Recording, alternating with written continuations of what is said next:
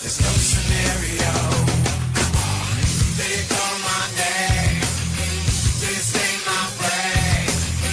My arms are bloody and I can't see you anymore. Do you call my name? Do you bring my pain? My heart is bloody and I can't take it anymore. Do you call my name? Do you sing my praise? My arms are bloody and I can't see you anymore. Do you call my name? Do you bring my pain? My heart is bloody and I can't take it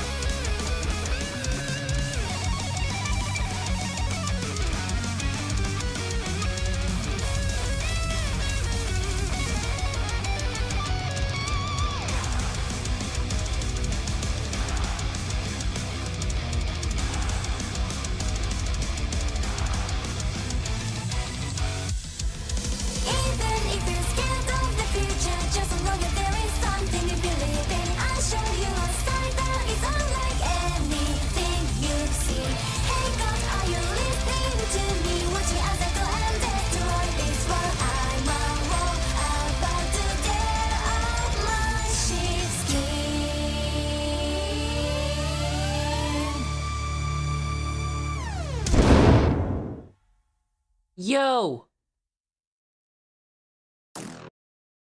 Listen. It's a secret stream, Justin. I didn't announce it in Discord. It's one of those morning grinds where I'm gonna catch up on shit I was gonna watch anyway, but it's not like a stream with expectations or anything. Is that fair to say? Because something happened at the Steak and Shake. It requires our attention. Something bad. We're actually gonna start with a true crime for once, because I want to see what's in the news. Something happened at a Steak and Shake. This needs to stop. Not only are you taking away loved ones from people with your selfish murders, not only are you causing horror in the community, but do you think these fucking brands want associated with you murderers? They don't. Not at the Steak and Shake. They're already having a hard time as it is, and you don't care. Oh well, let's find out what happened. Well, why I clicked on this, actually, is because I've never known what my opinions on the death penalty are, really. Maybe, maybe you don't need to have an opinion on anything, but the idea of the death penalty as a deterrent, I've never agreed with, because everyone's gonna forget by the time 40 years they get executed after, like, 1 billion appeals happen. So it's like, and death row is the best part of the prison. They get all the good shit because it's like, oh, well, you suck, but you're gonna die. So, so they get 40 years of prison luxury, and then no one remembers who they are when they die. I feel like killing people's gotta be faster if you're gonna use it as a deterrent, because some of these people still gotta live a whole full life. But I don't know. Because what made me click on it is they're pushing for death penalty not for revenge, but to set an example. I don't know if that works. Maybe this is what Charlie Kirk meant with the bring back public hanging stuff. Maybe it's because just people... Well, you got Saddam Hussein a few years ago. We don't need no hangings. It's a future. Charges are now filed against a suspect, a woman accused of shooting a fast food worker to death on the job. Good evening. I'm Russell Kinsall in for Morgan Harris. Weeks after the murder, we're getting... Oh, this always stings. See, people who just watch this stuff for sensationalized content, don't worry, I'm here to take all the empathy, because I cannot, do not kill me at work.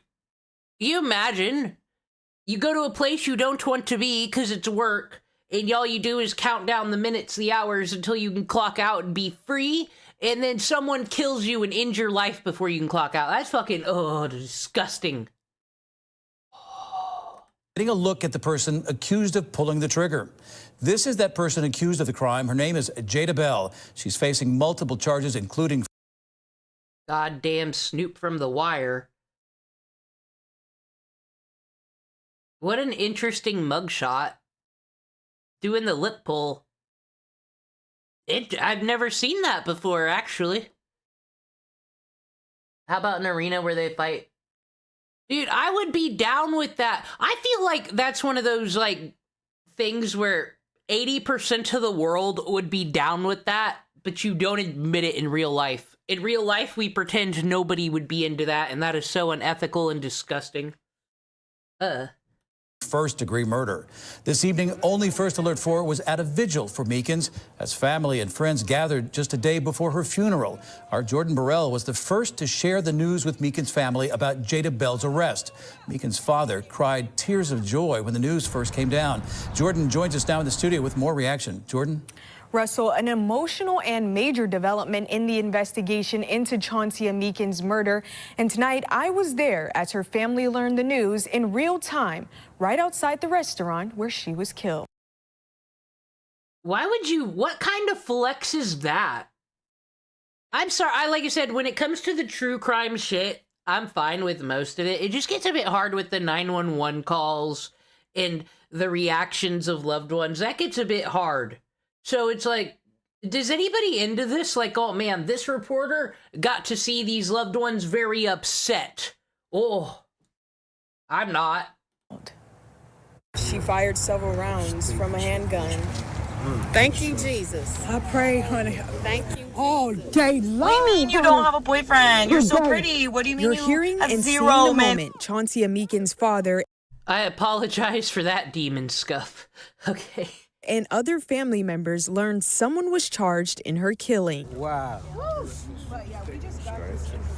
Wow. First Alert 4 was at the vigil Monday outside the Spanish Lake Steak and Shake on Bell Fountain Road, where Chauncey worked and ultimately lost her life. Police say the 32-year-old was shot and killed in the drive-thru on the night of April 8th. Her mother told First Alert 4 an argument started over onion rings. Monday, St. Louis County prosecutors announced this woman, 20-year-old Jada Bell, is charged with 6 felonies in this case, including first-degree murder and armed criminal action. I seen my daughter as she's going to be laid to rest. She looked beautiful, and she looked happy right now.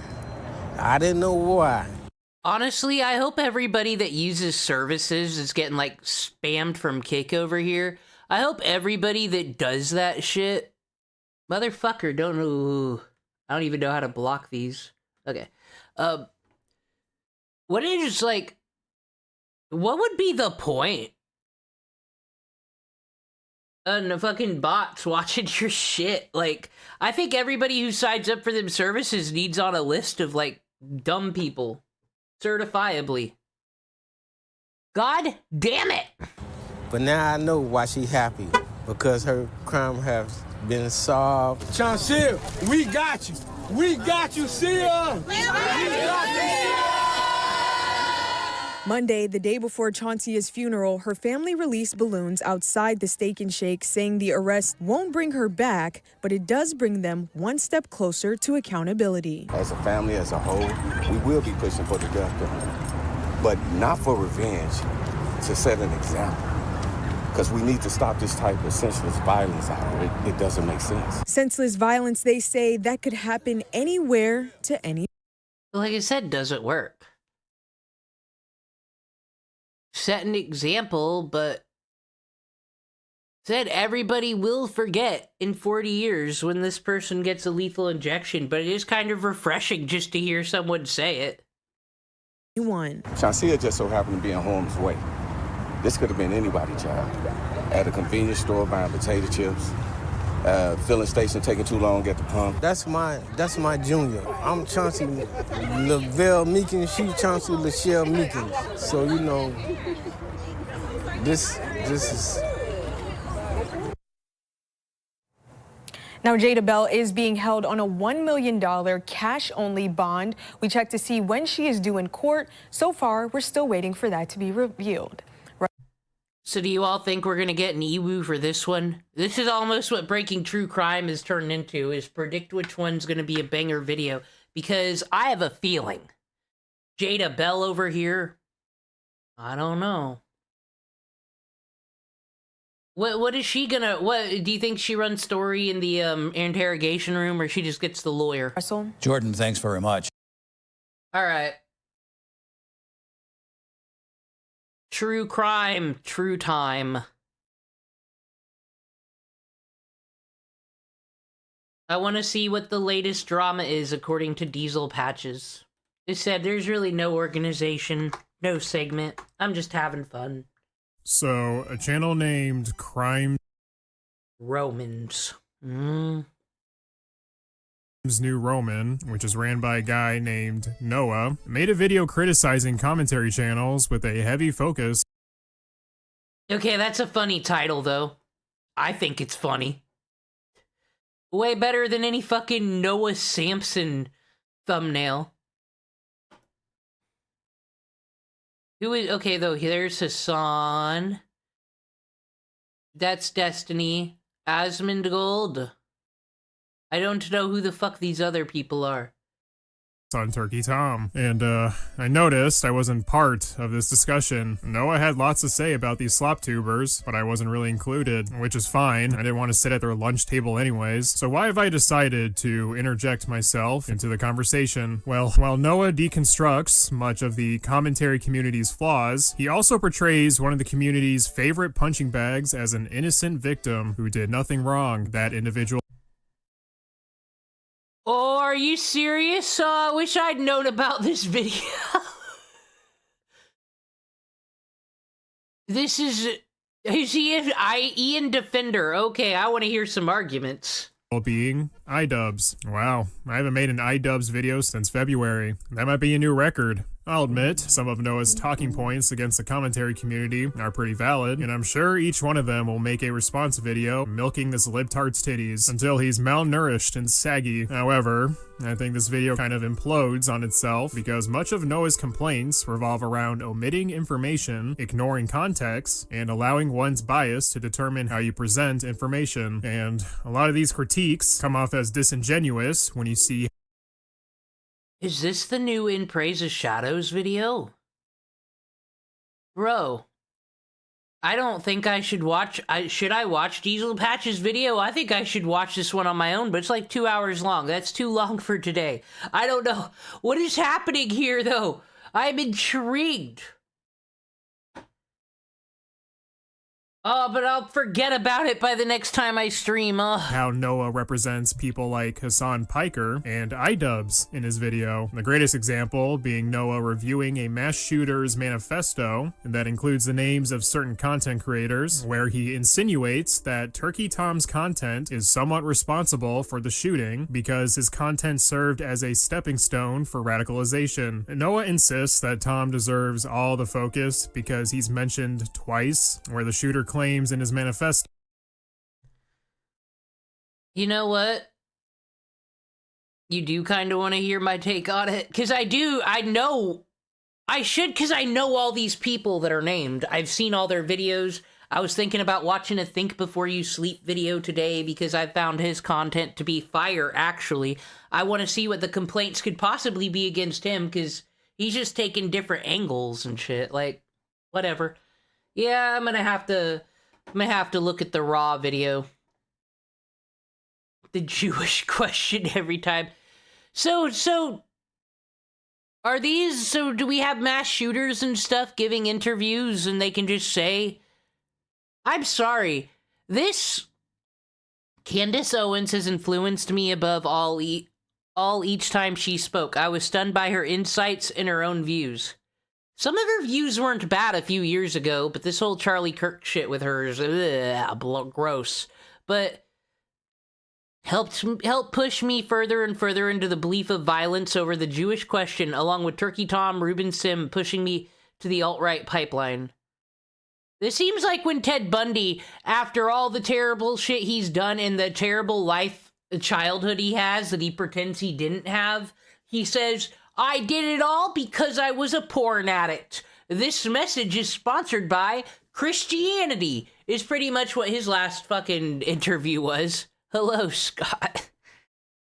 Like, just the way this is worded. Almost feel, I don't know. I don't know what mass shooters, how they write. So that Tom pushed him in. Oh no, we're not watching this no more.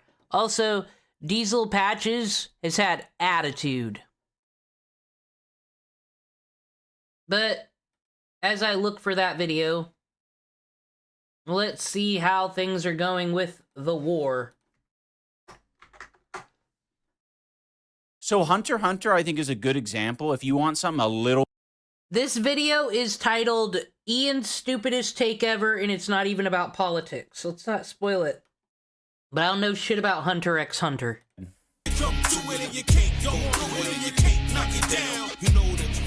The war! The war! The war! iPhone thinks it's calling the shots? Yeah, a little bit. Yo, wait. What the fuck? There's a user named Adam Bazinga. This user, Adam Bazinga, is also into Big Bang Theory like 10 years after it's relevant, just like me. I won't ban this one. Will he be true friends with this one? He's got a smile on his face. Oh, I don't know if he took a shower today, though. And they've been subscribed for 5 months. What the fuck? Excuse me? Adam Bazinga? You want to... He looks like he's about to turn into the Joker. Explain that one, pal? Adam? Did Adam leave? You went from 587 to 586 in real time. Who'd you make mad? Vision? Do you have any association with Adam Bazinga in the chat? That felt like a you thing to do. Don't you fucking dare? What do you mean, don't you fucking dare? Someone named Adam Bazinga. Let me look through the messages. There's a person named Adam Bazinga that today said Bazinga. What the fuck did Adam Bazinga do? Like I said, Anissa, we've seen. Anissa will keep her trolls around. She loves Felt the Dimp. That's like her show producer over on her stream. This is a sole Ian thing. Has nothing to do... So, she doesn't control his whole life. We see that because it's only Ian that's like, that's just paranoid. Everybody in my chat is suspicious and against me. I don't know what kind of actions has happened in his life that would give him such a paranoid, schizophrenic view on things, but that's how he runs his chat. Worst thing to do on stream, by the way. Hello, EDUP. That was back in March. Why is this the first time I've seen this person? They must have changed their name. They weren't Adam Bazinga. Oh, they've been watching since October? Nah, this is a different person. They're creature-like. I would never associate myself with that, only use it to shame others? Okay, fine. Isn't Adam Bazinga Sheldon Cooper's alter ego? I like that idea. They should introduce that, because I don't think that's a thing. You know, I really liked the Majin Buu saga. Majin... Oh, is this the worst take ever? Because it is. Dude, the drama slop to school shooter pipeline. I only got 115k views. Unless it's like a re-upload. Why are you freaking out, Diesel Patches? Boo forms. Because he went from cute and like a little cute, confusing, chaotic to like the creepiest. Like when he became skinny and buff, it almost was just like the life cycle of like life cycle of like a conservative grifter or something, you know? Whereas like at first he was happy pudgy guy, just giving his happy pudgy takes. And then he discovered that he could lose the weight. And then he became like really evil and his skin got really sun damaged. They just didn't explore the characters very much. I guess isn't that like the... Yeah, but I'm not Diesel Patches. I crash out at Bored Oranges because, one, he takes on subjects he's clearly not interested in and is just reading a chat GBT script and does that Australian thing that those Australians do, I tell you what, where they just like clutch their pearls somehow in every word. Like I said, if Bored Oranges made a Comicsgate video, I think he'd enjoy that, because he's into comic books. You don't gaslight me. You don't start out in the drama slop community, then when your views go off, now you're bitching about Undertale. Okay. Definition, pardon me. Isn't that That's probably what a shonen is. I wish DBZ was a better anime. I really do. Oh, the movie? Nah, I haven't.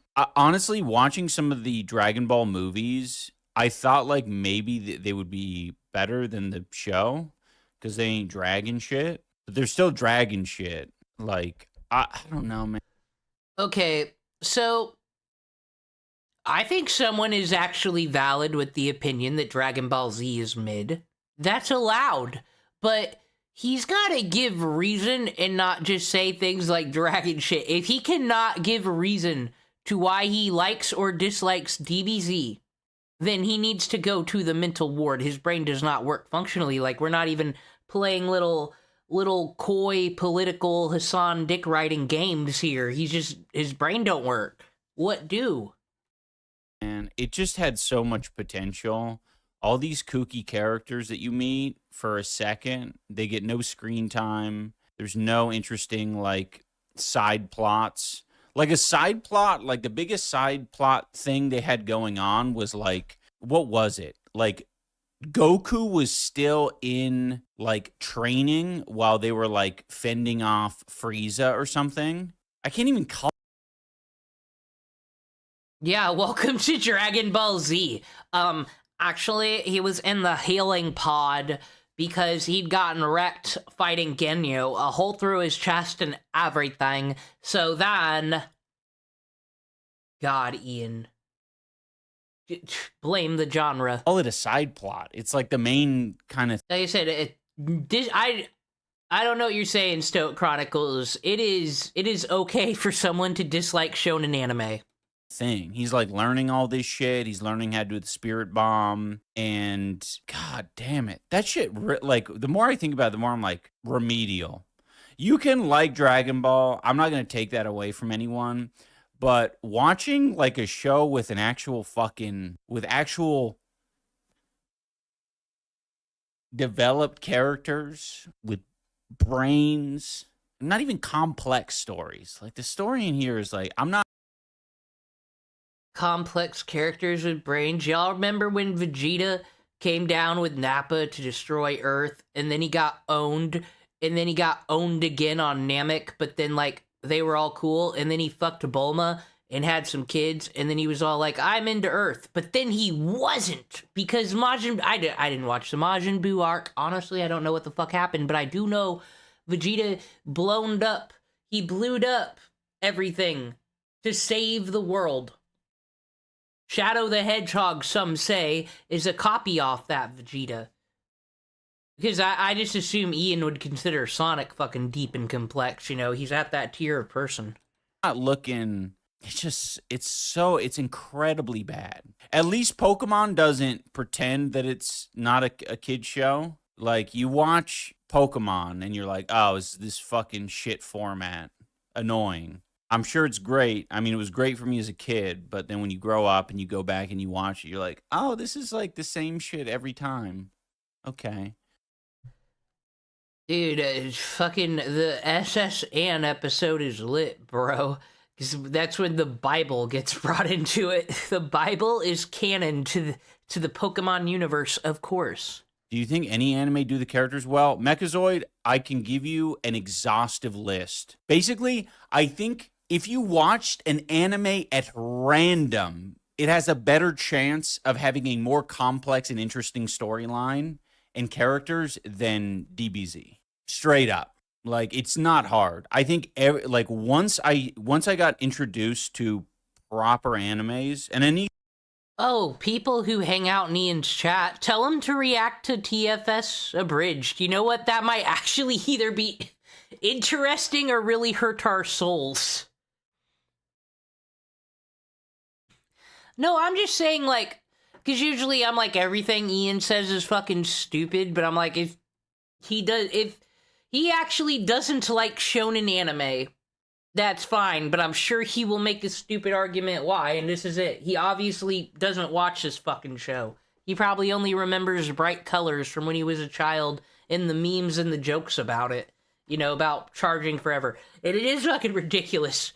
Never forget that during the Frieza versus Goku arc, there is a whole episode that is just like a clip show, but there's the framing device of Frieza still being like, the planet's got 5 more minutes before it explodes. It's just a whole episode of, remember when we fought the Ginyus? Remember when Goku came in?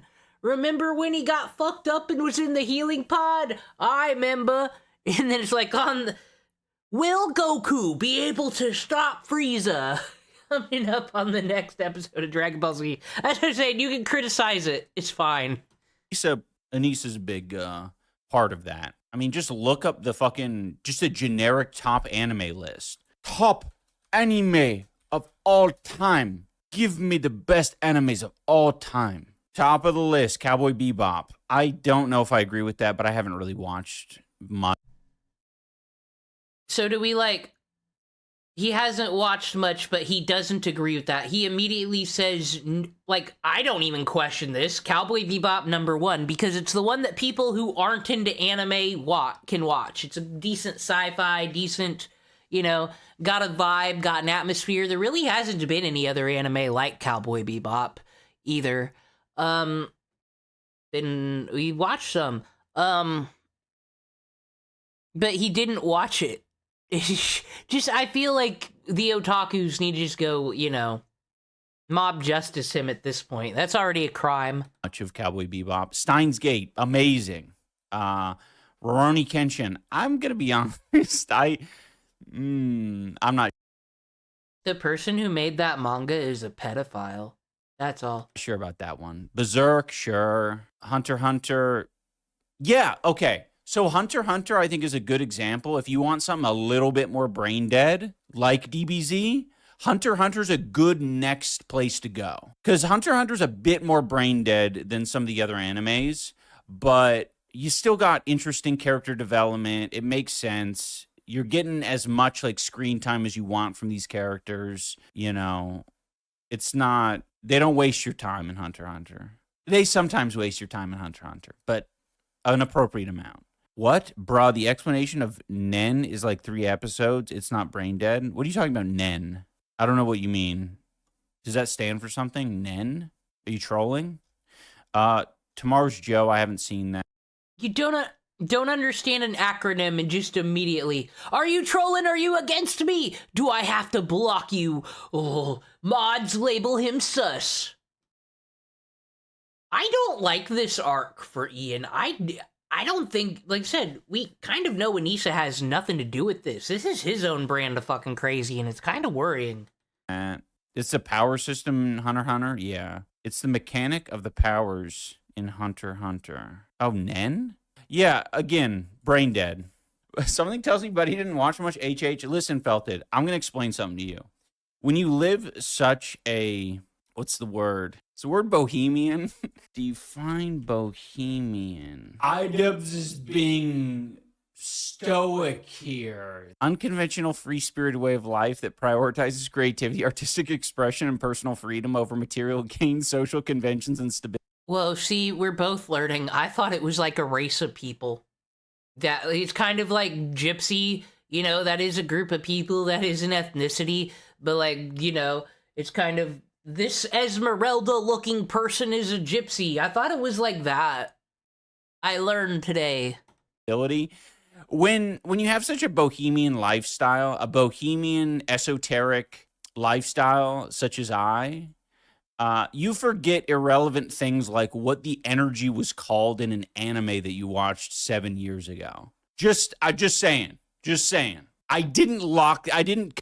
Y'all see Inglourious Bastards, the first scene with, like, you know, Christopher Plummer, the ultimate Nazi hunter. I think that's who played him. I don't remember who fucking played him, but just the, you know, I'm looking in the floorboards. He's just really good at hunting Jews.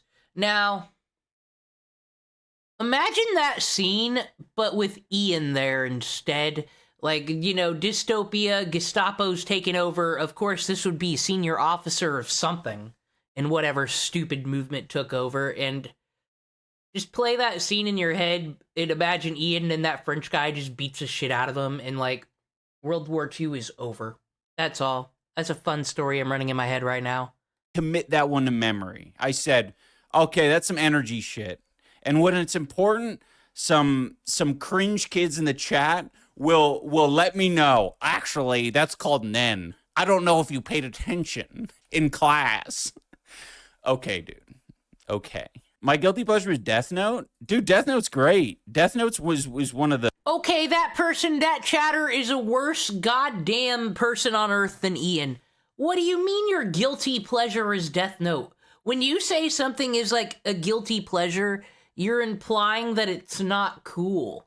But you're the special hashtag not like other people that goes against the grain. Death Note should have been on that top 10 list. That's bullshit. It should have been under Cowboy Bebop. And that chatter is brain dead. One of the GOATs, unless you're talking about the Netflix one. But, I mean, that could also be a guilty pleasure. Oh, that movie actually is a guilty pleasure of mine, though. I love the Death Note American movie. I love it's Timmy Turner. Timmy Turner Light Yagami is my fucking favorite. I'm sorry. Pleasure. It's still the same plot and all that. But I haven't seen the Netflix. Oh, it's not. It's not. Light Yagami would never give up the Death Note for pussy. But the one in the American movie would. That's why I respect it so much, because it's like, this would be what happens if the Death Note falls in America. I think this is exactly how it goes. Netflix one, Death Note, amazing. Great Teacher Onizuka. That looks old. Maybe I should watch that. Certainly not for younger viewers. GTO is simply hilarious, silly comedy. It's aimed at older males, but if you're in a good form and don't take it too seriously, you'll wind up having a great time. It's not woke. You won't like it. It's not woke. The show is brain dead. However, I do not remember any of the details. I'm a bohemian. Right. You're not going to get me on that one, Felted. I explained that in the most eloquent manner. What the fuck type of gotcha does Ian think Felted Imp is doing? I bet the only reason Felted Imp isn't banned is because they're either a subscriber that gives money or because that's Anissa's friend in chat. That's like her co-host now. Ever conceived. You're not going to make me second guess it. Not today. One Punch Man That was good, though I stopped watching it after the first season. I think they have more. Very fun. Very fun. One Punch Man shows you what Dragon Ball Z could have been. Code Geass, I saw that. That was all right. You should be an anime critic? Yeah, dude, they're gonna hate me. Damn, there's a lot of fucking anime heads spewing in chat. And I'm just shaking my head at this. Stoic Chronicles titled this video correctly. This is so bad. there's 2 Full Metal Alchemists. I don't remember which version it was which. Felton Imp might be Tonto. I don't know if Tonto's into Kino Casino, though. But I like the one ending across multiple universes. Yeah, I've tried to watch Full Metal Alchemist and I've fallen asleep multiple times.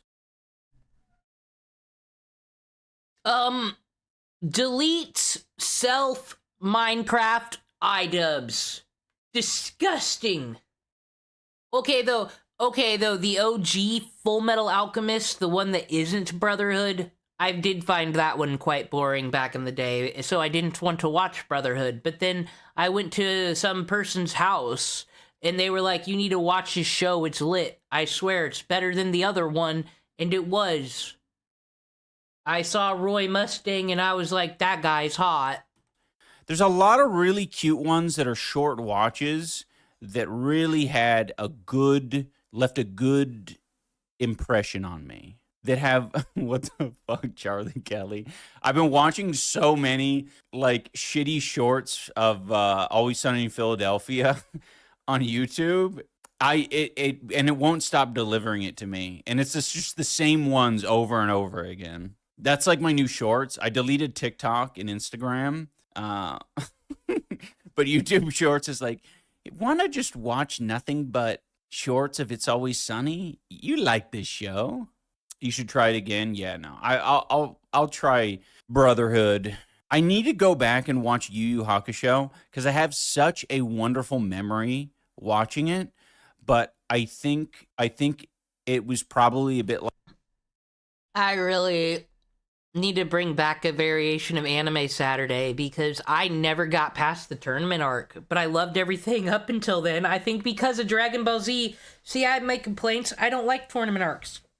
I did watch that Tournament of Power, though, on YouTube, where someone just takes, like, all the fights and important scenes from the whole arc and just puts them together, and I found it enjoyable watch. 17 and 18, prime, top of their game. That's my DBZ opinions. Like Dragon Ball Z, and it was a bit brain dead. You know who my favorite DBZ character is, everybody? Android 21.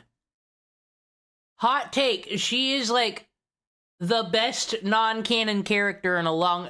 I like all the characters from Xenoverse, too. Actually. DBZ extra over here. Yu Yu Hakusho is the GOAT of shonen? Perhaps. I need to go back and watch it, though, because I have my doubts. You stupid. Ew, I don't want to see my own stream. That's a new one that we're gonna look into. What is Nick Fuentes Jr. mad at the Stranger Things for? But that's not why we're here. I've got the drama slop video ready to go. This guy dresses... this feels like In Praise of Shadows coded, so I'm excited. And, like, I can also put my opinion on everyone who's gonna get brought up here. I watch all these channels. I have some issues with More Pegasus, so I feel like he's new to the drama sphere, and he can easily take, like, several people out of context, and sometimes his takes are contradictory. I don't know. But he's doing his best. I don't like how Diesel Patches came at him and basically said he's a loser for making all these Hassan videos. Hassan does something new every goddamn day, or someone in his orbit, or something over here. It is a franchise. I don't have no problem with the way he does his videos and shit. I think they're great. I guess I'm not so worried about what the audience is going to do with the information because I think I have a... Okay, and Turkey Tom's one of the first people I watch getting into drama and stuff because he's got a lot of... I like his video essays the best, actually. But why does he have, like, this alt-right shit put on him? What? Because when he was a teenager, he said edgy things? And he's not... His parents are immigrants. Aren't we supposed to be nice to immigrants? No one knows what's going on no more. Yeah, these alt-right neo-fascists that aren't even from this country. Okay. Responsible way of conveying it. And unfortunately, there are going to be some nut jobs in the audience who are going to take things a little far sometimes. I avoid that. You know, I don't like those people. I don't support them in whatever they're going to do. I don't want anybody, you know, having a subscribe to PewDiePie situation in my name. But unfortunately, there are nut jobs out there that are going to, you know, take whatever you say and run with it and misinterpret whatever it is. Yeah, it's unfortunate. What in the fuck? Did Turkey Tom ever say on any live stream anything when he was art? He came from the art commentary community. That's more cringe than anything. But sorry, this is just as fucking stupid as the creators that backed the genocide. On January 22nd, 2025, a 17-year-old opened fire in the cafeteria of Antioch High School in Nashville, Tennessee. He killed one student, Jocelyn Correa Escalante, injured another, and then killed himself. His 51-page manifesto laid bare the life of an angry, abused, socially isolated teenager. Wasn't a very good neo-Nazi who shot white women. Violent incel... Fucking Nazis didn't know what an incel was. Guys, actually, you know what? These people out here with their stupid swastika tattoos because they went to prison for meth and are pieces of shit, they're actually not Nazis. You see, the Nazis are all dead. It's true. I don't think anybody left from that time period is alive, the ones that escaped. And then there was like this whole Nuremberg trials. They hung all those motherfuckers, except Spears, who I say should have got it actually, but whatever. He's dead too. They're all dead. There is no Nazi movement, they're gone. What we have is several movements of dumb fucks. That's what we call them all now. Who wrote that he was ashamed to be black due to being immersed in accelerationist white supremacist ideology. He was affiliated with far-right cybercriminal networks like 764 and Telegram and spoke about Jews, Muslims, women, and LGBT people being targets. Bro, are we gonna get into it? That just sounds like the typical Nuxtaku fucking video. What do you mean? Manifesto, unsurprisingly, had a section listing people. Okay, so what is he doing, by the way, with this? Like, just one-shot in. What are we doing? Okay, Nick Fuentes over here. This is the ultimate person when you think alt-right neo-Nazi, but gay Mexican Hitler over here. I am not fucking afraid of. Got the trans flag. Represent... No pride flag. No, where the fuck is the pride flag? This is Trans Lives Matter, correct? So, what you're saying is you don't care about the gays of her moose? What the fuck? Effete! Disgusting. People who influenced him. And you find usual suspects there like Candace Owens and Nick Fuentes. I wonder if he's going to come up again. But sitting right alongside the open white now. Oh boy. Who told you to make video essays, bro? Nationalists were names like iDubbbz, Destiny, Hassan Piker, Ruben Sim, and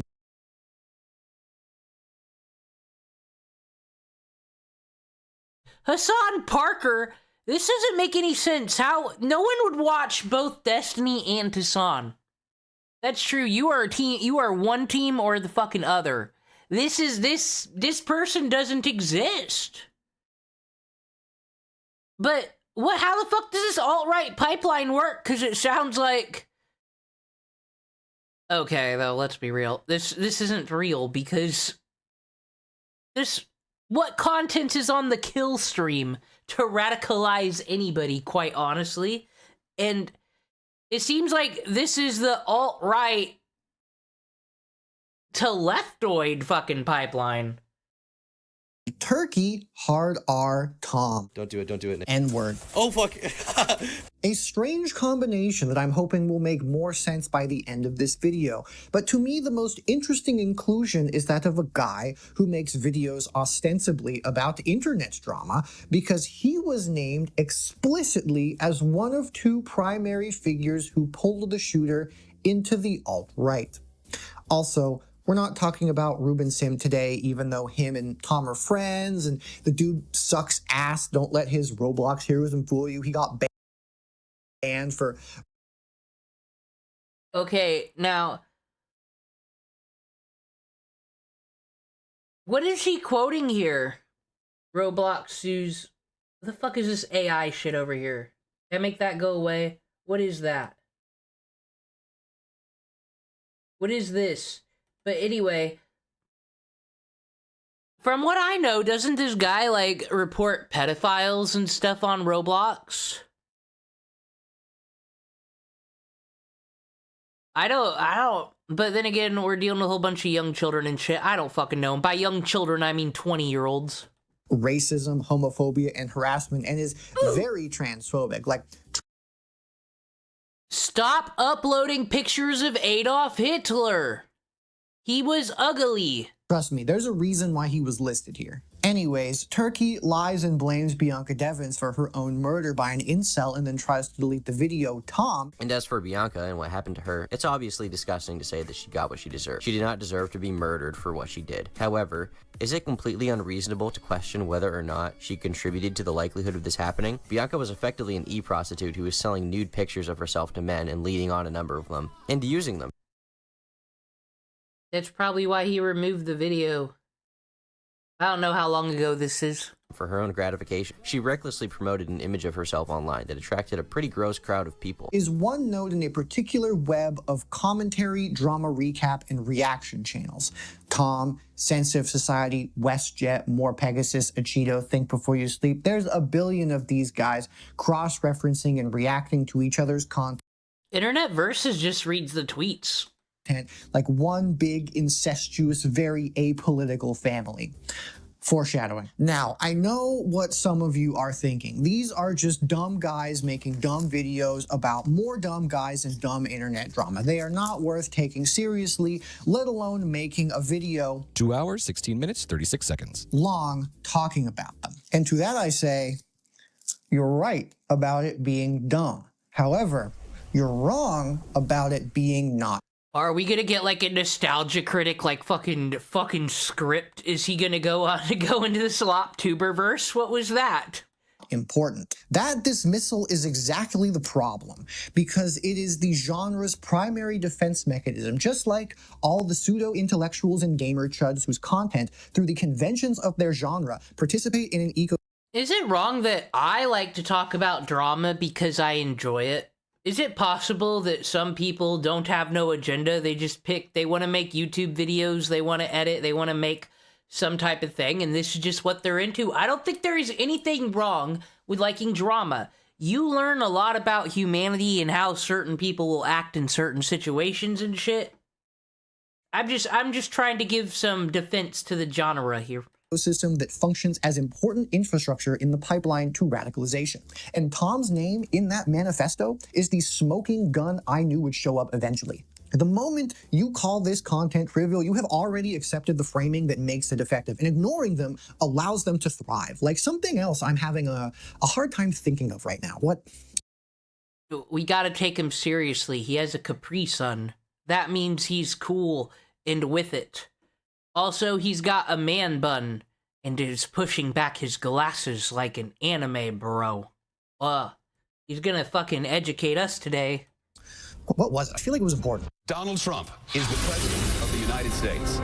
This radicalization occurs not because any individual creator intends it.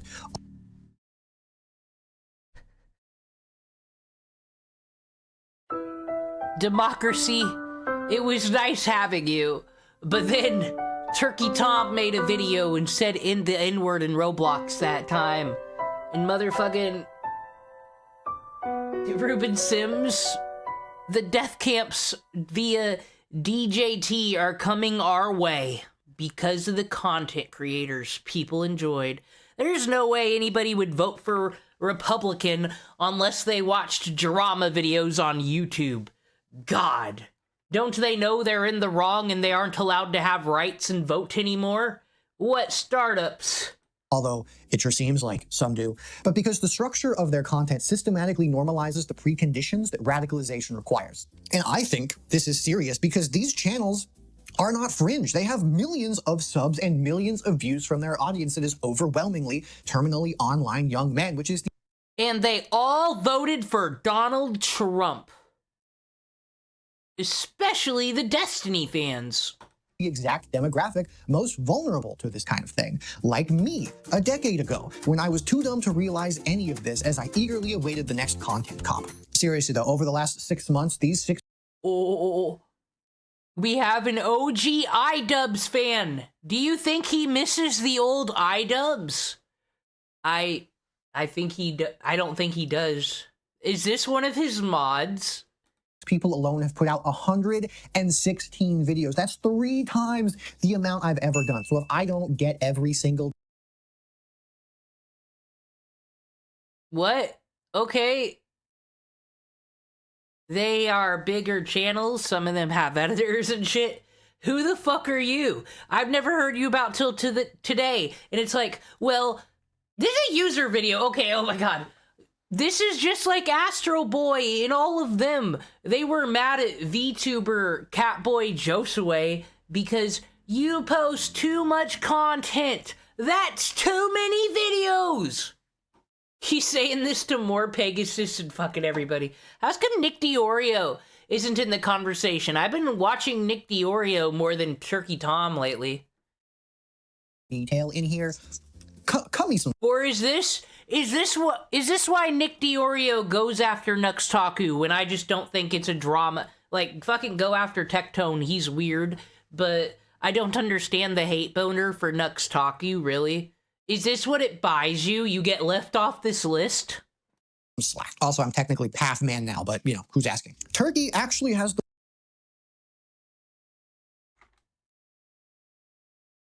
What flag is this? I'm done. There are too many flags, too many colors, too many groups. I'm done. I would rather know the flags of the countries. I failed that test in the history fucking stream I did. Did you know Bhutan has a fucking cool ass dragon flag, just like the Wales flag? I care more about that now. Fuck everyone's social movements. You're not a country, you narcissist. You know, who's asking? Turkey actually has the words real wigger swag on his merch website. Tom is the through line. Okay, now, Tom. Oh, he's Ace? Yeah, okay. Okay. I mean, I respect Ace people, but I think it's because I think this is what you call... So an incel is involuntarily celibate, right? What do you call the person who just has no fucking game and cries about it all? Oh, Christian, that's what you call them. Is it non-binary? Who do they think they are? Who are they? Why do you get your own stripes and... But I don't... What is the point of the pride flag, then? Which I like better. Sorry. Fucking Donald Trump, you know, that horrible neo-Nazi, he put at, Stonewall, he said the OG pride flag needs to go back there. Pretty much get this pastel fucking monstrosity out of here, and that's fair, because that flag didn't exist during all that LGBT history thing. The pride flag belongs there, and the pride flag is rainbow because it's supposed to cover everything. If it covers everything, why are all these other flags existing? Like I said, it's beginning to seem like narcissism. Fucking think you're a country. Come on. Of my analysis, because he is the creator of the Antioch shooter specifically named, but the mechanisms I'm documenting here are genre-wide, which is why we're going to be hearing from all sorts of spirited individuals along the way. And in case any of these guys happen to see this video, because I know they're constantly desperate for relevancy, let me give you some React face. Who are you? This This seems like someone who'd be on Caleb Hammer, like, he will be in a month. What the fuck is this? This is a... We have a new enemy in town. I wasn't expecting this person to come on anyone's feed today. This is for the unflattering thumbnail that you'll probably put me on.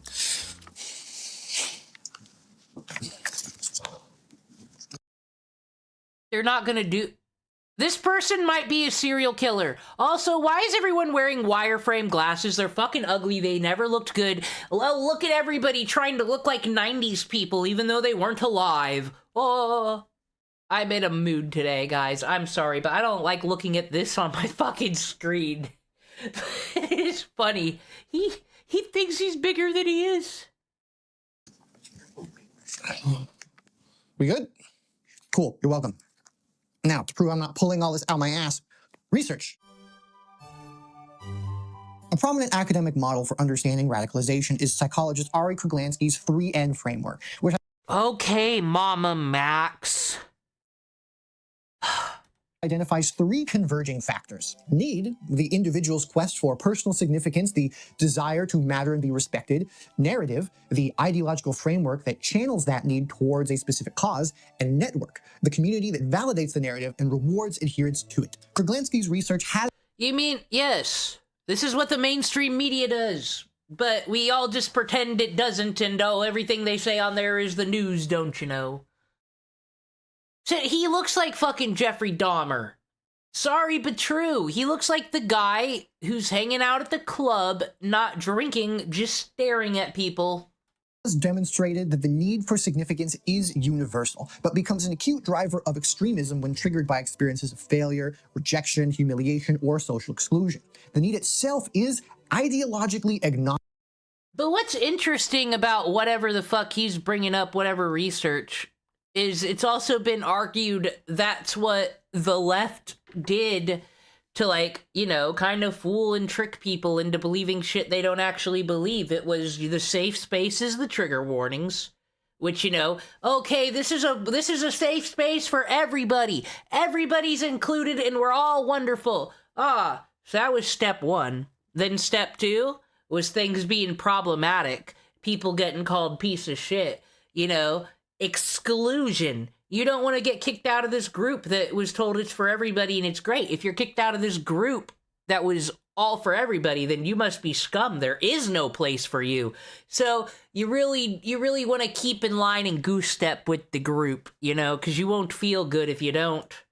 And then dehumanizing other people, because if they're out of the group, there's something wrong with them, right? And then normalizing violence. It's all fucking cult techniques, sorry to say. Very important. It is the narrative and the network that determines which direction the radicalization takes. Complementing this is Luke Munn's 2019 study of the alt-right pipeline, which identified three overlapping cognitive phases in online radicalization: normalization, acclimation, and dehumanization. Munn emphasized that... Didn't Medicare stream last night, though? I could argue, I like Medicare, but I argue he would push people more to the alt-right, more to the kill stream, probably pushed more people to the Ethan Ralph fucking sector spear just by being on their streams and shit all the time than any of these people mentioned here today. That the digital ecosystem enables this process through a dense spectrum of right to far right spaces that offer a set of waypoints, allowing users to transition to more politically extreme environments without a sense of cognitive dissonance. I think this is a great way of describing a pipeline, because so many people, like some we're going to talk about, imagine a radicalization pipeline to be a consistent linear escalation of rhetoric, when in reality, it's much more about the interconnectivity of many nodes with varying degrees of rhetoric. This structure allows people to bounce between said nodes easily, because radicalization is about cracking their psyche to be susceptible to more... No, it's called you're a dumbass who can't keep your narrative straight, and you're a stupid sheep who is gonna get radicalized as something anyway. It's true. And more extreme ideas over time through repetition and isolation. It's not just as simple as turning up the racism dial, even though some people really do make it look effortless. Research... Bro, I got some J's that I picked up on my 420 birthday.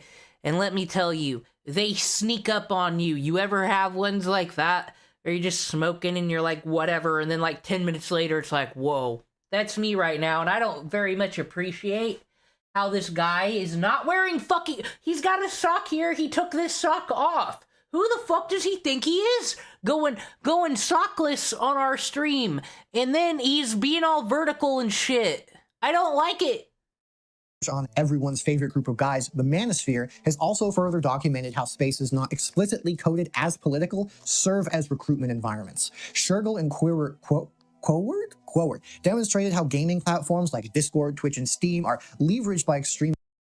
Well, as we learned with one of the EWUs from last time, what's it matter? Like, what are these people gonna do? What are these gamers gonna fucking do?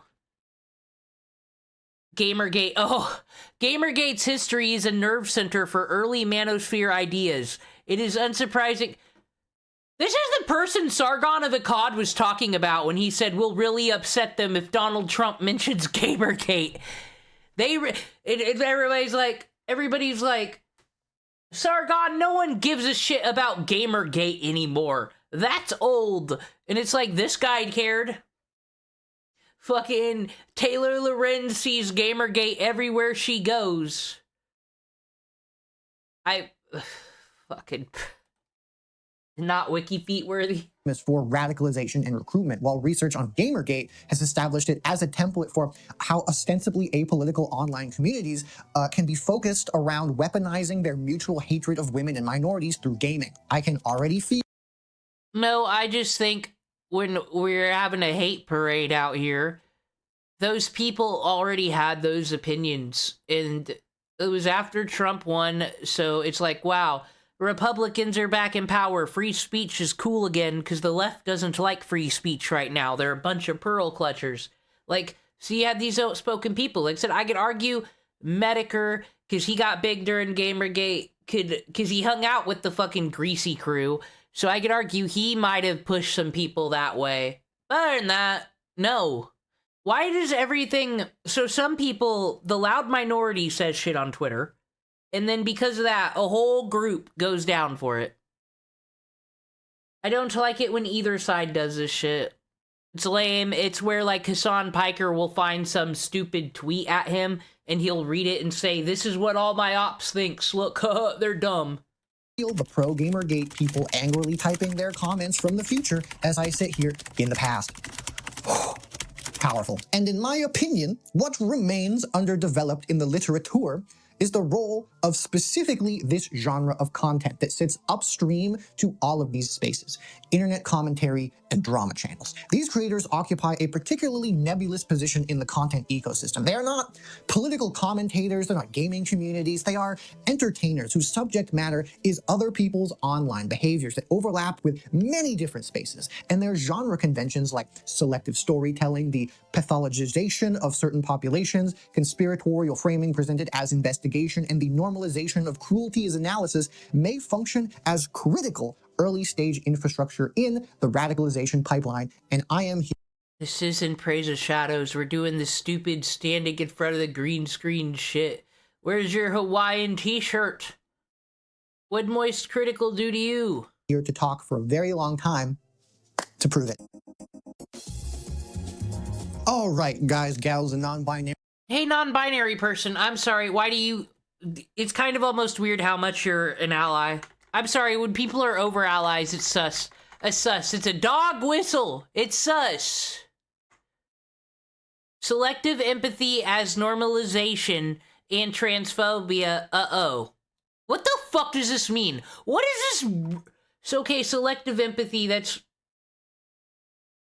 what fucking human beings do. We all care about certain things. We all have our own moral codes. We all have our family and shit. This is what... So you're supposed to give a fuck about every single group, every single colorful fucking flag, every single fucking tragedy in every country. No, I don't do that. I just have empathy points and I distribute them. Because you can't care about everybody in the world. You can't be Batman. As normalization, it's... How dare the alt-right pipeline normalize caring about certain things? Yeah. On his tombstone, there will be all the fucking flags. Don't worry, not just the pride flag, all of them. To remind everybody, he was a good person. All right, guys, gals, and non-binary pals, preamble is finally over, so buckle the fuck up, because we're about to get into this bitch. I have neatly organized my examples into categories, fitting points of radicalization identity. Hello, typical hermit. What are these fucking words on the screen again? I am so sick of this. Once again, I'm sorry, y'all. I've been on the left-leaning side since, like, 2008. Like, I don't know what's happening anymore. Why is all these people saying all these words trying to sound educated in, like, fucking they're scholars and shit? When I've got more of a fucking education in this shit than they do. What the fuck? The both sides alibi. The both sides are bad. So because Trump one time, after the Charlottesville shit with fucking Spencer dumbass over there, ever since he said there were bad people and good... No, there are good people on both sides. Ever since then, this is a phrase Trump said, so it's bad. You can never take a centrist point of view ever again. That's stupid. Inoculation against recognition. What the fuck does that mean? People as content, well, yeah. The ecosystem is a content machine, yeah, it's called the algorithm. It's like me reading the fucking 10 Commandments and being like, well, this was all obvious. From apolitical to explicit. These are all different people, though. Like, More Pegasus doesn't live here. Several of these people don't live... I don't think Turkey Tom lives in Canada, I don't think he lives here. By research, and have multiple examples for all of them. And please, Mom said it's my turn to make the Slop Too Bad video, and god damn it, I'm gonna make it how I want. Turkey Tom's video on the Charlie Kirk assassination provides the clearest example of what Munn calls normalization, the process by which extreme ideas are encountered in contexts that make them feel like common sense. Kirk's years of rhetoric, calling transgender people an abomination and a throbbing... He's allowed to have that opinion. I'm sorry that this is offensive to some people, but we can't just be like, it's cool that person died because he had an opinion I don't agree with that is an opinion that's kind of been forced down everyone's throat in the last 20 years as something quite new. Religious people don't like it, so you're saying they're not allowed to believe in their religion. But God forbid if anybody did that to someone in Islam, then we'd hear about it. I just don't understand how this Charlie Kirk, who seems like the most normal fucking milquetoast motherfucker to me, is just Johnny Hitler to people. Like, oh, this person's a neo-Nazi, and I'd be like, well, he has a monetized YouTube channel, so that's not true. Middle finger to God, suggesting that they should be taking care of the way they used to take care of things in the 1950s and 60s, and describing the stoning of gay people as God's perfect law, are reduced in Turkey Tom's video. I've said I don't know these articles he's pulling, and anybody can write fucking anything. That could be fucking Reddit. I don't know if he said those things. What he did say that I thought was funny was, why is everybody against that Christopher Columbus? I thought we like it when foreigners come over to a new land to make a dream for themselves. How dare you all be mad at this immigrant? I thought that was pretty funny. To a single phrase. Charlie Kirk is infamous for his opposition to transgenderism. That's it. That is the entire context we get on. I think everybody should just be who they want to be if they don't hurt anybody, and everyone should leave each other the fuck alone. And why does everybody... Who gives a fuck what some right-winger thinks about you? Who cares? That you all think mean, evil things about them. So it's fair. Who cares?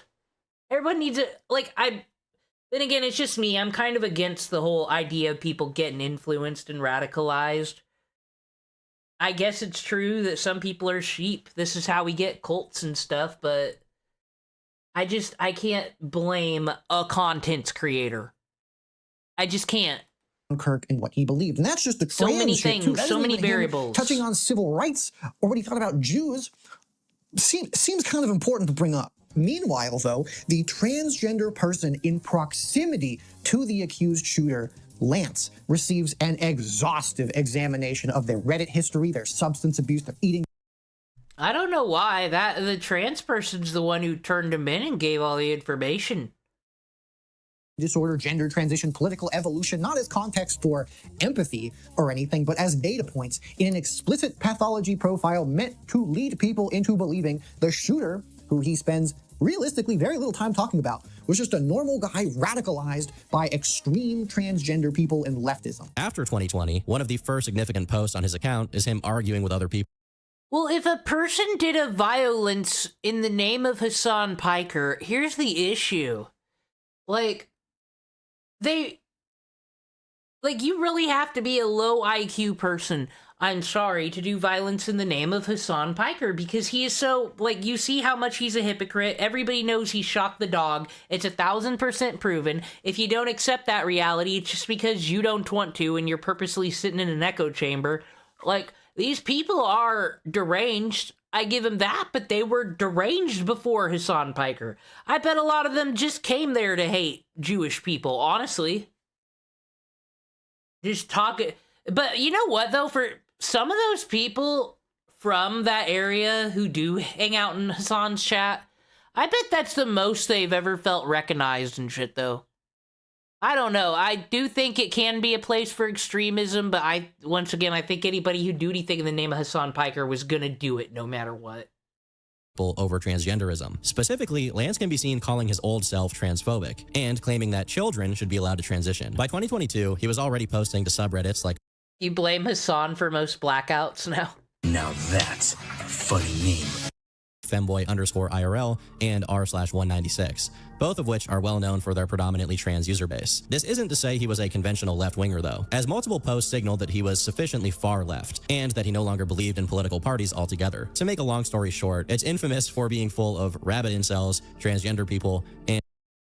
Here's my hot take. I kind of wish we wouldn't politicize every single tragedy, every single shooting. Oh, the first thing that should happen, I'm sorry, is ask what led to this, what happened in society, were the police quick enough, was security good, or feel bad for, the lost here. Those are natural feelings. I don't like this, whose fault is it, the left or the right? Were they transgendered or a white man? Why can't just everything be its own fucking case-by-case basis? I am so tired of it. and combinations of the two, all of whom are bonding over feeling socially excluded or otherwise dysfunctional. If you've been listening to what I've been saying, then I think you're starting to get the idea. I could go on, but the asymmetry, the sanitization of one side's dehumanizing rhetoric, and the microscopic scrutiny of the other side's personal vulnerabilities is precisely the normalization mechanism that Munn describes. It makes a particular ideology frame feel like a neutral, common sense retelling of events. The viewer does not feel like they are receiving an inaccurate, transphobic, right-wing narrative about this non-binary. Okay, it is a non-binary. He said, no, it's not. They never said their preferred pronouns. They is fine, but why are you just doing this feet thing? I don't like it. I feel sexually harassed. 2 feet! the assassination. They feel like they are watching a documentary, and people in the comments are even praising Tom's perceived accuracy. Explaining who Kirk was and what he believed isn't endorsing that he became a victim of the radicalization machine he spent his life building. It is No.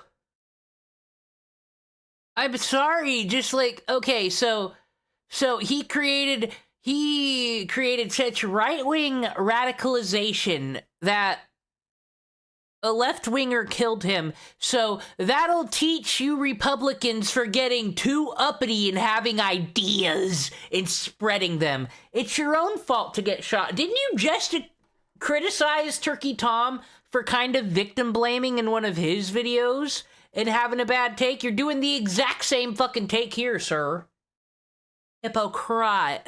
is providing helpful context into understanding why it happened. The politics are here in what Tom's video chooses to investigate and what it chooses to gloss over. And the amount of trans slurs in the comment section proves my point that there was definitely... Well, why? Everybody does this. It's only funny with Hassan's people because they one-man him and he's got some weird simps to go over their shit. But yeah, what's the ratio on this? Turkey Tom's got 1 million+ subscribers, and you can't just keep doing this, taking the fucking 1% common denominator and saying, this is this person's content. I watch Turkey Tom. He respects everyone's pronouns.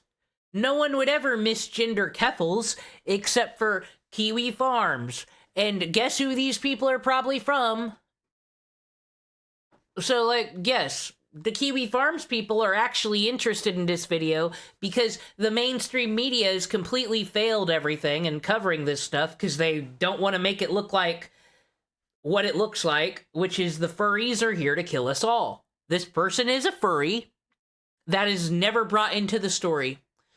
Only on Kiwi Farms where all the Discord logs were posted the day of. And finally, Turkey Tom goes into it. Unlike ABC. Definitely something going on here. This matters because Tom's supposedly exhaustive evidence seems to brush aside things like the Washington Post investigation, which had interviews with 21 people who knew the accused shooter and found nothing to corroborate the narrative that he had been radicalized by left-wing extremism. I don't think you didn't show a clip from Turkey Tom's video where he was accusing this person of being radicalized by left-wing extremism. I think PBS NewsHour actually had the best take on this whole thing. They basically said, this is the radical Zoomers. They said this person's fucked because they're a Zoomer and they got all this YouTube and shit everywhere in these Discord chats. I blame Discord, actually. A talking point that Tom continues to push over and over and over. But from 2019 to 2024, both of them slowly moved from somewhat apolitical to left-wing, with a large emphasis on the topic of trans rights. While Lance's was well documented through his own Reddit, Tyler's was quieter. However controversial this was initially, establishing Tyler's motive was the easiest part. The casing clearly antagonized Kirk as a fascist, his family remarked that he had recently expressed that Charlie Kirk was full of hate, and his growing left-wing sentiment coincided with his distancing from his family's Mormon religious practices. Well, so, can I ask, let's say, this is just random, but let's say the narrative is completely true. I don't know for sure. I haven't watched this video or really looked that much into it. I'm just like, I'm pretty sure Tyler Robinson killed Charlie Kirk. That I know. People are saying it's looking more like a hit on my thumbnails. I don't know. I kind of just want the nightmare to be over here, but... May I ask... If this is true, okay, Tyler Robinson kills Charlie Kirk because Charlie Kirk says mean things about transgenders. Did Tyler Robinson help the trans community, really? I don't think so. My point is you shouldn't shoot people. All of this automatically put Lance squarely outside of the regular political spectrum, and although he was clearly left-wing, he definitely felt ambivalent about a lot of issues. Friends described a quiet young man disillusioned with both parties, and only one person recalled him ever mentioning trans issues at all. The SPLC documented how in the wake of Kirk's killing... But that is wrong, though, because I've seen the Discord logs, sir. Yeah, the people who knew him in real life didn't know shit about his politics and with he's into trans people or not, because actually people don't talk about this stuff in the normal world, but they feel it's okay to do online because there's an anonymity. These poor things, whatever this creature is, they just don't know what to think in this modern world, do they? Right-wing influencers promoted disinformation about trans people and the alleged perpetrator's gender identity. And Tom's video also follows this pattern of using high-profile shootings to push a trans shooter narrative, even while the shooter was not even fucking trans, while maintaining the plausible deniability of just investigating. This selective empathy extends into just complete... How is this selective empathy and Turkey Tom never said this person was trans? You're just putting words in his mouth. complete no-holds-barred conspiratorial framing because a substantial portion of the same Kirk video is dedicated to people who had no demonstrated connection to the assassination. Twitter users who made provocative posts, a band with an edgy song title, connecting an LGBTQ organization called Armed Queers SLC to an unrelated gun club shooting. Like, even the comments point out how much Tom... Can I ask something, though? How you gonna go at slop tuber communities, claim that they're alt-right and that, you know, they're totally biased and they're trying to sell you an agenda, but at the same time, you're making it like you're 1000% a lefty, left ideals are the only way to go. Anybody who's MAGA is fascist. Donald Trump got elected because of internet user think before you sleep. What world do these people think they live in? These people. Avoids talking about the actual shooter himself. Like, basically, he's pushing his own agenda. Why is he in the right and they're in the wrong? Fucking spew garbage like this. Even the fucking right-wing cesspit, the Daily Caller, said that that org has no connection to the assassination at all, but Tom really just can't help himself. Of course, everything I'm saying here is circumstantial, but still, it seems to be enough that the FBI is currently investigating Ermaya about her potentially having some relation, not just to the assassination of Charlie Kirk, but also to any other similar crimes that have occurred recently. Ultimately, none of the things you're saying are confirmed. It's impossible to know just how much sprawl this kind of thing has, but considering how massive organizations... This video is actually, though, from, like, the month of the assassination. There's probably been a whole bunch more evidence that's come out. And cults like the Zizians or 764 have gotten, it's best to sort this out as early as possible. Remember that 764 is a cybercriminal child exploitation network that the Antioch shooter was connected to, that Tom is framing as having the same level of concerning activity to an unrelated queer gun club founded by a trans woman. A queer gun club, though? I remember hearing in the Charlie Kirk thing that he deserved to get shot because he thought guns were cool. So it was then I was like, okay, so the left, and he was shot with, like, what, a deer rifle? So I'm like, so the left says no gun should exist ever. So we shouldn't support this group at all. Who cares that they got their names dragged through the mud, honestly? Pick a side. Very cool. As I said in the beginning, this isn't a one-off thing. In another of Tom's videos weaponizing tragedy, the terminally online Roblox murder is about the Tumbler Ridge school shooting, where the very troubled perpetrator happened to be trans this time. And Tom does the exact same shit of repeatedly bringing up transness of the shooter. But he made a major return to Reddit.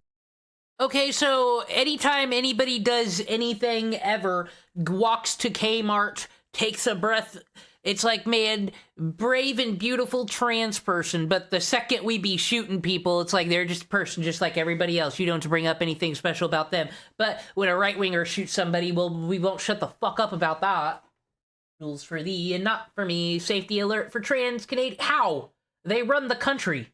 The next year on the subreddit r/trans. Here, he says that he, a 15-year-old at this point, was about to begin his gender transition. Meanwhile, the profile picture was changed to a photo which read Jess01, with a picture of Hatsune Miku, the same SKS rifle which he often referenced, and a transgender flag as the backdrop. It appears that at some point, Jesse changed his username to @JustJessieGalUwu. In the currently wearing section of the profile, we can see that Jesse had a trans pride flag patch, while the rest of the outfit is some kind of e-girl costume. In addition to this, one of Jesse's favorited Roblox items was a hoodie with a hammer and sickle on it, the flag of communist Russia. Oh, and if you're confused about who Tom is talking about, he says he instead of she in reference to the shooter, so that's why. Anyways, the video follows the exact same template. You just said the shooter wasn't trans, and the shooter wasn't trans. The person in the relationship was trans. Like I said, that person worked and cooperated with the police, actually. So there's no reason to diss on that person. That person wasn't ready for this shit that day. I don't fucking know. But Tyler Robinson is a he. Is a dude. No one was misgendered here. As the Kirk one targeting Lance. Trans identity documented to build a narrative in a pathology profile, an online unless paper this is trail someone going else. through post by post. This person when posting. Matt Walsh comes up, Tom shows it a picture of the shooter that was posted God, on an Matt Walsh anti-trans looks like Twitter a account fucking reshared neckbeard by ugly. Matt Walsh. And Tom's only context here is Matt Walsh is a controversial figure in his own right due to the nature of his content. Another far-right dipshit given no context. Boy, I wonder if this is going to be a common trend. Wow. Okay, so when you talk about a transgendered shooter, you really need to stop talking about the trans stuff. But yeah, like I said, when you bring up a right-winger, you need to go into them. You need to explain how Matt Walsh has radicalized 50 million people to ban potatoes or some bullshit. People watching Turkey Tom probably know who that fucking is, honestly. They're probably like, ooh, Matt Walsh's face is on my screen. He really doesn't need to go into it. Of the 3 videos, as of writing this at least, that Tom has made on shooters, 2 of them focus on trans people for some mysterious reason. And the third is actually about the El Paso Walmart shooter who killed 23 people in a white supremacist attack. However, there is no trans people involved in this story. And for some how fucking dare you use persona music? Weird reason, the treatment of the subject is structurally inverted, and the shooter's white supremacist ideology is systematically minimized by Tom. So it seems that although he definitely meant the things he said here, he was very much on the shallow end of his own ideology. Patrick was evidently not that well versed in his own beliefs, despite trying to play it up. First off, the notion that this is this justifying it? He's just saying this person was a hypocrite and is just stupid.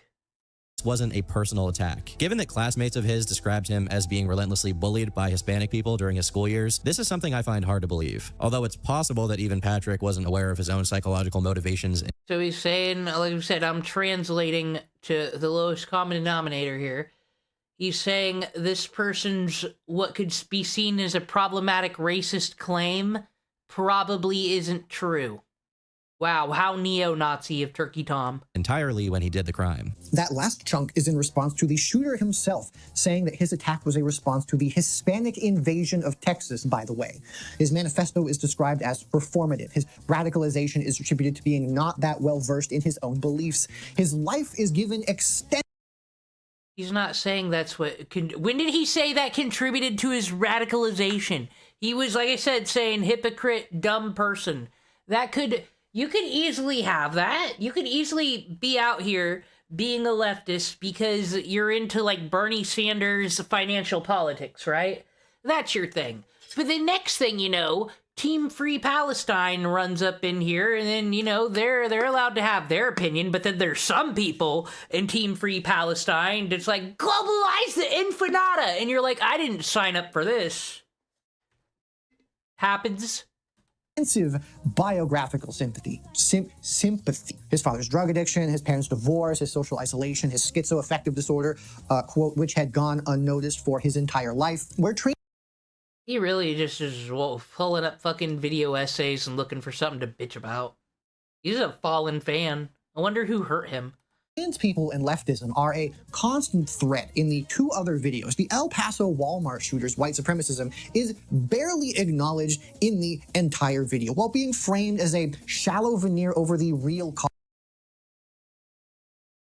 I bet it was, though. Like I said, he just immediately dismissed this person's trying to justify their crime because they say a racism was done on it, and I think they're the racist one. That's pretty much what Turkey Tom implied there, but I don't know. I just might know how context clues work. Hi, Tonto, do you know how context clues work? This person doesn't. This person, put him on your new hottie calendar. He's got some things to say, but... Oh, I'm sorry, non-binary. I'm being horrible right now.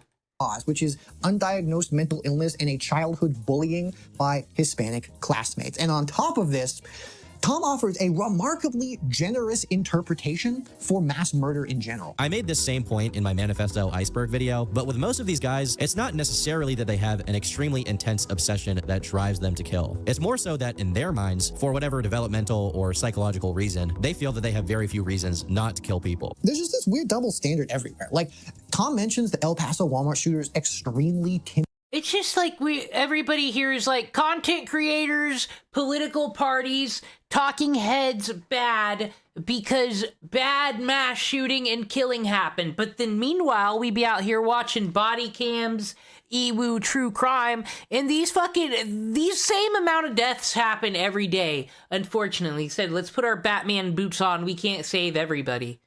And all that shit is due to, you know, bad mental health care, bad CPS, half of these kids getting fucking sent back to families they shouldn't be fucking part of no more. Just not almost too many laws to protect stupid people. We fucking see this shit. So that's why I really don't care. Like, it's a shame if someone dies because of a content creator, but it's not Turkey Tom's fault. That's my hot take. Sorry. Voice in his interrogation for some reason, compared to feeling the need to mention that he doesn't have proof the Tumbler Ridge shooter's stepfather beat her, despite showing a post on screen that says that. The empathy hierarchy in Tom's own Kirk video captures this dynamic in miniature. Whatever the case may be, it's an absolute tragedy that Charlie Kirk lost his life. To a lesser degree, it's also a tragedy that people like Tyler got to the point of committing such a crime. Kirk's death is seen as an absolute tragedy, while his shooter's radicalization, that Tom incorrectly assesses the reason for, by the way, to the point of murder, is a tragedy only to a lesser. Well, I can use the same argument on you. It sounds like, because if I'm going to use the same fucking weird sly word thing here, bro, you kind of endorse the killing of Charlie Kirk, because you're implying that it's bad that Turkey Tom calls it an absolute tragedy. It is. A man doing his job went to a college and spoke. Free speech. And he was shot for it because some people don't know how the prove me wrong format works, apparently. And that is a fucking tragedy. And it's almost kind of disgusting to me that it kind of hurts free speech, definitely, because the only motherfuckers that are allowed to have free speech in public are people who are rich and can afford security details if this shit keeps getting normalized. So you better be on the side absolute tragedy. Degree. The perpetrators of ideology receive full humanity selectively, determined not by the scale of their crimes, but by where they sit on the political spectrum. And because not once in any video. That video was interesting because it actually went into the reason is because they don't teach enough phonics in school anymore. I said, think before you sleep's been putting out some interesting things and making interesting connections. Are actual shooter statistics ever mentioned? Tom is actively perpetuating the trans shooter myth constantly, which is so prevalent, there is literally a section on the Tumbler Ridge shooters Wikipedia about it. Of 201 mass shootings. Man, I'm feeling uncomfortable, though, because there were, like, 2 mass shootings yesterday, and Donald Trump. I feel bad as an American that how many fucking assassination attempts have been done on a motherfucker right now. That I don't think left or right matters. You don't want to see the president assassinated. That's no good. It makes the country look bad. Except JFK, he kind of had it coming, but whatever. Anyway, that was his first correspondent. He doesn't go to those, because as we've learned watching C-SPAN and whatnot, well, he does not like the press, especially the American press. It doesn't matter if they're right-leaning or left-leaning. He's just sick of all of them. They don't get his best side, apparently. So he doesn't like these people. It's kind of a big deal that he went, and then this is what he gets? Some 33-year-old that I don't think anybody knows. I've seen his name, but I don't know him. I think he might be like a rando, but not good. Recorded by the Violence Prevention Project between 1966 and 2025, 196 or 97.5% were perpetrated by cisgender men. A single 0.5%. Well, if we go per capita, this isn't a good... Statistics isn't going well. One was perpetrated by a transgender individual. As the project co-founder noted, transgender perpetrators are underrepresented in the data, not overrepresented. Because it's, okay, so this used to be an own I tried to get on my own white-hating self, was, all the serial killers are white. So that means white people are more evil. But actually, the toy box killer was African American, and he was quite terrible, and it's simply because of population. There are more white people in the country, therefore, serial killers don't happen every day, actually, but they're in the minority as well, less than 1% of the population, you know, and they will mostly be white men, because that's, you know, the majority. That's just how it works. So, that's why I'm saying I don't know if it's looking good for Team LGBT in the per capita range, because if they're such a minority, then there shouldn't be more than one shooting here. The overwhelming pattern is clear and consistent. Mass shootings are committed almost entirely by men. The Gun Violence Archive, using a broader definition, counts 5 confirmed transgender perpetrators out of 5,748 mass shootings. Actually, though, what qualifies as a mass shooting nowadays? And I just mean like this, because there was just one where 2 people lost their lives. We just watched that. Did the Steak and Shake? Does the Steak and Shake count as a mass shooting? Since 2013, 0.09%. I thought there was less than 5, actually. Trans people are, in fact, significantly more likely to be victims of violence than perpetrators. Yet, not just in Tom's video, but in this commentary genre in general, the pattern is structurally inverted. The genre goes out of its way to construct an alternative reality.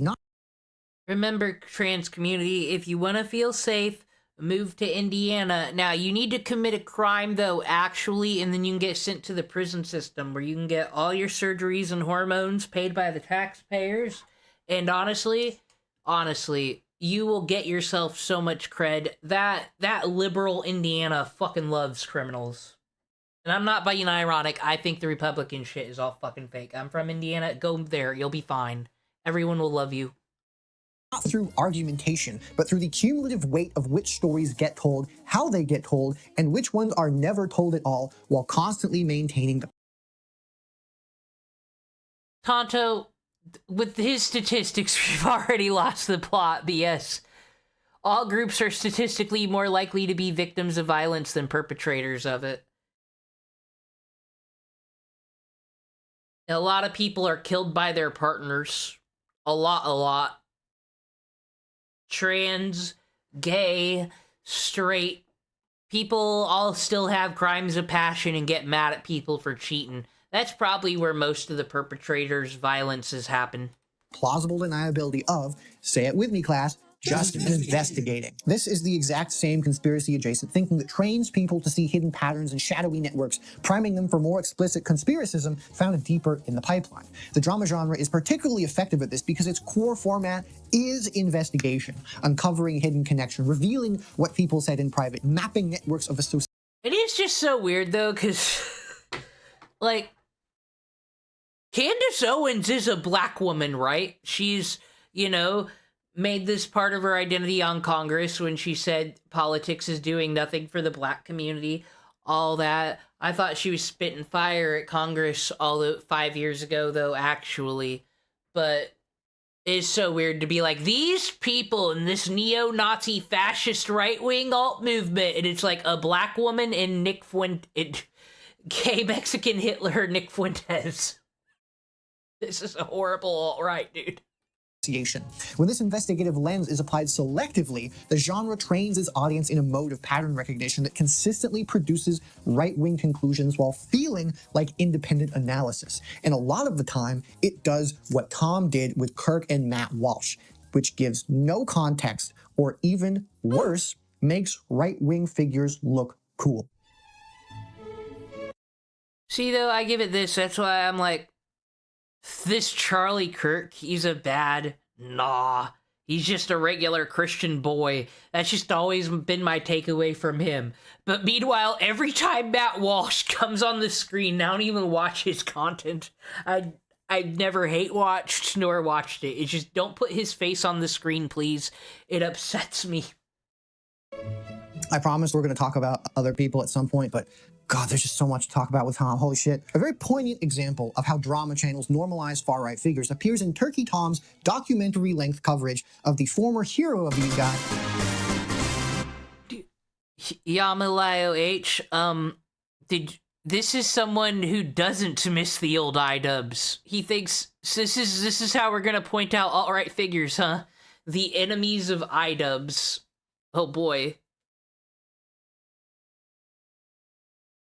Don't look into the rate of lesbian domestic violence unless you're into it.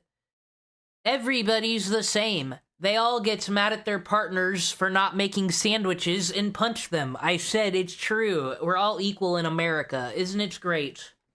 As iDubbbz. A significant portion of the disturbing downfall of iDubbbz concerns his interactions with comedian Sam Hyde. Kitchen and bust a few chefs' heads together, you know what I'm saying? Knock a nigga out. Where's my shit spicy, nigga? Open your... During the period where iDubbbz was making documentaries on different internet personalities, they were pretty... To each their own with who's saying slurs and who's offended by it today, but my god, zooms. You would have not survived the millennial days and what was on TV and what we were listening to. Did you know Eminem has a whole song about how he would love to murder his wife with a motherfucking chainsaw, puts her body in the fucking trunk, he's gonna kill his mother, gonna rape her face, but it's okay because Slim Shady wrote that rap, not Marshall Mathers. Like I said, it's just so weird growing up on the content I shouldn't have been listening to because I was underage anyway, and then seeing what the Zoomers are so fucking upset about.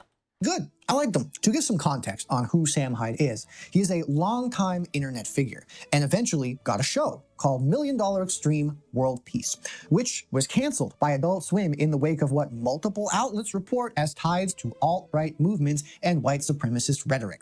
He donated $5,000 to the legal defense of Andrew Anglin, the founder of the neo-Nazi website The Daily Stormer, after Anglin was sued for organizing a targeted harassment. Well, the Daily Stormer is over now. It's gone. But, so, that's irrelevant, but I do like how he gave $5,000. He's a millionaire, actually. It's kind of shit. Daily Stormer is gone because Sam Hyde doesn't support it. One could argue.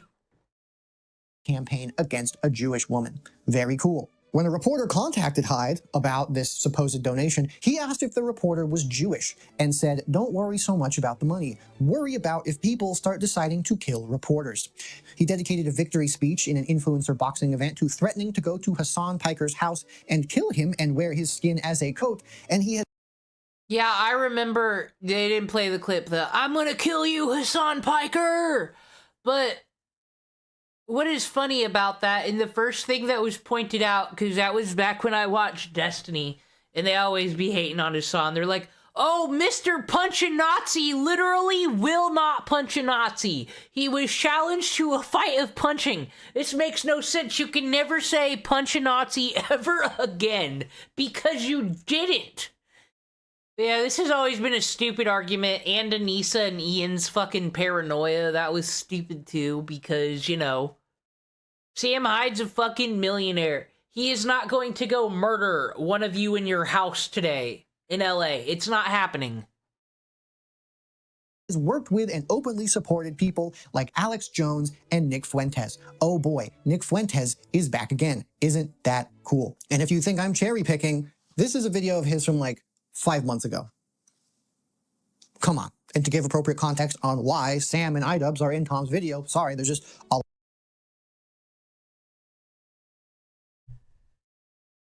Extreme Peace, the first AI sketch. Okay, we got the Raiden hat, as I call it, because that's where I first seen it, was playing Mortal Kombat. Yeah, so this is... I didn't know what this was, actually. I thought we were just making fun of Anissa's teeth. And that was the offense. But I guess it's an offense against the Chinese. Come on. And to give appropriate context on why Sam and iDubbbz are in Tom's video, sorry, there's just a lot of relevant backstory here.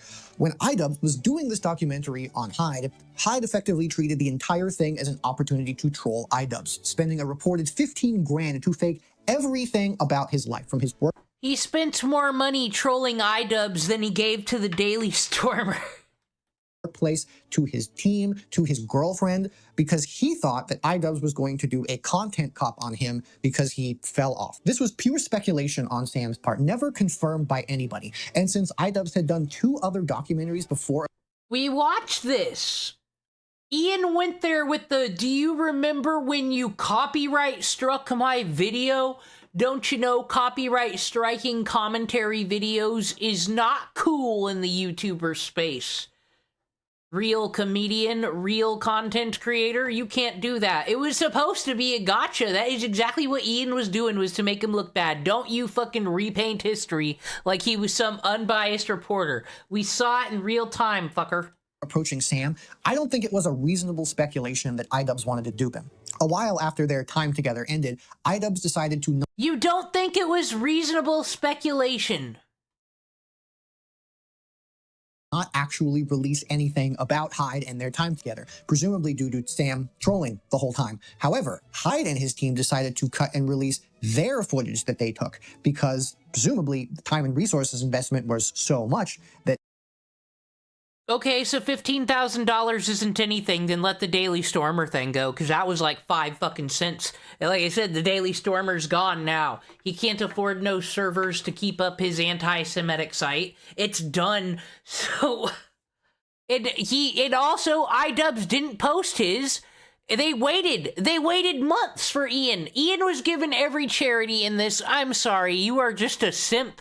You're a simp for the wrong thing.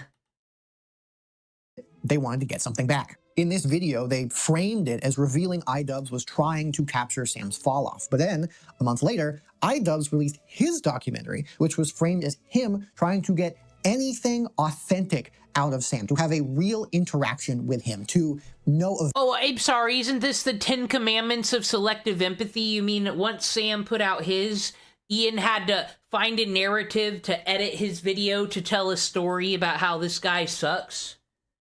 Dude, he totally wasn't trying to do a gotcha, though. No, this was an authentic interview.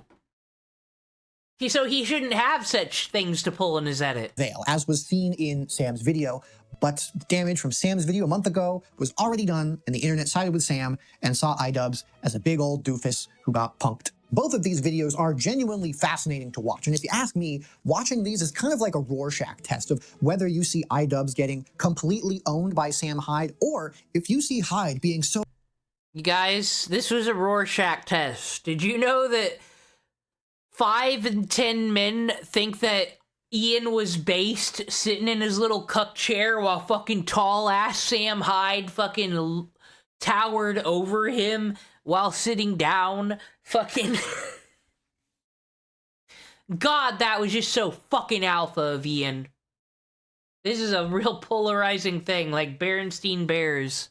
Deeply afraid of vulnerability that he fakes his life for a week. I feel like that reveals something about the viewer. I do wish just once I could take a test that didn't have me see my parents fighting, but, you know, maybe one day. Sometimes later, iDubbbz organized Creator Clash, a charity boxing event, and banned Hyde from attending. Wait, I've never watched ContraPoints, but ContraPoints is trans, right? I've heard Turkey Tom recommend ContraPoints. Turkey Tom says ContraPoints is actually one of the best political creators on the platform, and then Turkey Tom also tries to suck Destiny's dick all the time and wants to be like Destiny. Destiny is not a right-winger, so... What in alt-right neo-Nazi Chad? People, this is like the worst take video this year. I'm already calling it. Citing only personal reasons for the ban and never public... Oh no, Cruel World Happy Minds video against Caleb Hammer was so bad I couldn't finish it. Like I could never finish any of her videos. Elaborated between documentary situation, Hyde's generally insane behavior, and also harassing iDubbbz and his wife. I could see why he would be banned, but ultimately, we don't know the reason. Personally, I think iDubbbz never should have tried to documentarize Hyde, but that's just my opinion. Anyways, with all that context out of the way, we can finally look at Turkey Tom's retelling with the context that you would not have otherwise. You're welcome. In Tom's retelling of the events, iDubbbz's blunder of a documentary ballooned to well over 6 million views, ironically sending Sam back into the stratosphere, with this documentary backfiring to an unbelievable extent. Man. Okay, so this is on a Google Doc. I'm just trying to, I want to know what his sources is. Like, the transcript of iDubbbz Decay. Okay, it's the transcript. Gotcha. Okay, so he does put the sources here. It's just, he's highlighting the dumbest shit. What is your argument? Honestly, In Praise of Shadows made a better argument against Turkey Tom. Just he hangs out with gun YouTuber, what's his face, who's like gonna be in Congress, right? That guy. Who's friends with Donut Operator. That guy. He made more connections than you have. And they were both bad. He frames the whole thing as an unambiguous dub for Sam. The Creator Clash ban is framed as if there were no legitimate reason for it, just the petty persecution of a guy who wanted to attend a charity event, and he was... There wasn't, was there? Because, so Sam Hyde was going to come to Creator Clash with a shank and stab Ian Jomha in the back, in the ring, throw his body on the ground and say, "This is Sparta," or some shit. That was what was gonna happen in fucking everyone's reality. Yeah, it was kind of stupid to fucking be banning people with Sam Hyde shirts. The Froggy Fresh drama, he's not gonna bring up the Froggy Fresh drama, watch. Excluded simply because Ian and his wife Anissa, quote, disliked Sam specifically for his political opinions. Tom never mentions any of that shit about Hyde that I just told you, which to his credit, iDubbbz tries to bring up in the documentary. And then Tom proceeds to selectively tailor... Are you gonna bring up that just 2 weeks ago, Anissa said that Sam Hyde is like super obsessed with them, actually, even though he probably hasn't fucking thought of them in a long time, except for when chatters be like, "This loser." You're probably not gonna bring up how fucking cringy they are, still talking about it years later. His retelling of all of these events in order to paint iDubbbz as wanting to film a hit piece on Sam the entire time. Ian's approach to the documentary was clearly meant to be uncharitable. He wasn't making some unbiased gonzo journalism attempt to capture the strange life of a controversial alternative comedian. He was, in his own way, trying to make Sam look bad. I love when people do shit like this. Oh, you're trying to make a racist anti-Semite who's so afraid of vulnerability look bad because you're being biased against him. Hey, wait a minute. Didn't people do that to somebody else recently? Weird. What? You're just not gonna acknowledge. Do you remember when you flagged my video and told me to do squats with a press? And Sam just being like, "So you are here to paint me bad?" Yeah, kind of. You didn't even watch the video, you fuck. It's probably nothing. Also, more context for more stuff. Sorry, holy fuck. One of the main reasons people like Tom assume iDubbbz is being disingenuous is because he revealed, when talking with Sam in the only one-on-one interview they had, that Sam copy-striking one of iDubbbz's videos 6 years ago was their very first interaction. He played it up like he was gotcha-ing Sam, like he was there to make him look like an asshole, having some fun with it, which he explicitly addresses in the video. I don't care about our first interaction. It was like a little bit annoying for me at the time because I've never dealt with like a copyright claim. It was my first experience interacting with Sam. It's an interesting thing to bring up, but it wasn't meant to be. Oh, yeah, because Ian brings up the best justifications and accountabilities for things. Let's go. Like a surprise, you're pranked. It's more like, hey, here's an interesting bit of info that you didn't know about. Tom takes issue, however, with iDubbbz's attempts to analyze Sam's use of ironic bigotry as a shield to hide his beliefs, as a waste of time. And Tom claims that Sam has no issues copping to being genuinely right-wing and that Ian was terminally negligent, so he didn't realize that Sam was just messing with him, despite the theme of the documentary being about him trying to unravel why Sam chose to mess with him. But going back to Ian's negligent approach to all of this, if he had simply taken the time to do his due diligence, this would become obvious to the point where asking Sam, or even trying to structure the documentary around it, is a complete waste of time, especially if his objective was to make an entertaining video. First, despite doing this himself literally in every video he makes, I think Tom's bias against iDubbbz is making him forget that documentaries are about piecing narratives together from footage, which can change and evolve the more you get. This was the Sam Hyde experience iDubbbz got, and that influenced what he made, regardless of the intentions that he went in with. Secondly, how come it's always when we talk about content creators and their agendas, like you said, what is this kayfabe meta everybody's playing? They do things in thumbnails, say things in their script certain ways to get clicks, views, and money. I don't think Turkey Tom is trying to fucking create a group of neo-Nazis to go, I don't know, beat up trans people today. It's not happening. I think he just likes spending his money on fast cars and e-girl hookers. Shit like this that Tom is doing simultaneously acknowledges. Bro, you remember the rat from Prisoner of Azkaban, Harry Potter, Peter Pettigrew?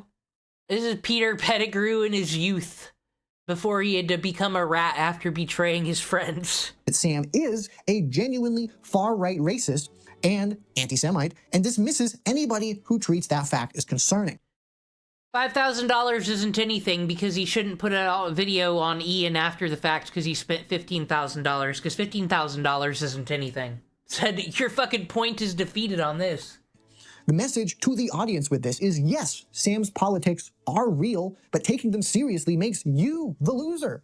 Far-right figures are normalized a lot in these kinds of spaces, not by explicitly denying what they believe, but by making concern about what they believe seem naive and uncool.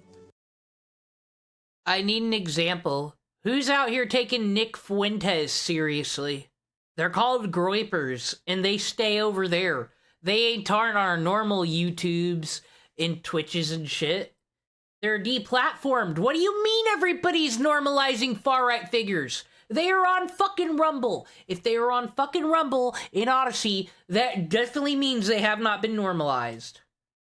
More on that later. Now, whether or not iDubbbz had all of this in mind when he said personal reasons for banning Hyde from his event, who fucking knows? But what the audience actually needs to know is who Sam Hyde is, and Turkey Tom ensures that they don't, collapsing the entire complicated record of everything I just fucking told you into political opinions, and presenting the ban as an inexplicable act of censorship against a guy who was just being funny. When Sam harasses other creators, including Nick Fuentes, got kicked from the free speech platform for saying we need to do a holy war against the Jews. But no, we normalize far-right Nazi figures. He had to create his own. Remember when he defended Ethan Ralph sniffing the poo? That was a great fucking stream. iDubbbz's wife, like a lot, it's presented as entertaining antagonism, but when people like iDubbbz try to do something about it, it's seen. Killstream used to be on Cozy TV. Fucking Ethan Ralph. The only people who make Nick Fuentes a thing are the politicians and motherfuckers that keep bringing him up as an example. He's actually nobody. It's everybody stupid talking about him that gives him power.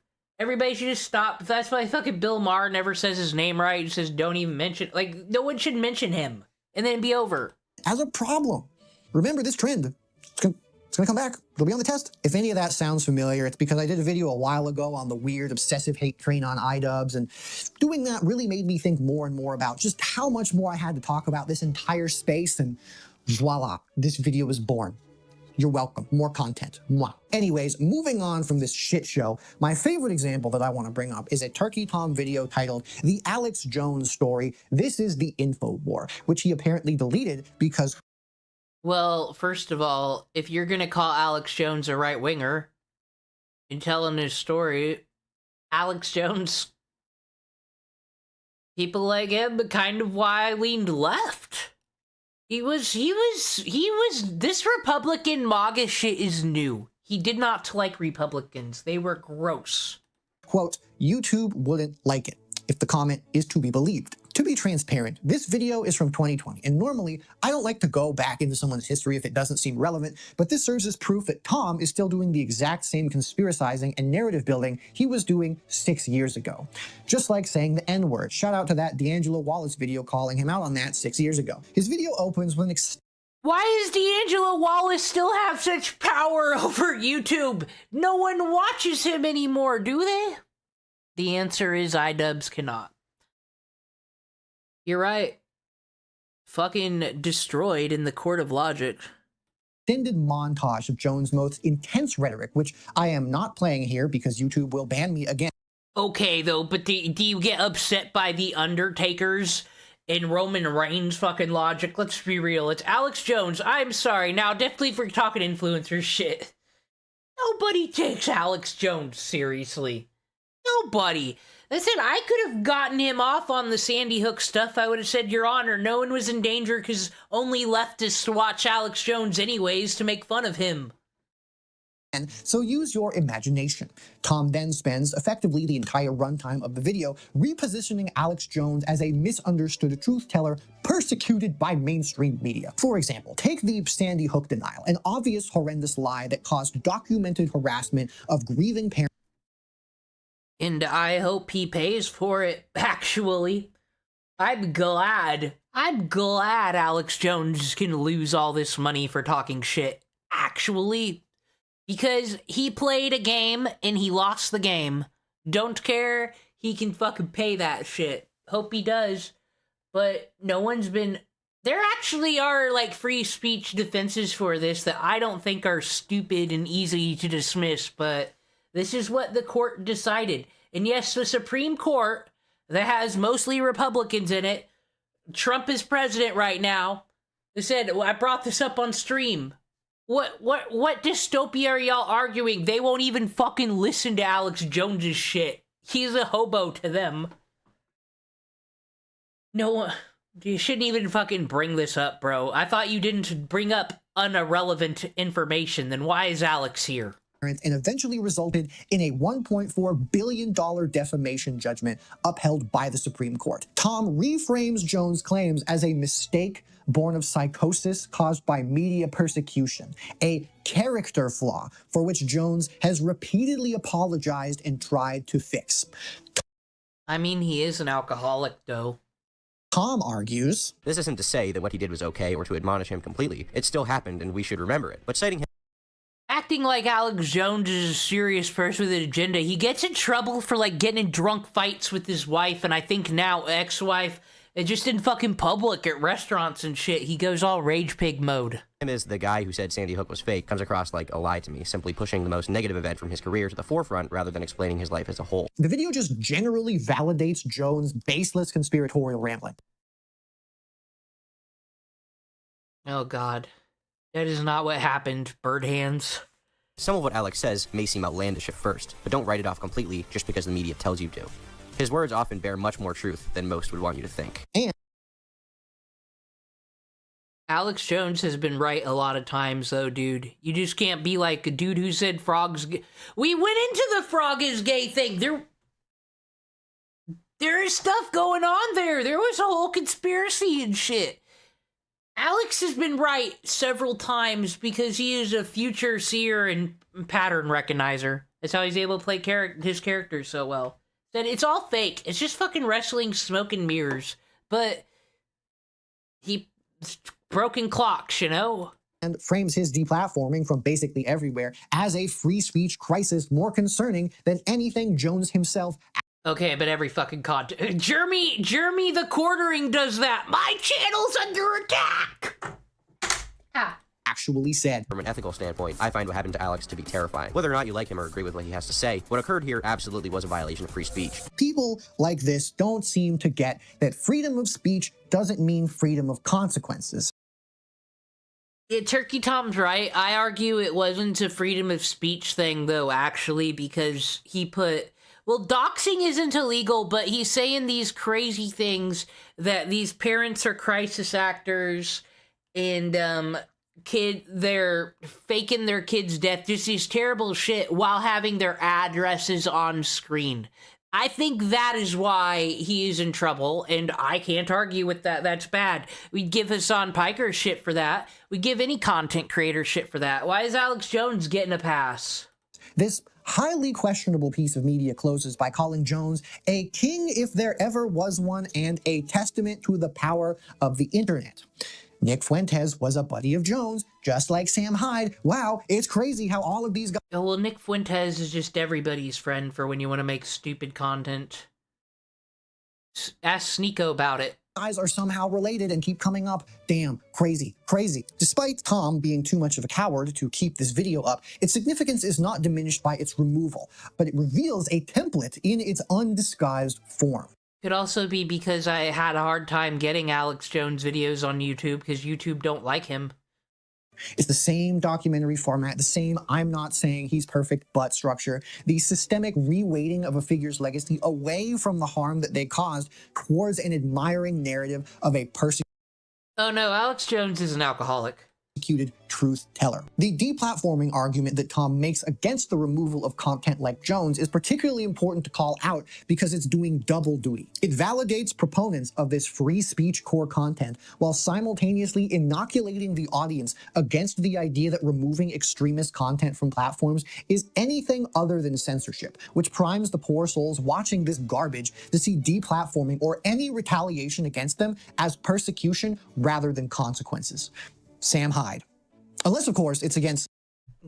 Guys, taking your voice away, it is not like getting nailed to the cross. God, these fucking content creators radicalizing people. I can't wait till we get to Nux Taku. I cannot fucking wait. Okay, like I said, I've watched a lot of Turkey Tom. I watched his fucking streams and shit, his interviews with people. None of this shit is true. He like I said, he's like, I like ContraPoints. Some people that they don't actually like, in which case they're all for, obviously. Like Hassan. These guys are fucking obsessed with Hassan, but more on that later. Speaking of these people and Hassan, this mechanism extends well beyond Turkey Tom. So why don't we, right now, introduce our very first guest? Commentary creator. He just does shitty stream reacts. A Cheeto. He's a fellow Sam Hyde enjoyer and maker of very non-political, normal content with a bit of an oof-level subscriber to view ratio. Anyways, dude made a video called Nick Fuentes Torches Hassan Piker Live. Twitch's golden boy collapses. Banger title. This is responding to news of when Hassan Piker... Yeah, I thought it was banned on Twitch for... Also, man, I said, did Nick DiOrio make it out of this? Because, the both sides alibi. Is everybody, after Moist Critical, no one should be attacking Moist Critical. That's fucking stupid. He is not involved in this. I thought he'd, like, go into each content creator. But this was, like, right after the Charlie Kirk assassination, I was very sus of Nick Fuentes. His video was cringe. People did need to upload that shit and make commentary on it. This rather vivacious clip. Left-wingers, liberals, you need to be showing your opponent's guts on there, okay? You need to be gutting them. You need to be shanking these motherfuckers and letting their intestines just ride on stage. What the Now, in defense of Hassan Piker, because this is kind of my complaint with More Pegasus, I do have a feeling these clips are hyperbole. I have a feeling where, like, there's a lot of Hassan Piker clips where we don't need the context. But these ones I do feel like I need. I need to see, like, the 5 minutes before this. But now with the one where he was racist against that South Korean, the North Korean or Vietnamese lady, he mixed it up and now has me confused. That was racist. That was bad. And the context actually made it worse, but I just don't know with this clip in the Landlords one. is this shit, man? For context, he's mad at the Democrats for nearly fumbling engaging with a right-wing candidate by the name of Herschel Walker, which, to be fair, how the fuck do you fumble against this dumb domestic abuse? Yeah. How the fuck was Herschel Walker gonna win? Jesus fucking Christ. Anyways, as one does, in response to this, Cheeto plays a clip of Nick Fuentes, who I imagine most of you know is so extreme he was banned from virtually every single mainstream platform. I thought we were normalizing right-wing behavior and content. That's what the society is doing, and it's lost. How are these people any different than the West is fallen people? They're kind of, but they want the West to fall, but they're making I don't know how this works. I've so lost the plot. Politics isn't real. It was all wrestling all along. But they told us when we turned 18, we're voting, and what a privilege it is. Why did it have to be this way? Everyone lied to us. Here's what he has to say. Hassan Piker is human trash who should be deported back to Turkey. This is true. Honestly, we should just put him in the ocean like Osama bin Laden. We should just give him a watery grave like bin Laden. Just tie weights to his ankles and throw him overboard. I don't care who the fuck does it. I don't care if the IDF does it. Hey, Netanyahu, if you can hear us, can you do us a solid? Boy, that's a pretty spicy clip. That was just Nick Fuentes spitting facts. What do you got to say? Like, basically on the level of... But one could argue not good content because what a fucking low punching bag. Hassan stuff, right? I'm wondering what Cheeto has to think. This is true. About what Nick, the #1 political enemy in America, is women. So you can't agree with Nick Fuentes on anything, or that makes you a Nazi, because if there's one Nazi in the cafeteria, then the lunch lady definitely began Auschwitz. I don't know how the fucking saying goes anymore. But Nick Fuentes did have a tweet that I highly agreed with, which is, how the fuck is Avatar like the #1 movie? It wasn't good and I don't remember a scene from it. Now I agree with that. Why the fuck was Avatar good? How the fuck are they still making them? It's Pocahontas, we get it. I don't remember anything except that weird having sex with hair scene, or whatever that is. I remember that. Nick Fuentes is like a broken clock, too. This shit just needs to end. They have to be imprisoned. Fuentes has to say about what he just said. The difference is that Nick Fuentes is known for using hyperbole and is known for being funny and using satire whenever he's talking about people he doesn't like, okay? Pretty obvious that he doesn't want him to be drowned. Simultaneously, Hassan is known for literally going to violent demonstrations to further his support for the cause. You see the difference here? He's using... You don't present no evidence. What's in your hand? Hyperbole, Nick. Oh, the fucking Capri-Sun. Okay. This might need to be a joke that you fucking explained, Feet Pick, because do you think you look cool looking like a child? Nick is just a silly little guy. It's totally obvious that the guy who openly loves Hitler is using hyperbole, but of course Hassan is definitely not. Definitely not. In the same video, by the way, he describes Hassan Piker's aggressive political rhetoric as genuinely... I'm still also understanding, I want to know, like, since these people see Nazis everywhere they go, like, what do they think to themselves about the #1 recording artists, the #1 celebrities, and #1 athletes? Like, J. Cole's #1 on the list right now? They're all black. So how can that possibly be true if the country's turned super racist, like the narrative they keep presenting is? How do they and then you got Nick Fuentes and Ethan Ralph always listening to fucking rap music. They don't only gotta be Kanye, they're listening to Drake and all that shit too, because they're Zooms. So, like, is there almost an argument that Drake and J. Cole are part of they're minstrels or something, and that's why they're popular? Well, that would be rude, because you'd almost be implying that they're not talented with that. And in the case of Drake, you would be right, but still. I just want to know what their argument is for how, and like, I've always wondered this for racists, though. How do they watch football? White people aren't that good at football. That's why fucking Peyton Manning and Tom Brady are so famous, because they're anomalies, let's be honest. I don't know if I just did a racism with that, but I'm not impressed by most white football players. So, like, what does the racist do? Or is it like, oh, they're not humans, therefore it's like a gladiator thing? I just always wanted to know how people justify sports in their head. dangerous stochastic terrorism, as well as advocating for Hassan to also be, understandably, deported. I lived when a god walked among men, and his name was Michael Jordan, and God is still around. He just needs to not bother with us peasants, because he's just too great. Actually, you would know something weird. His ex-wife married Scottie Pippen's son, and he's like 19 and she's like in her 40s.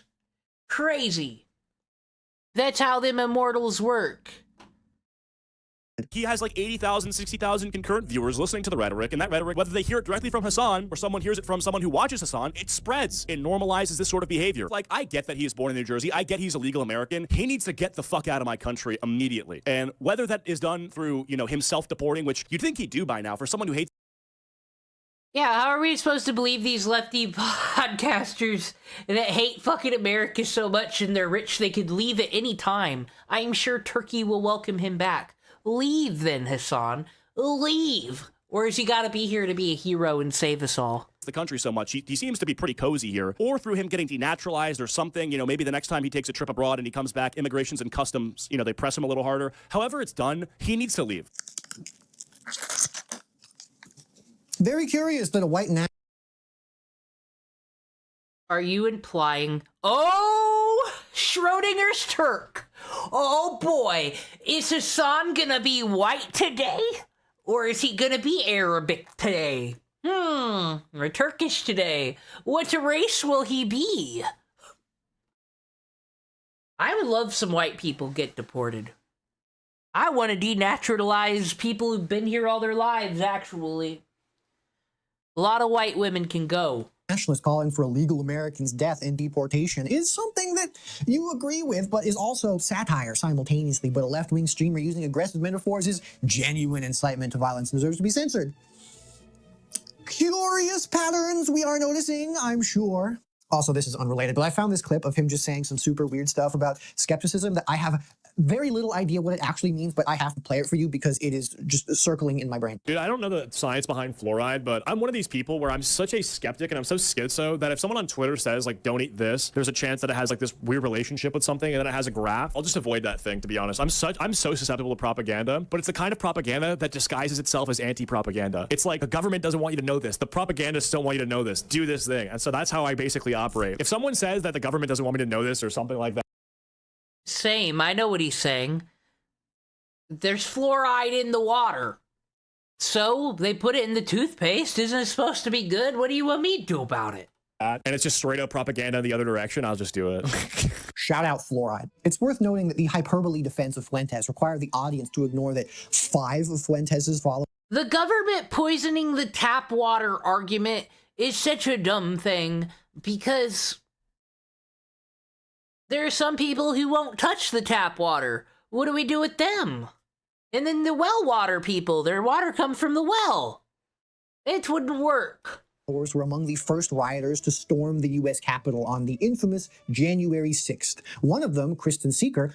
Oh, no. Nick Fuentes went to his car and left. He didn't go into the Capitol. He wasn't going to break the law. He doesn't want to go to jail. Was sentenced to 3.5 years in prison after entering the Senate chamber carrying an America First flag.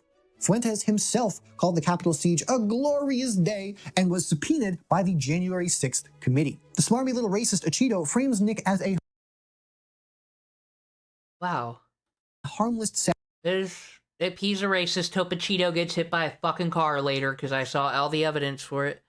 Because Hassan is not a white man today. Satirist, yet he has a documented connection to an act of political violence. Curious? In both of these cases, neither Tom nor Cheeto are...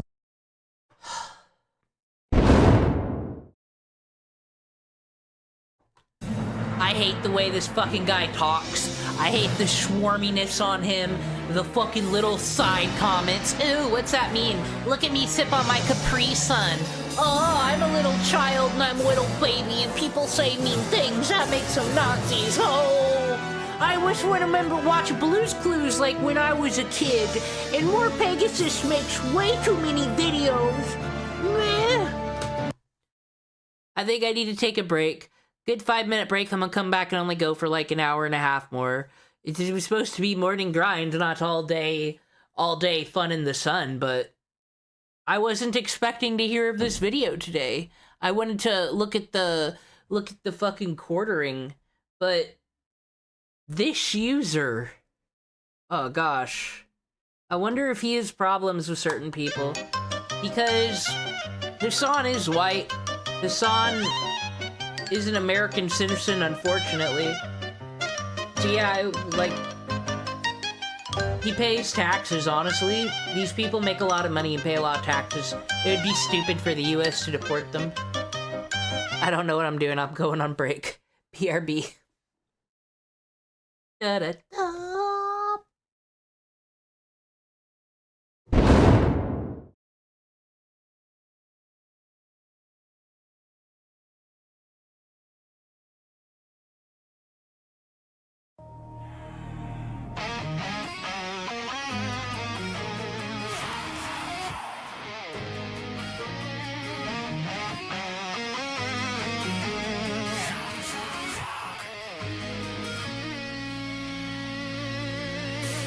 Shock my dog.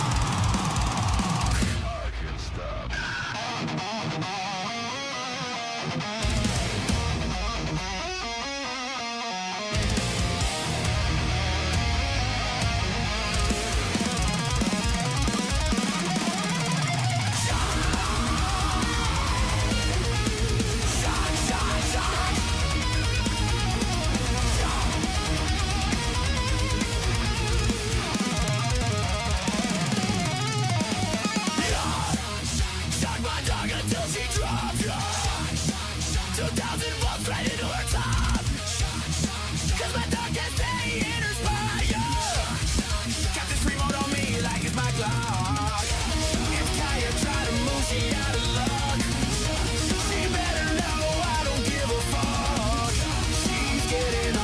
She's getting struck. Gotta stay in her little place for 8 hours. She getting up, I can't allow her. She's my Palestine, I got the power. I'm in my electric ivory tower.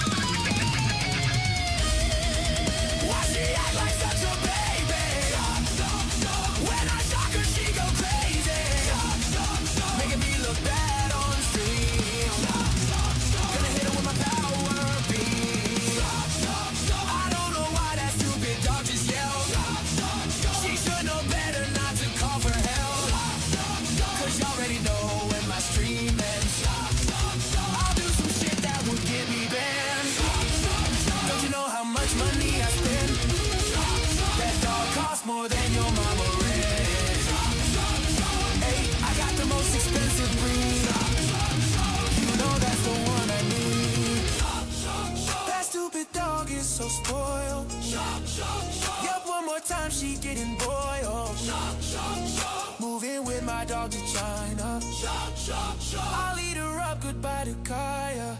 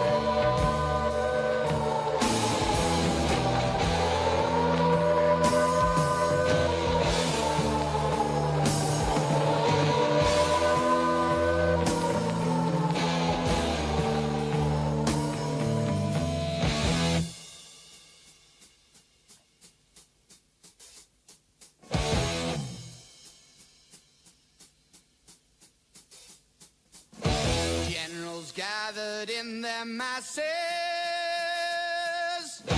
just like witches at black masses. Evil minds that plot destruction, sorcerer of death's construction. In the fields of bodies burning,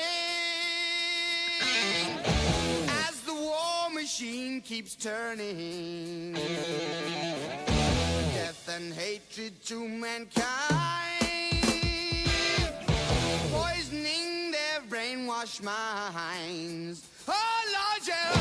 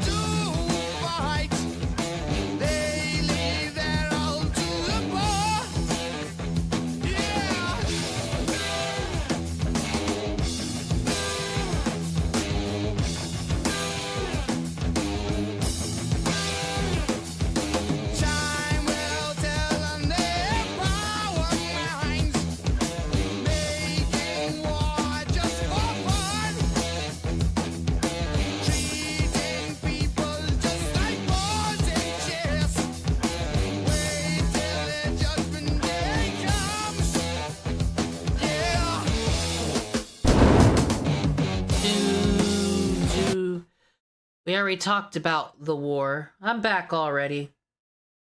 Like I said, it's okay for a broken clock to be right twice. Like, okay, so this person might have completely different political views than you, right?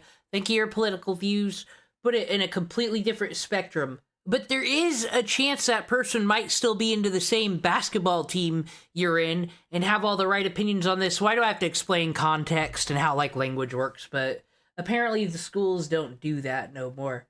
And that's what led to this Capri-sipping motherfucker. I'm sorry.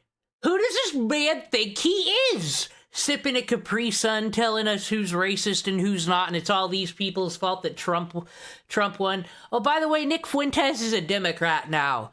Your video's not timely. He hates the right, he said.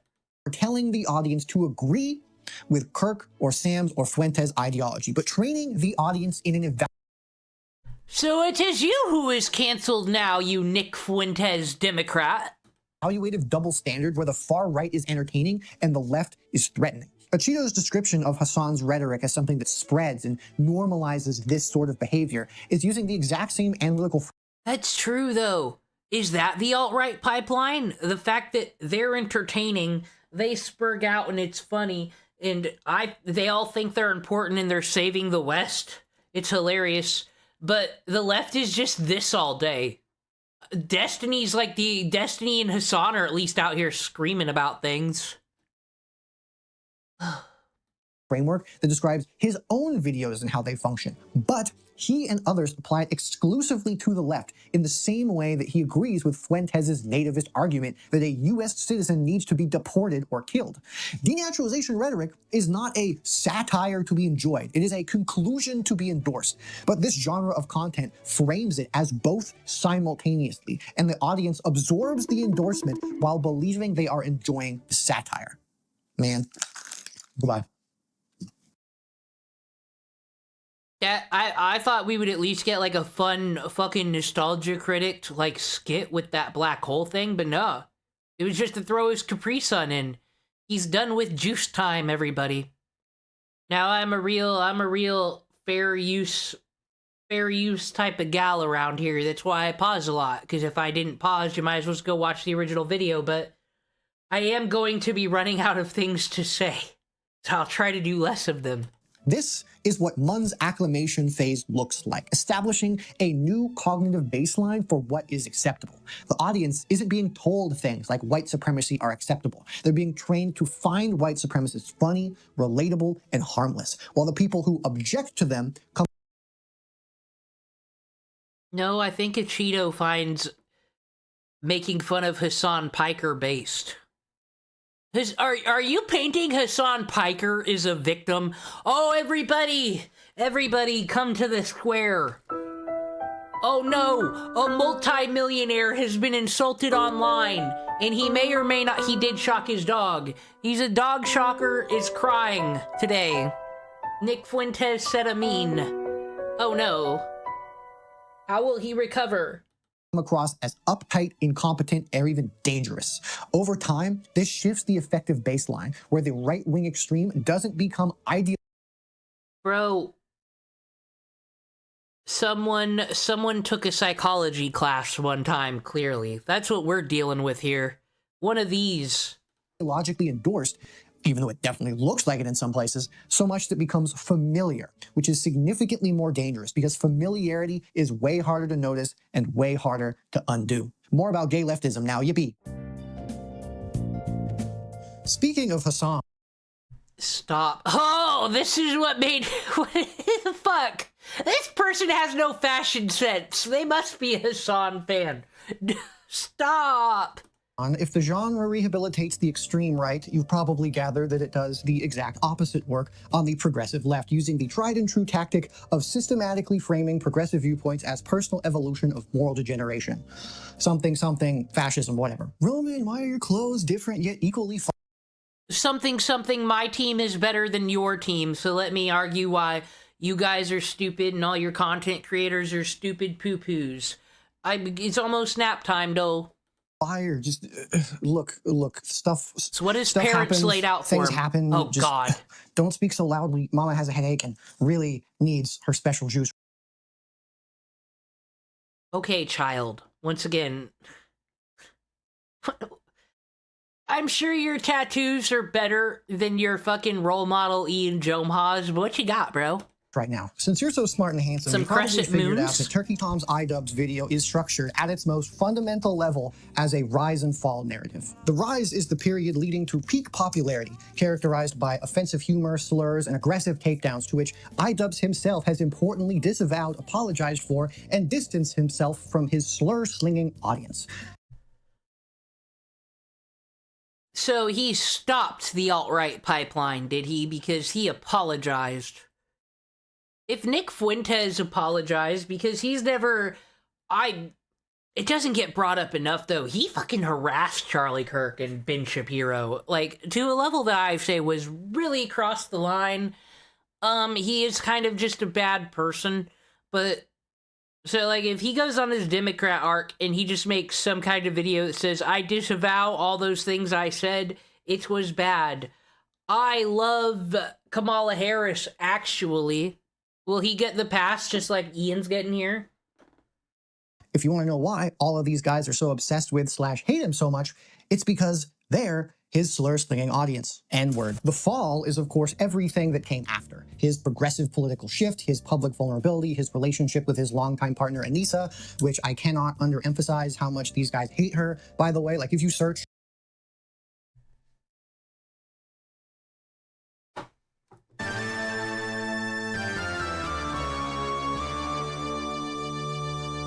Okay, you being the good content creator, giving your context, your evidence back there, all the thumbnails.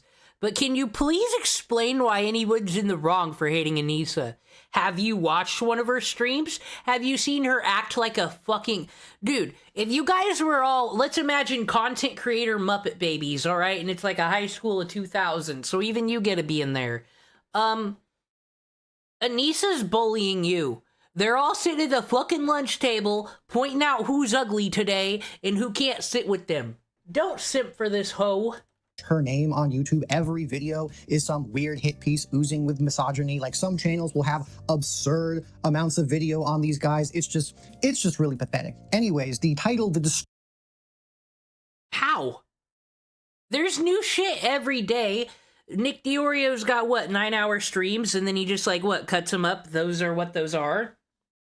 Nux does the same, so that way you don't have to watch a whole 9-hour VOD like you do on my channel. You could just, like... Petty.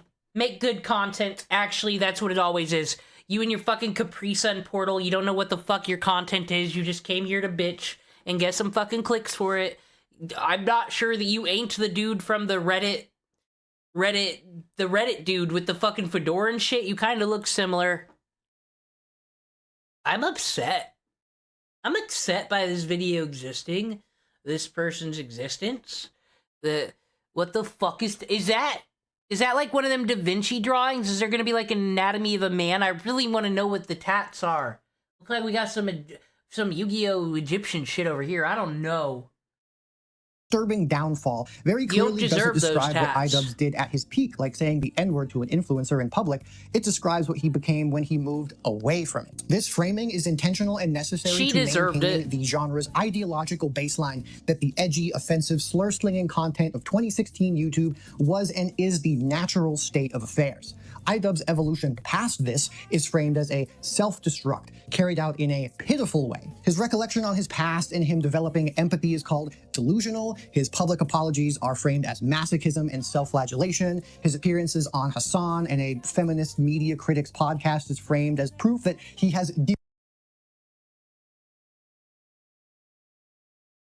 Well, okay, this is what doesn't make sense to me in the YouTube commentary sphere here.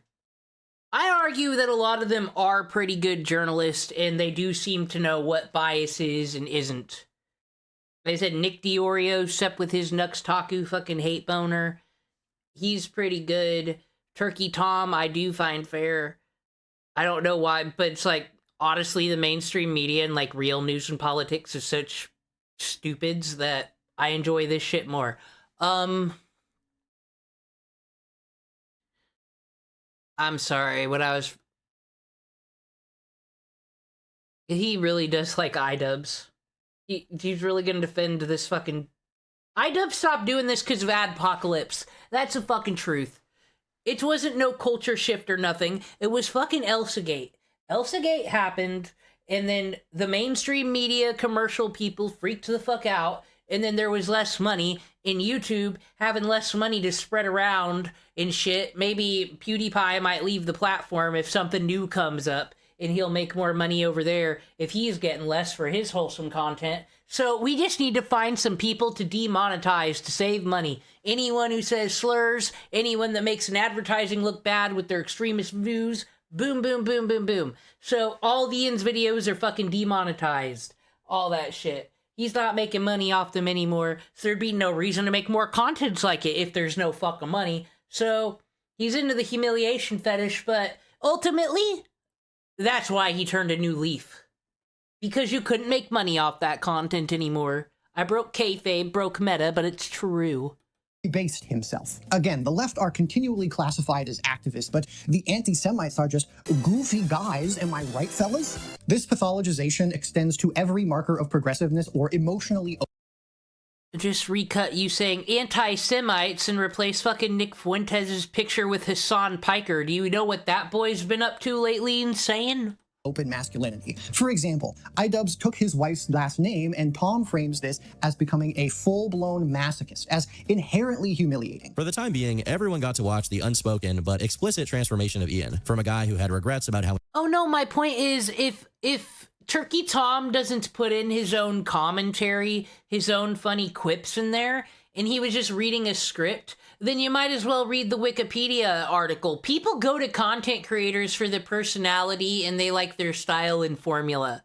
So these people you say are not journalists, these slop tubers, they're all trash, they have no ethics, they're just clipping things willy-nilly. But then when they do put their own personality and bias in it, then they're pieces of shit for that. They just ain't winning. Don't talk about anybody ever. You let everybody have their weird circles.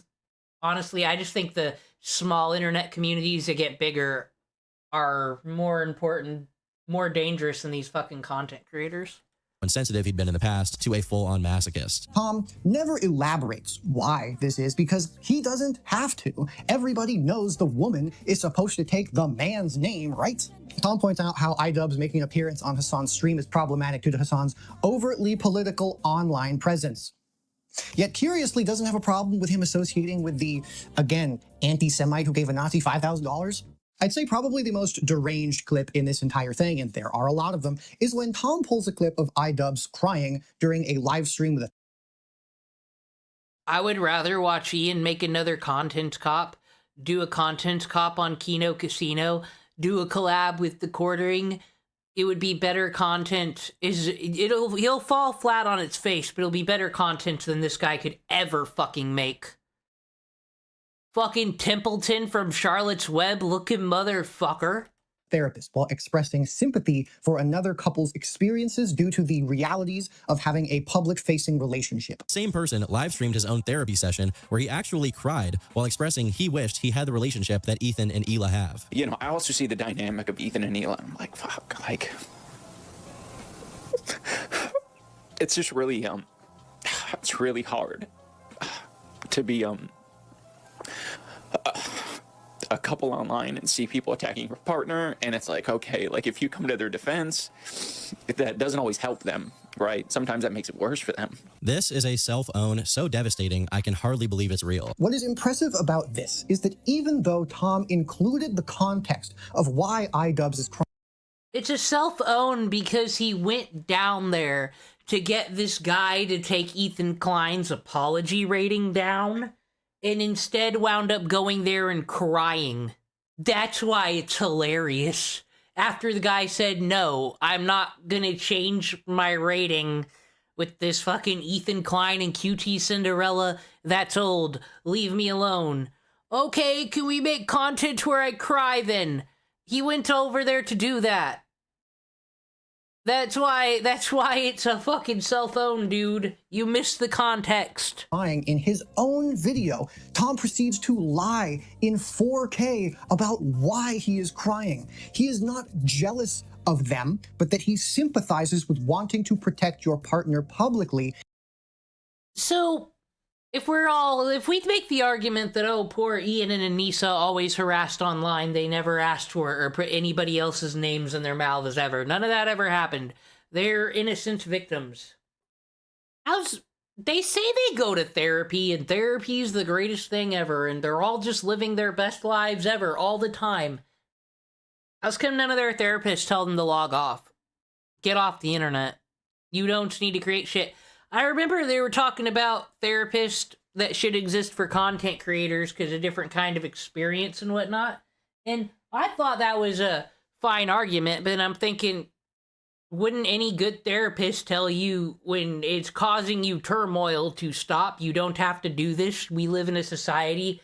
If, like, okay, maybe your ego won't be getting fed. Maybe you won't get as much money, but sometimes you don't make that much money. It's a real ebb and flow business. You could just work anywhere, get a career. You don't have to do this. I feel like any good therapist wouldn't encourage this. I mean, they can encourage creativity and your talents and all that, but when it's causing you so much fucking pain, I would think they'd tell you to stop. But they're doing the best. Even if sometimes it is not always the most helpful thing to do for them. It is truly deranged behavior to think of this as a self-own. Like, it's times like this where I truly don't know if people like Tom are just intentionally lying to their drooling audience, or if he is so lost in the sauce he is completely incapable of taking in things that are outside of his perceived absolutely deranged. He can claim his intentions were irrelevant all he wants, but at the end of the day, it's clear that he wasn't indoctrinating his audience or sending a message. He was just being offensive for the sake of entertainment. If at any point he was morally grandstanding, that point is right now, as he tells the people who liked his old content that they need to acknowledge that it's irresponsible. In fact, large parts of the content sphere mobilized to overrule his own self-assessment when he apologized. Fucking Destiny's blue hair arc. Anyway. You can't defend this video, bro. Please don't defend this video. It's the fact that Ian doesn't have the right to tell his audience what they can and can't find funny. Because who the fuck is he? Much like you with your Capri Sun. It's the same thing. You look at that and say, who the fuck are you? Shut up, Ian. That's my reaction to that video. Initially, and large swaths of people still do this to this day. For example, the next guest we have here, Sensitive Society, who takes the award for probably the most obnoxious titles of all time, and also made a video on how people should be able to say the R word, frames iDubbbz's self-reflection as evidence of brainwashing. Here, I do think iDubbbz has been brainwashed into thinking that he was like the 2010s Hitler, and he was killing puppies and, you know, See, though, this is why I trust the commentary community. Because they actually aren't friends. They all fucking hate each other. Sensitive Society definitely is like over here in, I think, the Nicholas Diorio faction in the fucking war. He doesn't fuck with, the Rev Says Desu, the fucking VTuber Nuxtaku people. They don't talk to each other, sit at the same table in the cafeteria. That's why I like it, because they all hold each other accountable. If anybody over there tells a lie or a falsity, this side will snitch. Then same with Team C over here, who hates everybody. I will find the truth by having the shit play in the background while I play video games or do work. Woo! people and saying the N-word every 2 seconds and just being a terrorist, and iDubbbz also did 9/11. No, it was never that deep. This shit was never that serious. Shout out to my favorite least political word, the N-word. Say the N-word. He then proceeds to excavate Moist Critical's terrible video, also disagreeing with iDubbbz's assessment as an authority against iDubbbz. The N-word is a disgusting word said only by poor people. Unless you're black, then those rules don't apply for you. I'm talking to all the other races. Poor people say that word. Do you want to be I don't know what the fuck I'm saying. Cancel me. Whatever, but I wish he'd stop bringing it up. It is a very upsetting word to me. iDubbbz's interpretation of his own work. He's offending my sensibilities. You gotta pull out the heavyweights for something like this, right? The way he talks about this content makes it sound like he used to murder puppies for these videos, which it was never that extreme. I very much would consider it edgy. It was 2016 edginess in all of its glory. The point of his content wasn't to be hateful or hurtful. He really was just trying to entertain. At least that's how I and the majority of people viewed it. This is one of many examples of the genre manufacturing consent, literally telling a person that their own reflection on their past behavior is wrong and that growth is a delusion, which is ironic when a lot of these guys' channels looks like this. Are we gonna talk about the dog getting shocked? I wonder. Like I said, I don't think Moist Critical's done anything to anybody, really. The framework that we see from these guys is exceptionally simple. A man who cries is weak. A man who apologizes has been broken. A man who takes his wife's name has been emasculated. A man who moves politically left has been corrupted. But a man who was dropping slurs... No, the woke part, that is danger. We've been monitoring the war, you see, and... like I said, patient zero, something has gone wrong. And I don't even think he's using the word woke right. Ian over here... something's wrong. He needs monitored. Now, you shouldn't endorse A-logging, but I do think it's interesting for science, quite frankly. And bullying creators for entertainment. That man had integrity. And Tom says this almost verbatim. Up until 2020, iDubbbz was one of the few people who stuck true to his original audience without diluting it or trying to have his fan base admire him parasocially. He made very funny, even if offensive, YouTube videos without dumbing down his content or engaging in unnecessary drama. Okay, well, I'm on your side now. Whatever your username was, I already forgot. Because, no, Ian really wasn't funny or good, actually. Something most people would Turkey see Tom's as integrity. lying. The N-word. You hear manosphere-coded language of varying intensities all the time in these videos, but Tom's framing demonstrates how manospheric ideology can be delivered without any of its explicit vocabulary. He never says any words like cuck, probably because his comment section usually does that for him. He simply tells a story in which every mark... Why is he holding that wooden spoon? There better be a reason for this prop, sir. Those jeans don't look that good on you. You make this work. You make this work. This is fine. It's fine.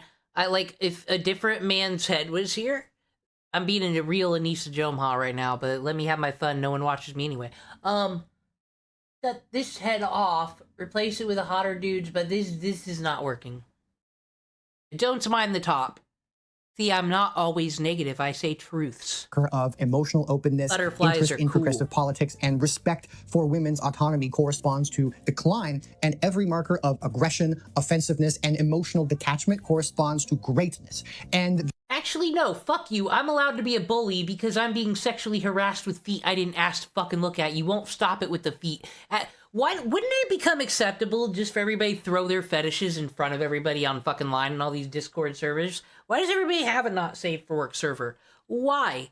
Honestly, I'm gonna be a real Puritan prude right now. I find it sexual harassment because if you did that stuff in real life, that's what it would be.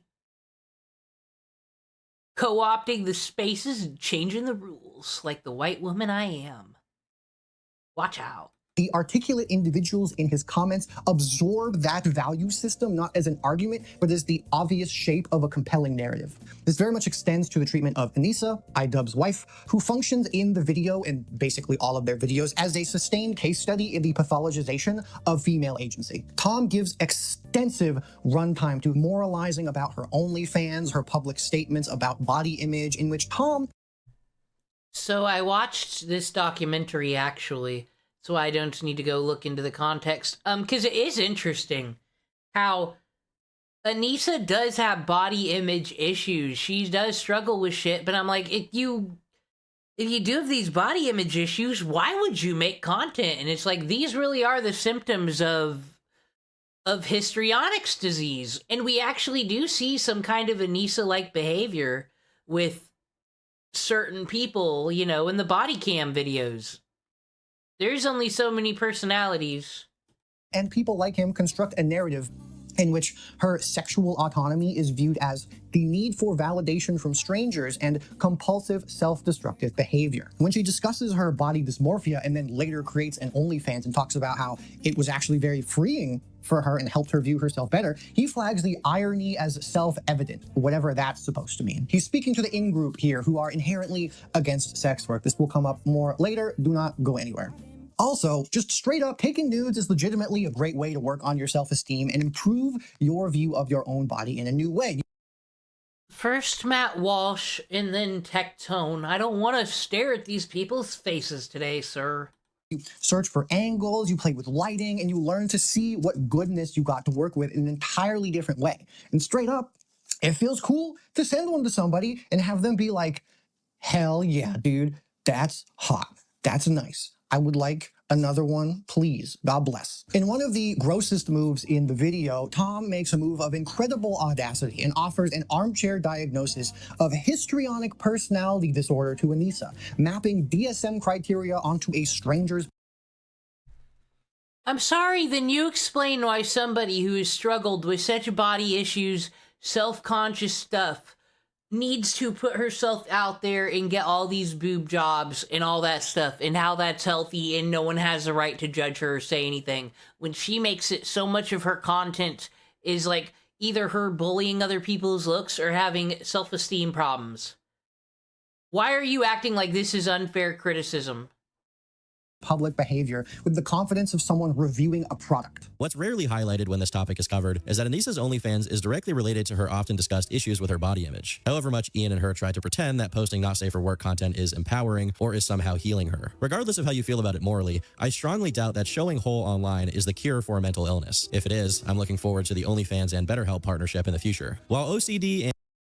So this user making the video for having this clip to criticize is saying, actually, it's great for the mentally ill to be sex workers online, don't you know? Because everybody is equal. The fuck arguments are we even making anymore? I don't approve of this OnlyFans shit. There's no reason to do it. Unless you're, like, really into it. and BDD aren't necessarily... Like, the top earners seem to be, that's their shit. Like, how much is fucking Francine down the street making on OnlyFans? Tied to sexualizing yourself. There is a condition called histrionic disorder, which is. Other symptoms include compulsive oversharing about one's private life, even to the point of embarrassing friends or family, dressing in a provocative manner for attention, being strongly opinionated about things they don't know much about, being easily influenced by peers and emulating them, and the list goes on. Given that... Is there anything wrong with the case Turkey Tom was making? Those are all things Anissa does. We got evidence for all of it. I might make a video. I probably won't because I'm lazy, but that says all that histrionic diagnosis there and just give an example when Anissa did that.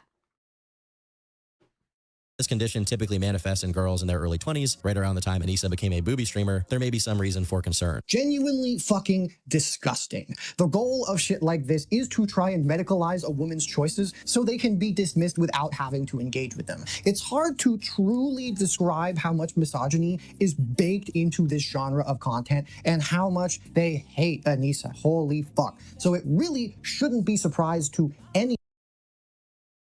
Explain why the nose ring on a woman isn't ugly.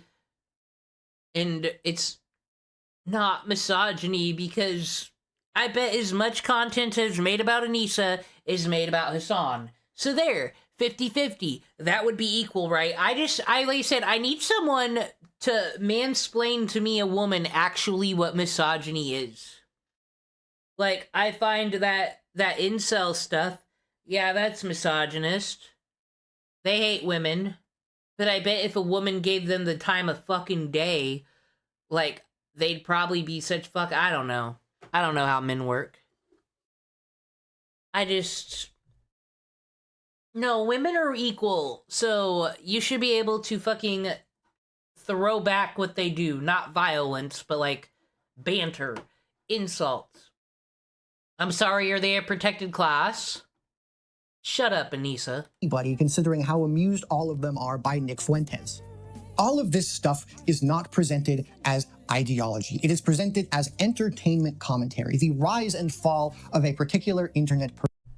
Of course, this Democrat thinks that Hispanic man from Chicago shouldn't be allowed to express his political views.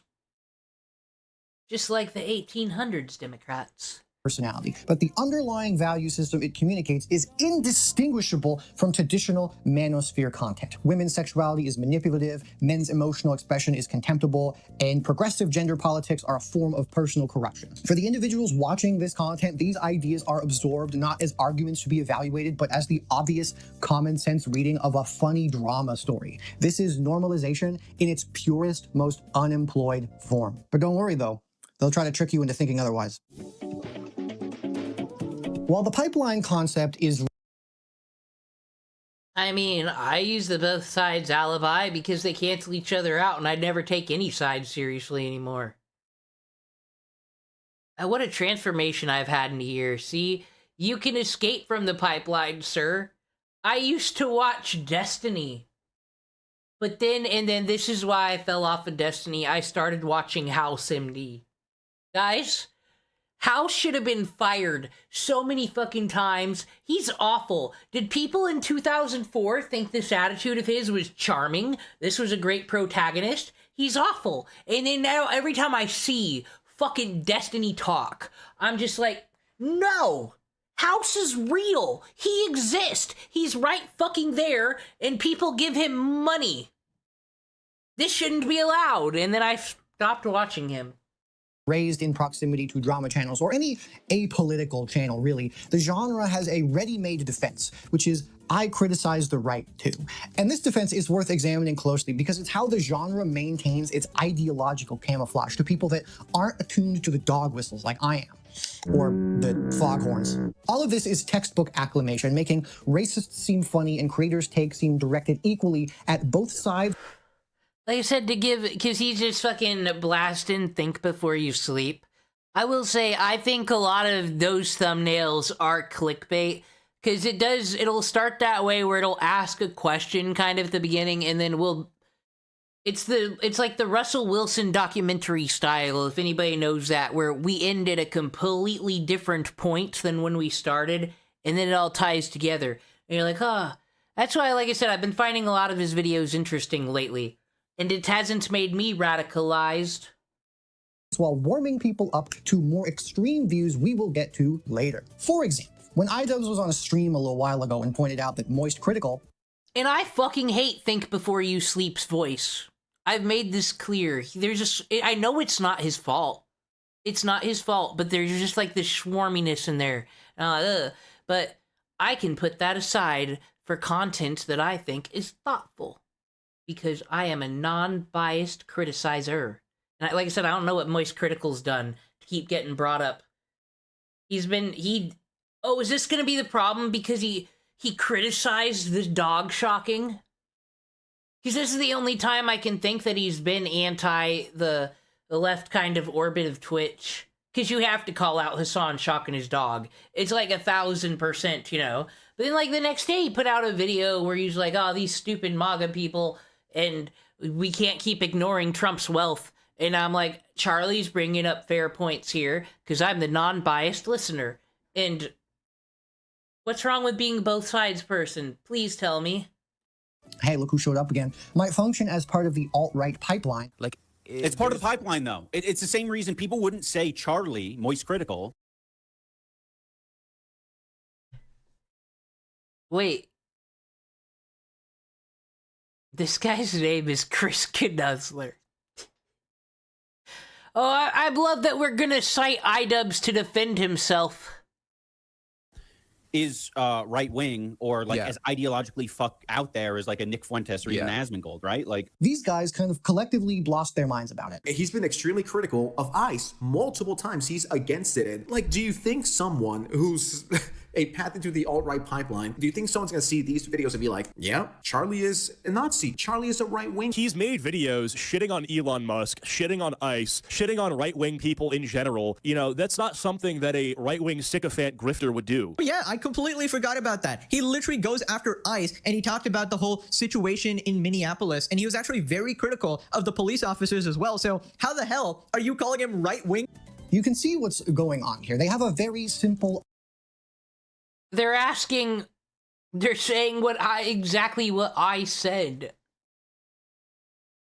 He's not on the side you think he is. There is no pipeline. The pipeline is called the fucking algorithm of YouTube that wants you to keep watching things.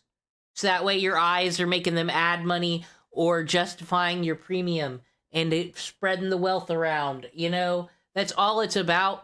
Nobody's out here to radicalize anybody.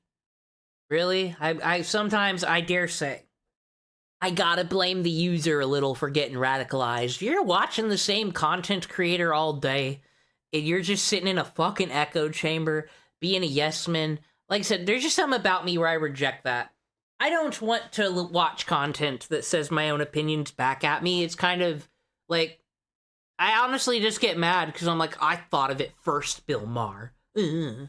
Your whole stand-up act is my stream, actually. But other than that, there's no fucking pipeline. Because this and this is not monetizable. There would be no fucking reason for this type of the pipeline to exist. You're making all the money here.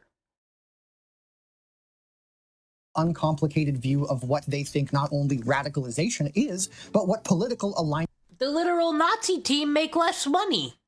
That just makes no sense. It means in general. And if I may, which it's my video, of course I may, Moist Critical's video on the Charlie Kirk assassination is a perfect little microcosm on how this both sides alibi operates through omission, and I think validates iDubbbz's assertion. I don't know much about Charlie Kirk, and I've seen a lot of people saying that now when like giving their take on this, and I think a lot of them are just making that shit up because they don't want to get like too deep into the nitty-gritty or anything.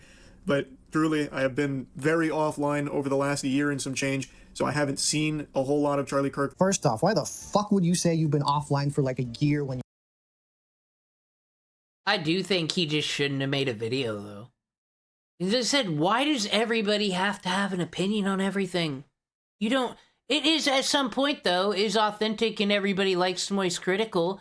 You kind of see the blueprints that these people are all out just to make $1 a dime. Why do you feel the need to say something? Same for Asmongold. When he's, like, taking a break, but it's like, I really need to say something about this. The more I think about it, it is like... Do you think you're Walter Cronkite to your followers? All these people are a bit of a narcissist, honestly.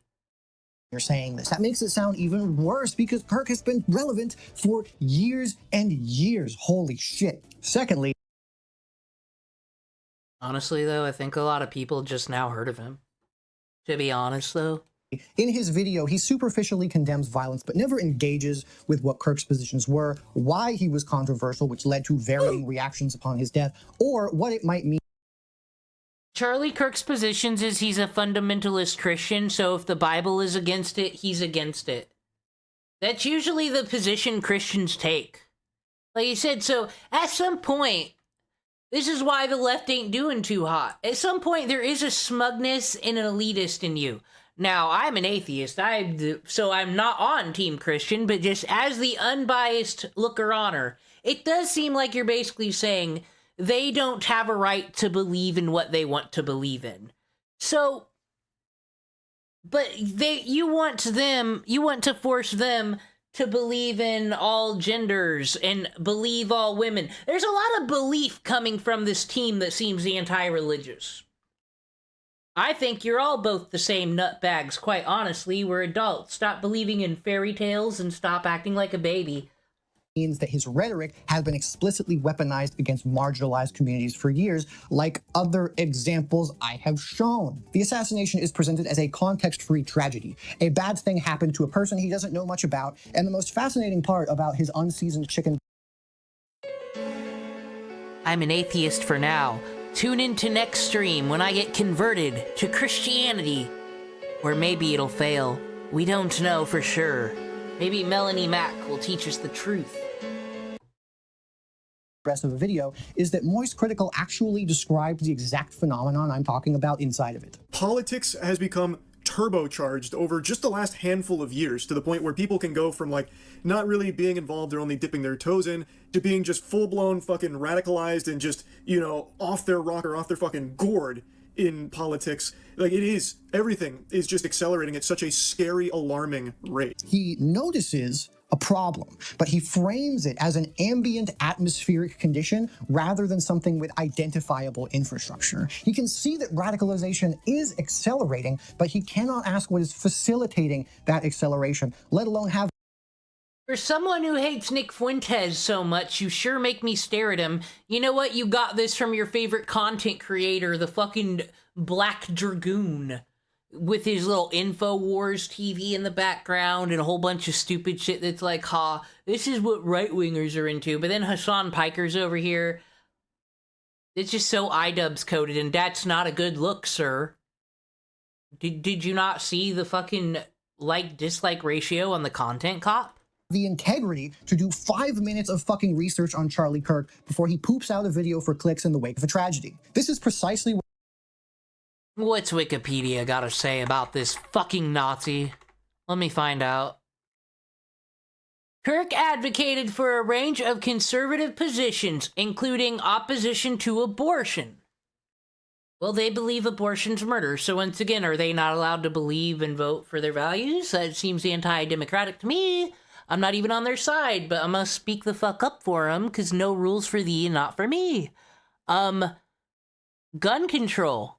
Yeah, there's Second Amendment people on both sides. That's not no fascist argument for gun control. Said there are left-wing destinies into his guns. So once again, you're not even on the same team with a lot of people on the left. Cool.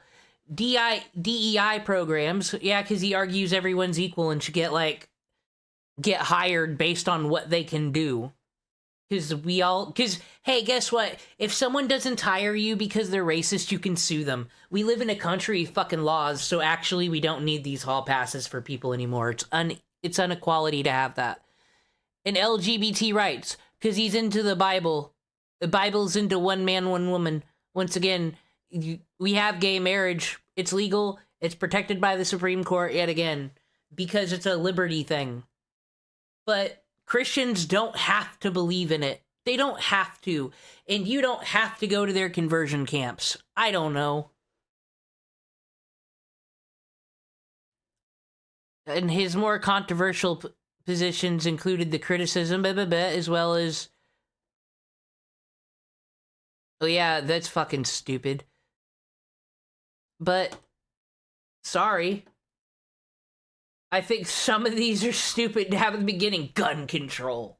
Okay. in the wake of a tragedy. This is precisely what IDWs A was right-winger describing. believes the in studied gun non-engagement, the refusal No to gun acknowledge control. political dimensions, the violence is bad take that sounds reasonable but functionally treats a politically motivated assassination as a political content. The audience receives a framework in which the victim's years of dehumanizing rhetoric is not seen as Oh wait, that white genocide. Are you guys gonna do the whole denying that there's bad things that happen in Africa?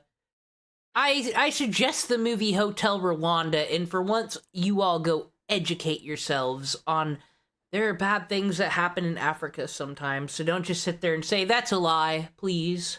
relevant, and the only appropriate response is a condemnation of violence with no further analysis. However, it is creating an environment where those views never need to actually be reckoned with. And I know I'm repeating myself, but when you do not make room for the contextual explanations around people like Kirk, Fuentes, Hyde, Walsh, you hold space for the worst people to congregate in your audience and turn it into fertile ground for radicalization. And I believe this is Reminder, we're criticizing Moist Critical right now. He starts the pipeline. That fucking loser. exactly what happened with the Antioch shooter, the most extreme outcome of this practice. This goes back to my point about people not understanding how the pipeline does not require every node in the network. I think these people did mass shootings because they were mentally ill. I hate to say it, but I think that's what happened. To be linear and ideologically consistent. It requires that the genre's conventions, that edginess be rewarded, that empathy be held, that targets are selected, and that the audience is cultivated, creates conditions in which right-wing and conspiratorial frameworks feel like the natural next step because they aren't explicitly weeded out. The overlap is real. It's how the same people can watch Moist Critical make this video on Charlie Kirk, but also hang out in Asmongold's stream chat while engaging in bigotry towards inclusivity at the Game Awards. Is what I would say if I wasn't fucking lying to you, because Once again, Hassan Piker couldn't even be held to the standard of controlling the like, should we do the thing where we bring up the anti-Semitism that went on in his chat when he debated Ethan? That happened. How's come that never, like I said, I don't like whataboutism arguments, but so do we expect content creators to be all over their fucking chat, destroying all racist with facts and logic all day, or like not? Because there's some people on Team Hassan Orbit that don't keep to this. this stream chat is actually Moist Criticals, not Asmongold's. I'm fucking right about this. iDubbbz is right about this. The fact that you could think that this could be Asmongold's chat when it's actually Moist Criticals? Think. A creator can criticize ICE and Elon in one video and still, through the cumulative weight of which stories they choose to tell and how they choose to tell them, can contribute to an ecosystem that moves audiences rightward.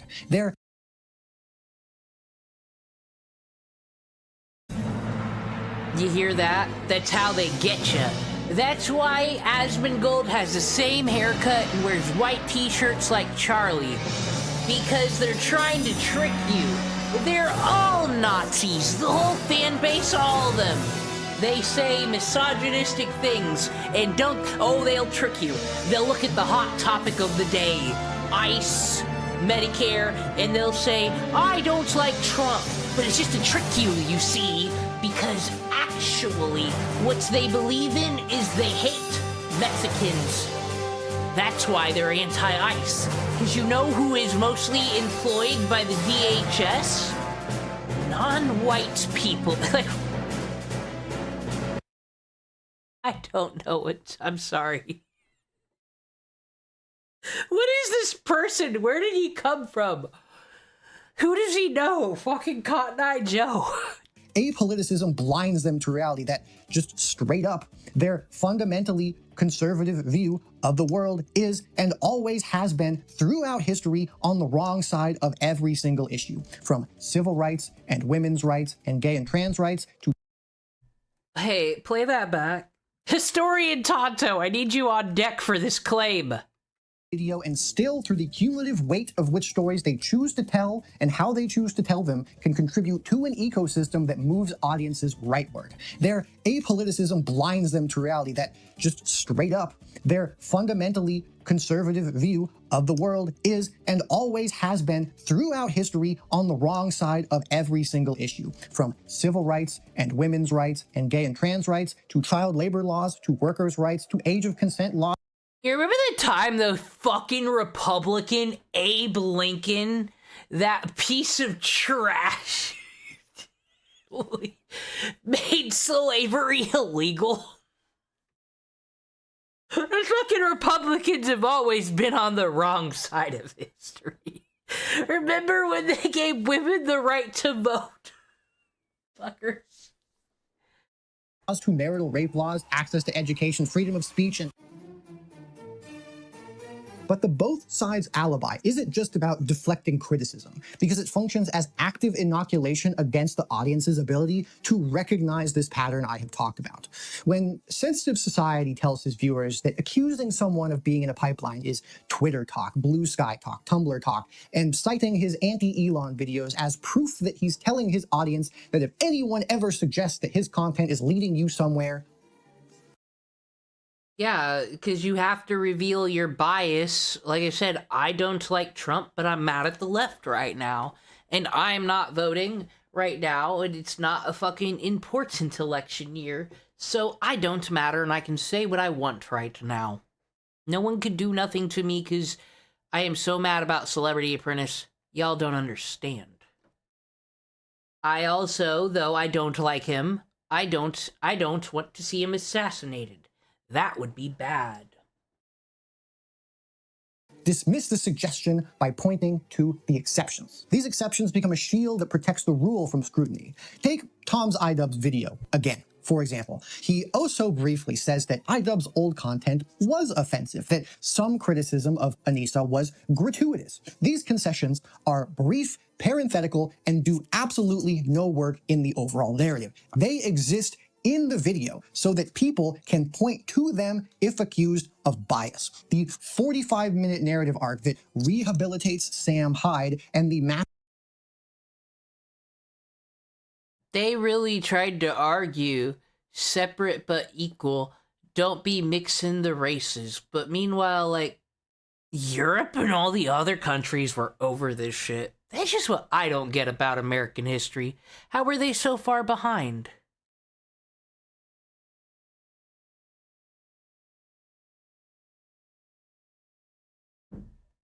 Tonto, don't say those things. That's rude. You can't say those things.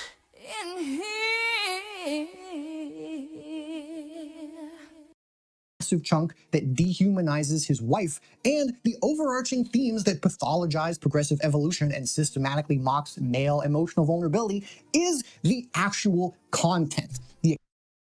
I'm sorry, men that people don't let you cry and be in with your emotions enough. Fucking Nazis. You know who else is a Nazi? The boys that were into sports and always did good in gym. They definitely were against you. Occasional caveats are the alibi. The both sides alibi is a more sophisticated version of a simple echo chamber because it includes just enough dissent to prevent the audience. Also, official poly market bet. Gavin Newsom's an embarrassment and will ruin himself, and everyone's sick of California because actually they have all the healthcare and all the rights in the damn world and then act like they don't. Because they're trying to make the Midwest feel bad for them. I'm not falling for it. So that's why Gretchen Whitmer is going to be the Democratic nominee. I think there's some scam stuff going on, but like, which state doesn't? Minnesota's just the one that got caught. And then Republican, it's gonna be Rubio. That's my long shot bet. Whitmer versus Rubio. From recognizing the chamber's walls are there at all. The most extreme version of this is the active dismissal of the pipeline as a concept at all. The same iDubbbz video from Sensitive Society earlier is a fantastic example, when his first move is to make the concept of a pipeline sound ridiculous. I hate this argument that ex-YouTuber, this guy is a pipeline into the alt-right. This guy classifies as an alt-right pipeline person because they're not there yet. They're not Andrew Tate level yet. They're not Nick Fuentes level yet. But they're like in the middle, and if they watch that person, then they jump into others. By reducing the pipeline to a crude conveyor belt, watch one guy book. The pipeline is projection because these people are so fucking influenceable and gullible themselves, and they're mad about it. So they just assume because they're stupid and listen and believe and are highly susceptible to everything they see, they think everybody is like that. So once more, much like always with America, they want to make laws to protect the fucking stupid people. And sometimes you gotta put your foot down and say, stop being fucking stupid.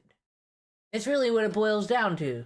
A Nazi, he constructs a version of the argument that is easy to dismiss if you think you are the perfectest specialist little boy and have no idea what the fuck you're talking about. This allows him to do the second thing, which is to reframe susceptibility to radicalization as personal weakness rather than a broader systemic issue. Now, I've said this before and I'll say it yet again. If you're a grown-ass man and you fall into either the alt-right pipeline or the left pipeline, as a grown man, you are a loser that is controlled by the internet, all right? You're legitimately an NPC. I've seen so many people on Reddit be yeah, it's true. You're controlled by the algorithm.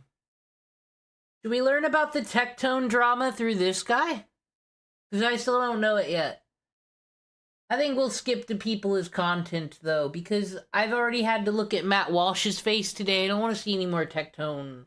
Or feet, but I've already got to endure that, because that's just normal. It's just normal to do. Talked about so far as the genre's most fundamental convention, and arguably its most Now, this outfit is awful. Consequential contribution to the radicalization pipeline, which is the transformation of human beings into content. Now, obviously, this isn't something that is exclusive to this genre, but when put in conjunction with everything else I am painstakingly laying out, it becomes a little bit of an issue. Munn's third phase, dehumanization, the cognitive shift that makes violence against outgroups conceivable, is typically discussed in terms of explicit ideology, rhetoric that compares groups to vermin, diseases, or subhuman categories, real Nazi shit, or gamer girl shit.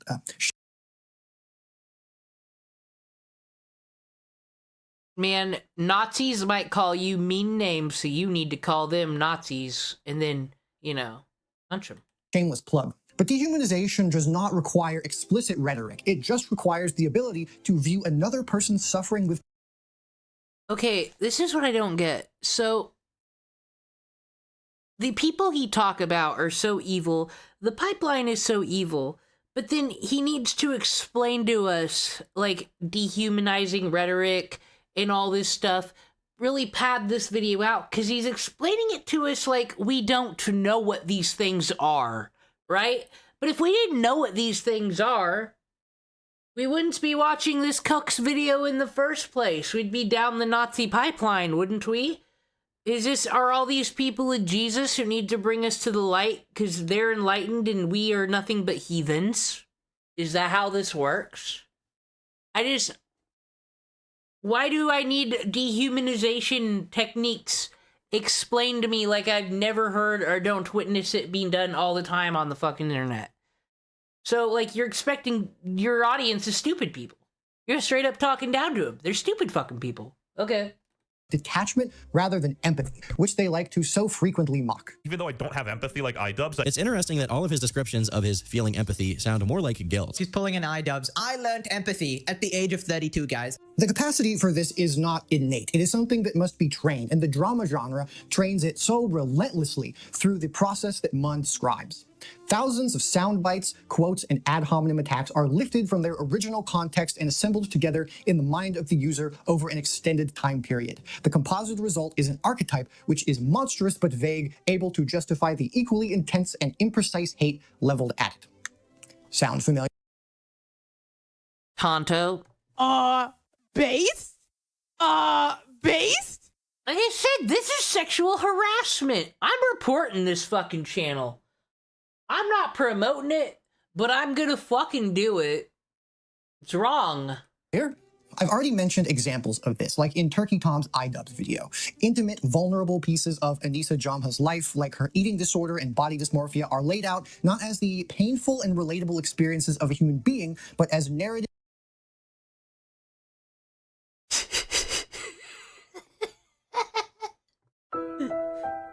damning data points, conspiratorial revelations. Again, the weirdo speculates personality disorder diagnosis based on publicly observed behavior. Like, that's some demon shit. Same deal with trans people, like Lance Twiggs. He's just presenting facts, but the facts he presents are someone's most... You know, I'm just glad that he brought up the true victim in all of this. Intimate struggles selected and arranged to construct a narrative about trans identity as a radicalizing force. iDubbbz's growth as a person, Hassan's political image, each person this environment speaks about. The subject is not a person. The person disappears. The archetype remains, and the subject becomes a character in a story being told for cruelty-laden entertainment. And, as I'm sure only the most observant will have noticed, this convention applies particularly to women, queer people, and leftists. Sometimes they're a little iffy.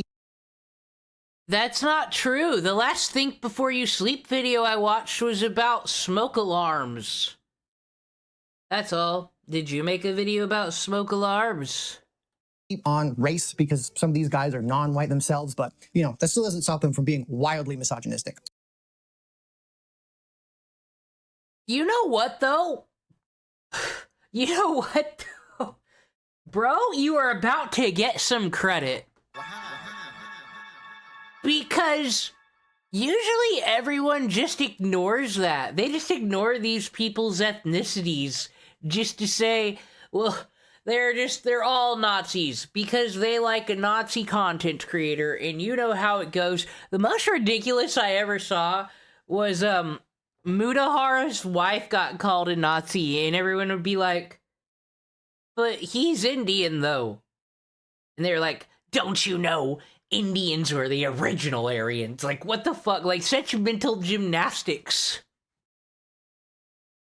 So, but the way it works with him is just, well, they can't be racist, but they said something about a woman one time. So they're misogynistic. More Pegasus has made more videos on Hassan than the females in the orbit and whatnot, so actually he's not misogynistic, but hey. We've seen multiple pretty heavy versions of this already, so let's look at something a little lighter and more petty, why don't we? One of More Pegasus's many videos on women streamers is titled Pokimane Has Reached a New Low, and this was, near as I can tell, made because the bitch married herself! And she's like mad. She's mad that people don't simp for her that much anymore, and it's because gamers aren't nice no more. Yeah, that's pretty low. She said she would give away a bunch of money if she was a billionaire. If I ever was a billionaire, I wouldn't be a billionaire for more than a day. I would give away most of my money. But I also think that's most... No, because then they'd be like, oh, but I gotta pay for taxes, and I gotta pay for this service to have $1 billion, and I have to get my own plane. It's actually economical. It's carpooling, because all my other friends were gonna buy private planes, but if I buy one and we all share it, like a timeshare, then it'll help the carbon footprint, guys. And then, well, I have to get a house in the Bahamas.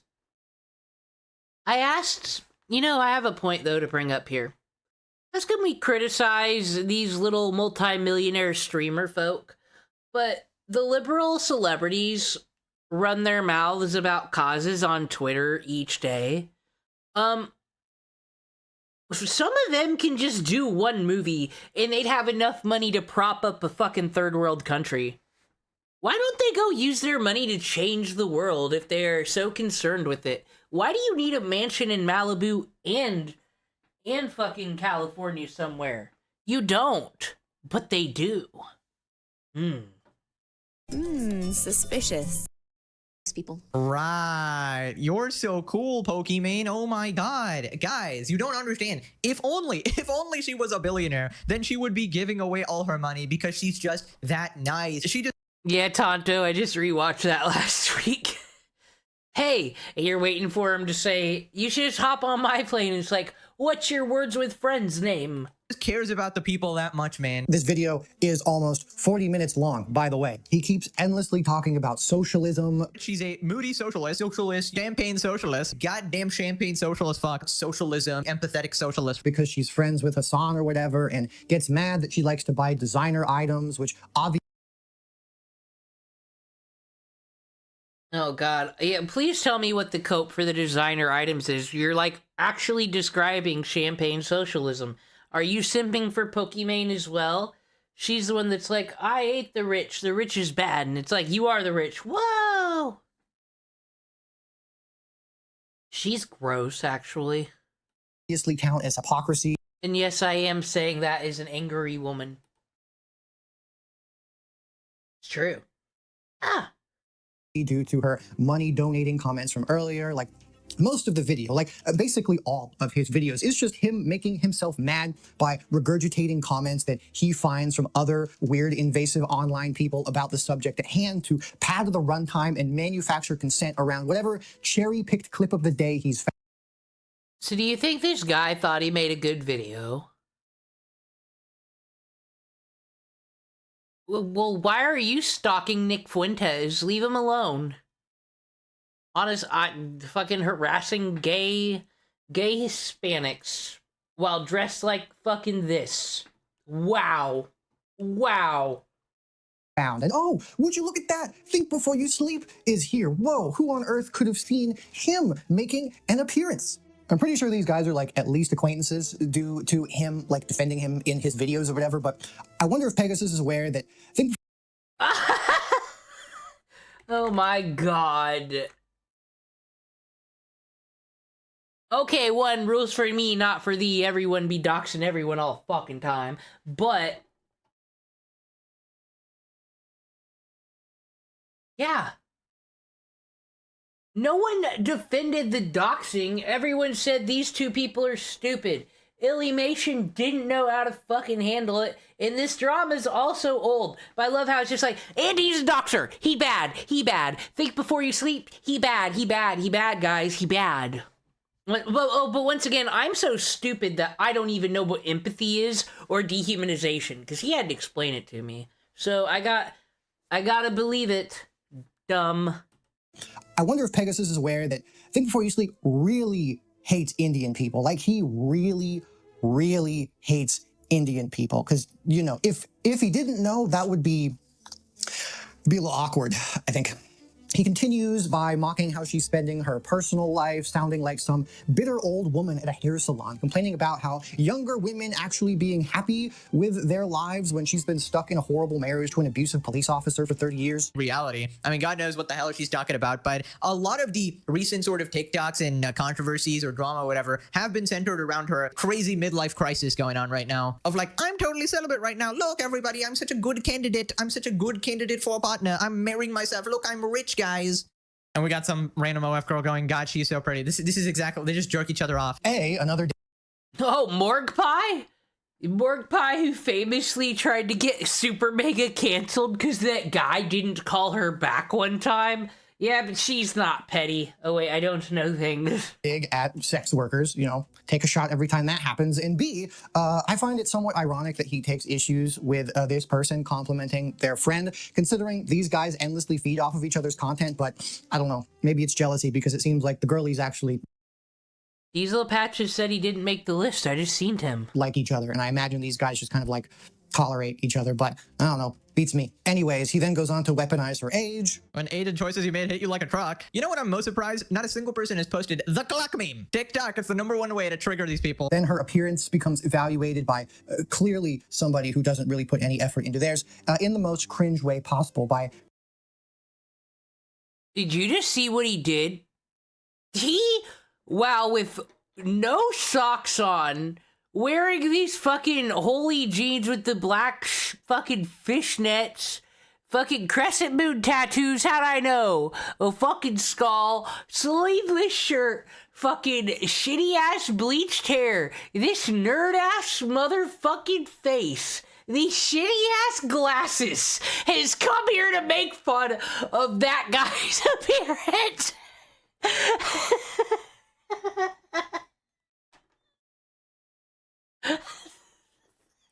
comparing it against his gotcha game characters. Man, fuck that morally bankrupt bitch Pokimane.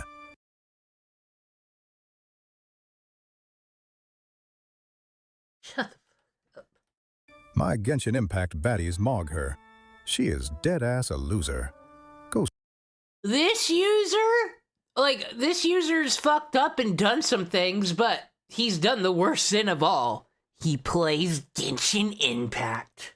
Start a family. A self-owned so devastating, I can hardly believe it's real. Telling her she should have kids, vintage misogyny. Very nice, very nice. After this, he just kind of keeps spiraling about like Hassan and Destiny and socialism and Asmongold or whatever. Like, it's just completely incoherent to basically anybody looking at this from the outside in, but to the trained eye, this is really the elaborate web of connection that I have been alluding to this entire time. I've been largely showing you parts of these videos so the insanity is easier to digest for an outsider, but the vast majority of these videos, if you watch them in one stretch, are all about connecting these disparate and frequently unrelated topics into a narrative. Like you saw Tom doing his best to make queer people seem like the problem in the Charlie Kirk shooting, or I still think like Tyler Robinson killed him.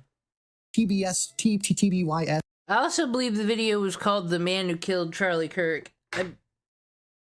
I didn't watch the video though, in fairness, but I don't think he has been fucking so wrong about all the other narratives on videos I have seen, like the Anissa one, that it doesn't matter. I don't need to keep countering. I know this. It's just he sucks.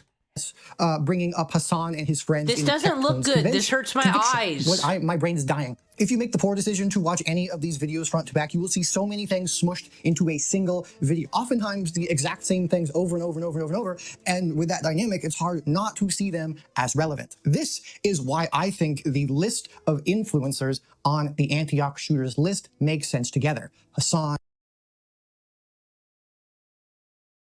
Ethan Ralph, iDubbbz, Destiny, Tom.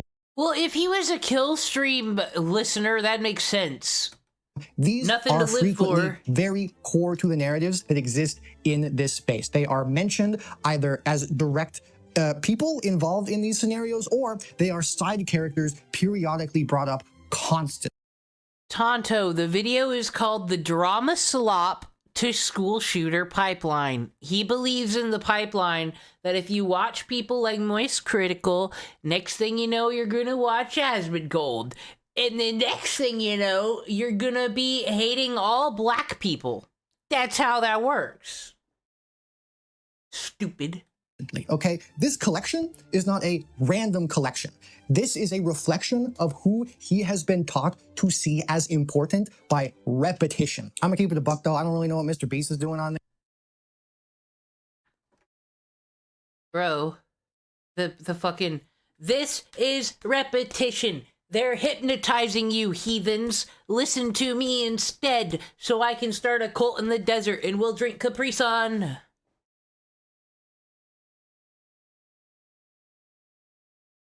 Oh, so yeah, back when you were a leftist, you fucking truth spreader.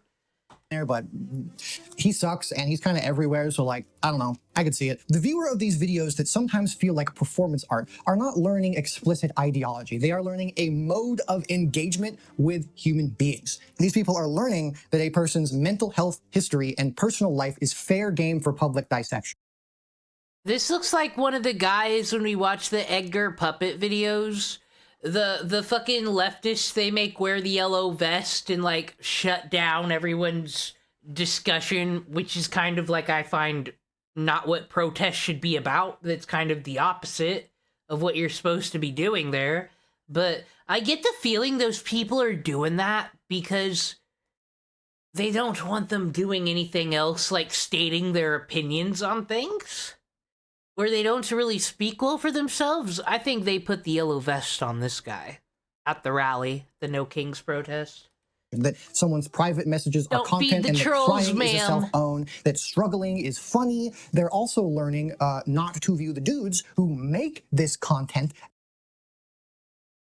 All right, Turkey Tom. It's a drama commentary channel. Willie Mac Show. Fucking hates the manosphere, hates the fucking red pill. but also hates fucking Destiny. So what's your point here? So is he on the moist critical part of the alt pipeline? Sensitive Society, I don't watch him. Has he brought up Nuxtaku yet? Because Nuxtaku is on the right-wing grift. He doesn't lie about it, and that's why I can watch him, because if I know someone's fucking bias, what am I gonna get fucking influenced by? WestJet, I don't know. Nick Diorio fucking has been against these people except his friend Turkey Tom all at some points. Internet Versus reads the tweets. More Pegasus does the same. You're mad that they make content that people like and they do it making fun of your husbandos. As people with biases, but as neutral loudspeakers, as content aggregators who exist solely to tell the opinions that they want to hear. That's why all of these guys... Diesel Patches is what led me to this video. This person's not gonna have a good time on the internet this week, are they?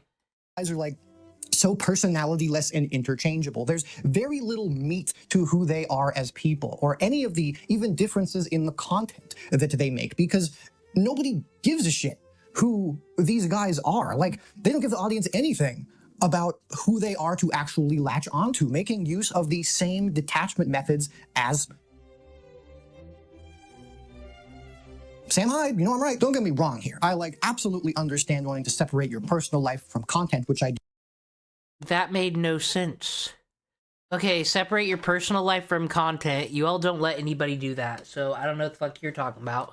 All the time, but I find ways to sprinkle things about my life and express vulnerability, which I try to weave into my videos to give people something to latch onto.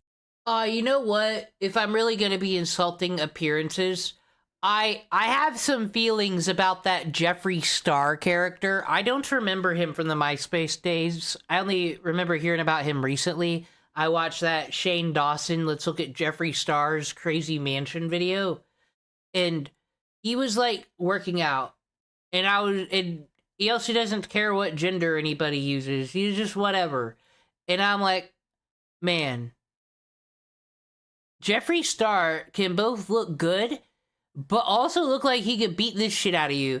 And I feel like this is the worst. This is if Jeffree Star was thrown in some kind of genetic experiment gone wrong, and he came out as a homunculus, mindless fucking creature. That's all. If one of them tried to make the kind of video that I made last with the, in my opinion... I think Jeffree Star is attractive, is what I'm saying. They would probably, get literally no views on it because it's not just mindless drama slop. They just wouldn't. Nobody wants this.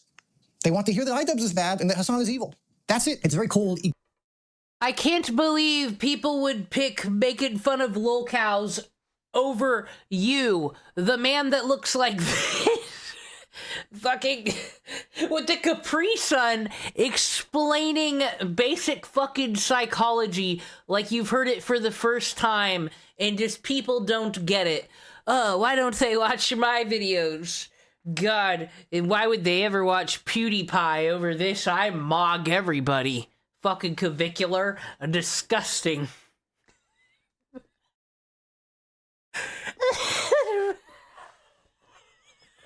This is the face of fucking success. This is the face of fucking... This is Moses coming down with the tablets to teach us about empathy. This is the one that taught it to iDubbbz, and he's gonna teach it to us. If only we'd accept the nodes into our heart. The nodes! From Final Fantasy X Spear Grid. Ecosystem, which is why they probably think that slurs are so cool. All of this is the precondition for dehumanization, not dehumanization itself, which comes later and deeper in the pipeline when explicit ideologies provide. I'll criticize myself. I have just dehumanized you, but listen, you have a mirror, I assume, unless this is some attic that you live in, like the creature from The Simpsons that was sewn together with a rat or something. You're not Cyrax, right? You're allowed to leave the house? You see a mirror? Bro, you don't have the right to tell anybody anything. You don't have a right to criticize the Hasan Piker Spear, the Mora Pegasus Spear, the Nuxtaku Spear, because, The fucking you're a voice best meant for VTubing. Kind of like me. And then no. Categories. I'm sorry, I've dissed Hassan Piker's fashion. What world does this look good in? Am I crazy? Maybe in the trailer park? For who counts as human and who doesn't. But this slop, this unemployment content creates the capacity. Herbie Hops, you're right, Tonto, is a motherfucking Adonis compared to this Chad. Fucking Adonis.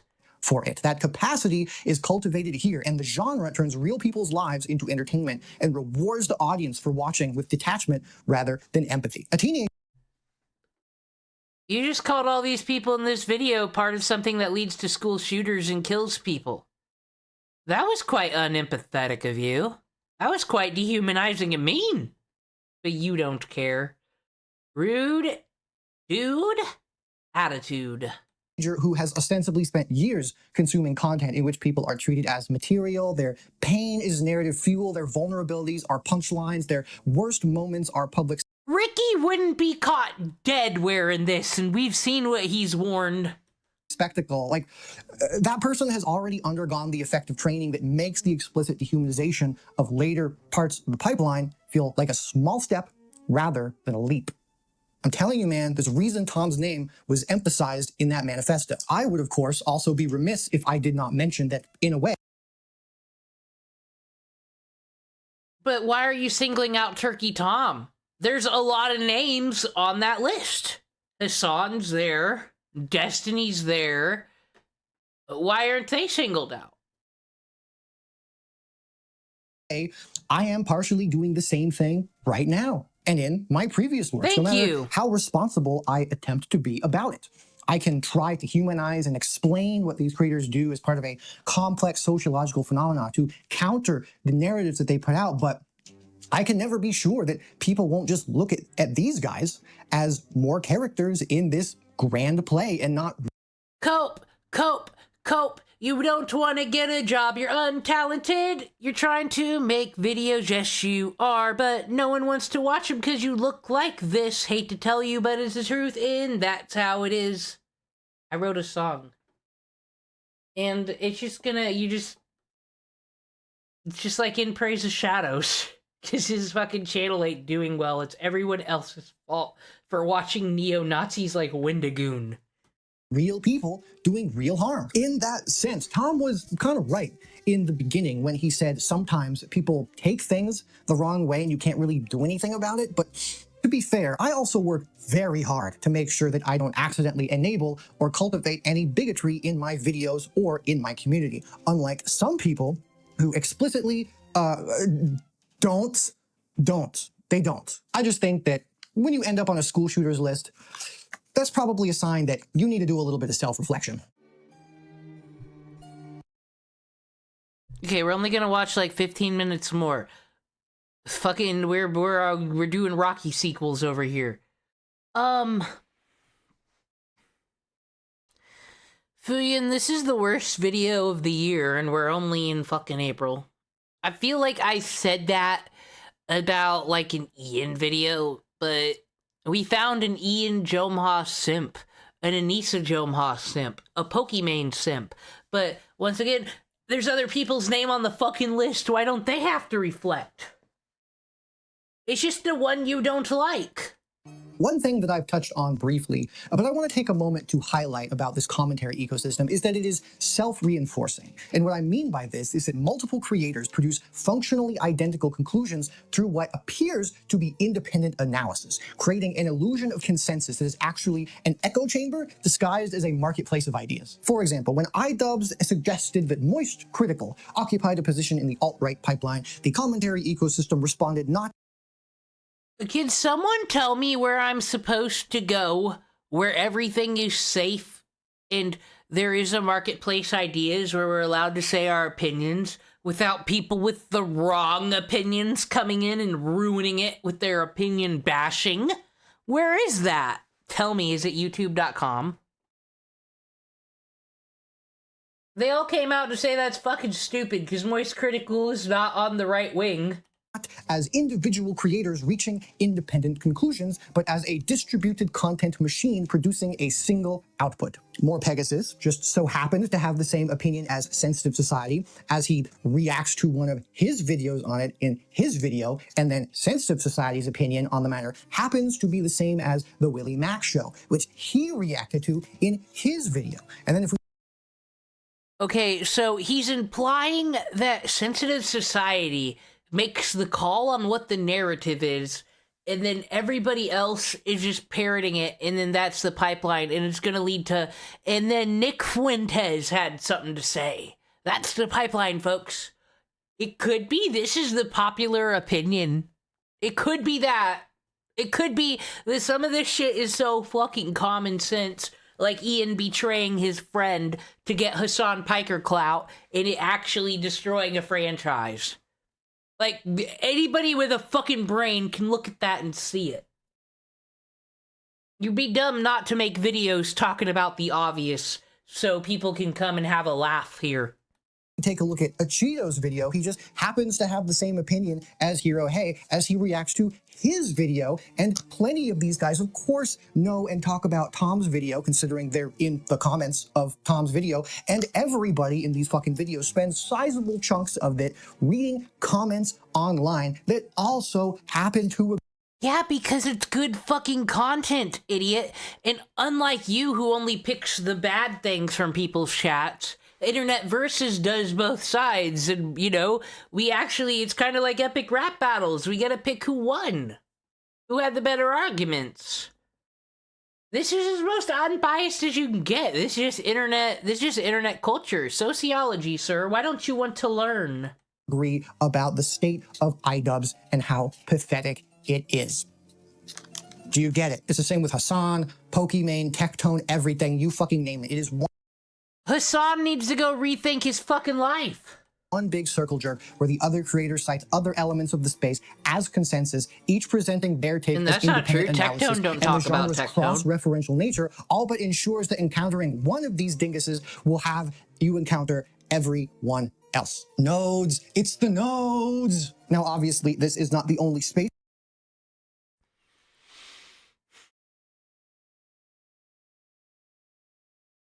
So what do you guys rate his tattoos? I kind of liked them better when I could only see a little bit of them. But now with the sleeves, just this fishnet thing. Guys, and what is the joke of the Capri Sun? Why does your face not match the vibe you're going for? What's happening? It's hurting my brain. On the internet that there's a skull on his arm. He's a Nazi.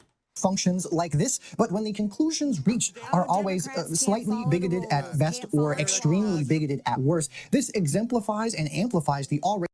Yo, did y'all see how Elon Omar, though? It was an accounting error. She's actually poor and not rich at all. Nothing illegal is happening there. Like I said, I think Before You Sleep does do a lot of clickbait, though.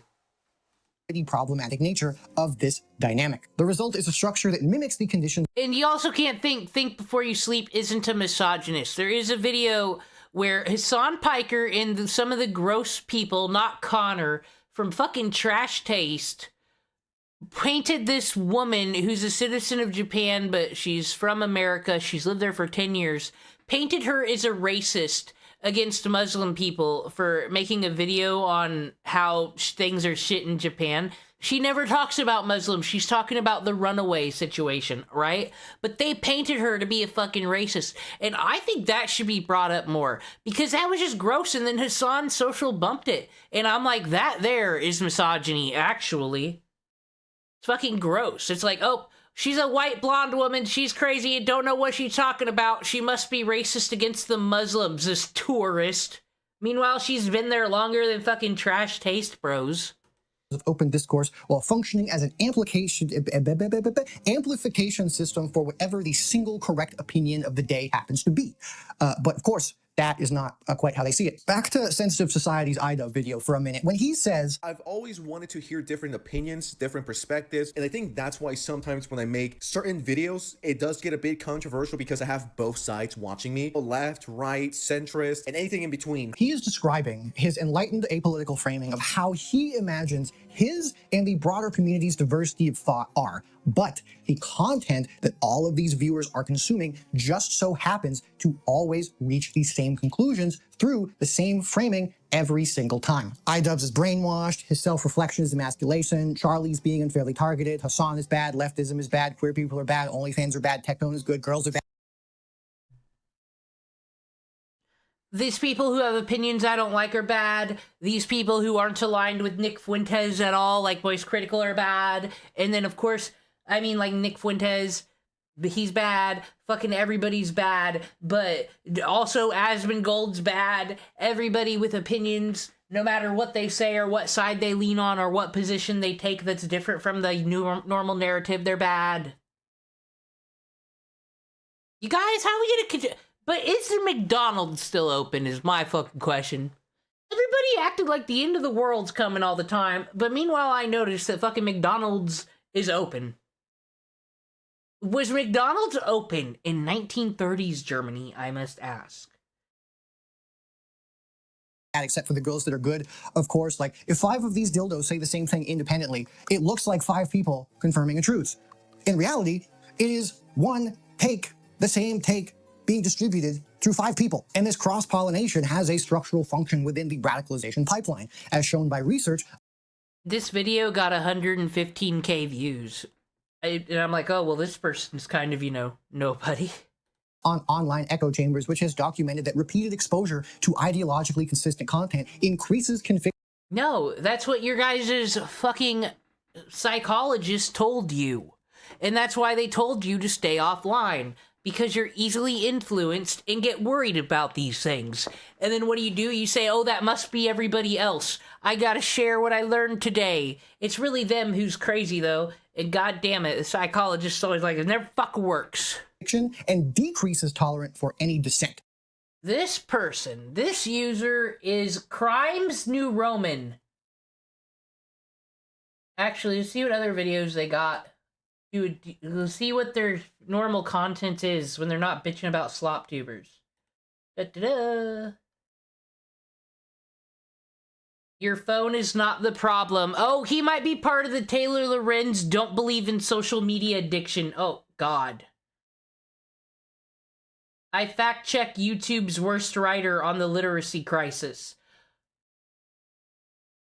Why is art discourse so bad now? Oh, art commentary community. The transhumanist implications of marrying 2D women. The background NPC and gamer girl fascism. Oh, that might be good. That might be against Shoe on Head. Ludwig Mango and pretending to care about harassment. Love conspiracy and iDubbbz. No one watched this. YouTube bans me for not being a terrible person. Aw, the worst non-political... My gosh. And the drama genre's ecosystem achieves this effect while appearing to be the opposite. A vibrant space of debate and disagreement where somehow, mysteriously, the conclusions are always the same. Say what you will about us gay leftists, but we are always fighting and disagreeing with each other. And I would rather... How'd you go from non-binary to gay leftist? Fucking pipeline, I'm sure. Rather have that than be in a space of haughty political circle jerking. Thank you very much.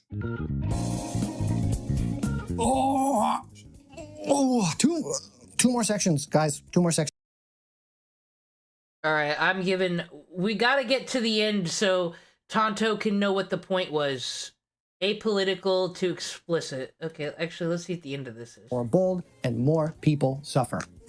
Real snowflake behavior, if you ask me. I have dragged... Oh, boy.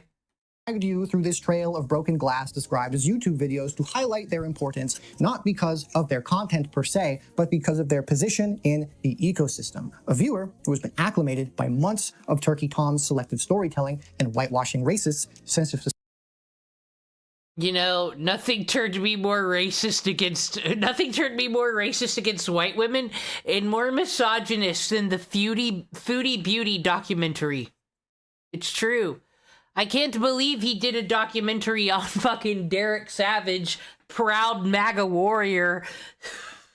Remember, he's also hood rat. I don't know if I'm able to ruin his identity, but the guy behind Cool Cat Stops the School Shooting is also hood rat, and he loves Trump.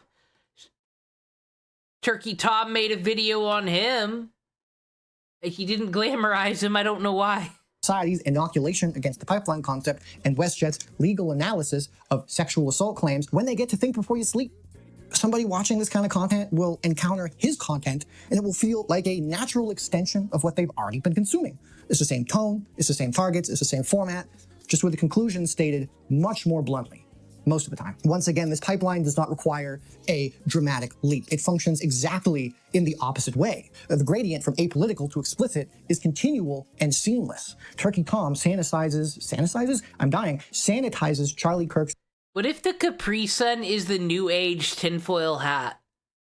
Anti-trans rhetoric and builds conspiratorial networks around LGBTQ organizations, and then naturally Think Before You Sleep calls immigrants foreign invaders and advocates for ethno-nationalist immigration policy. A viewer who has spent months... You know, though, this is what's nice about politics, because it really is you put two extremes together, and then the compromise, then, like, every side so doesn't want to be on Team Cringe, Team Extremist, that's how the compromise gets made. Because I'm going to be honest, all these content creators...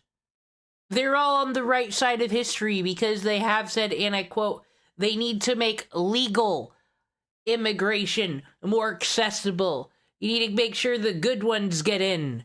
Because that's my problem with legal immigration, and as well as I think some people do in slavery. I don't want unvetted people in the country. I don't like terrorist attacks. Hot take, and this country has enemies. So, Team Open Borders can stop. That's stupid. Tell all the other countries to drop theirs first. In the former environment, arrives at the latter and finds it largely unremarkable, which is exactly what acclimation is.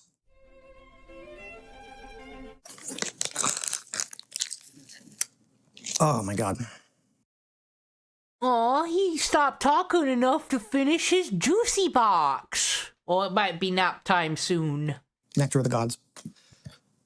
At this point, an inquiry of much debate deserves a direct acknowledgement here. If this pipeline model is real, which it definitely is, how much of it can be attributed to the almighty algorithm? And to be... Remember, everybody, just in case you forgot, no matter the fun I'm poking at this person, they are a trans ally. They put the flag there. They want you to know that they are on the right side of history. They're on the side of humanity. They're on the right team. They would never be on the wrong side of anything. And don't you question it. This person's an ally. Hi, Tonto. Fully transparent. All of the research I have found says that the answer is complicated. A 2021 study published in PNAS found no evidence that engagement with far-right content is caused by YouTube recommendations systematically. They also state that the growing engagement with radical content on YouTube may simply reflect a more general trend driven by a complicated combination of causes, both technological and sociological, that extend beyond the scope of the platform's algorithms and boundaries. However, a large-scale study tracking users over 11 years through 72 million comments found that users consistently migrate from milder to more extreme content, a finding that held even as the algorithm changed over years. And lastly, a 2023 study using 100,000 trained bots found that while recommendations didn't... Well? The fuckers? Insane manipulation grind. You know?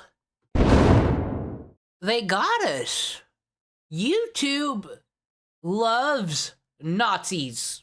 That's what this guy has been telling us. It is an evil alt-right platform. We need to get the fuck... This is why Kick and Twitch are superior. I don't know why he made a video on YouTube. That's why no one sees his videos. His talented, amazing videos totally had a great format and a great point to make. That's why no one watches them, because evil Nazi YouTube won't push them. But yet, why doesn't YouTube pay the Nazis? Why are they demonetized? Why is hurtful words and offensive things and slurs allowed if YouTube wants us to be radicalized to the right, is the question I have to ask. And the answer is... because they're cheap and frugal, and they're not gonna pay if they don't have to. Why do you think you're entitled to YouTube money? Please.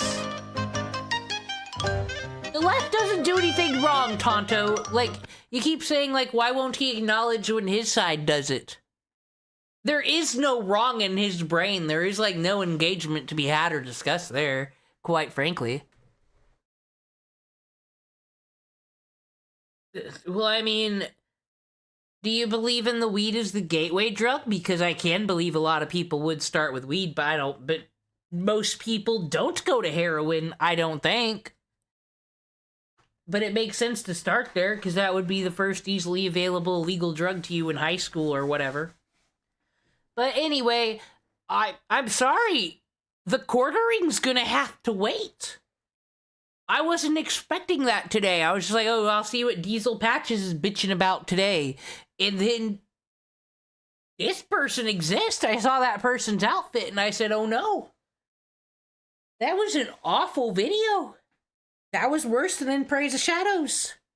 It's true. That was worse than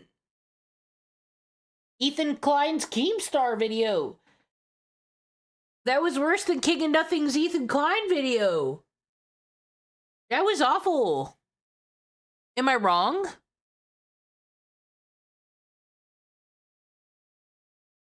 He must live in an attic. This is Cyrax level thinking. But just because you're on your team over there doesn't make you any better than any other Ohio hillbilly, quite frankly. Fucking, I don't know where he's from, but he reeks of Ohio trailer park. That if he can defend Queen Anissa, since Anissa's never done nothing wrong and everything's a misogynistic attack on her, and we've seen her say vile words about people, oh man, then I'm allowed to. He looks gross. Fucking foot fetish, let me normalize my fetish in front of you while saying that the Republicans are evil. And they call us leftist a bunch of demons, but here's my fetish, and here's, I'm an ally to everything that's great. Not the regular pride flag, no one cares about gays no more, screw them, but I'm loyal to the trans, and I won't let the evil Republicans beat them up, and I won't let Turkey Tom allow it.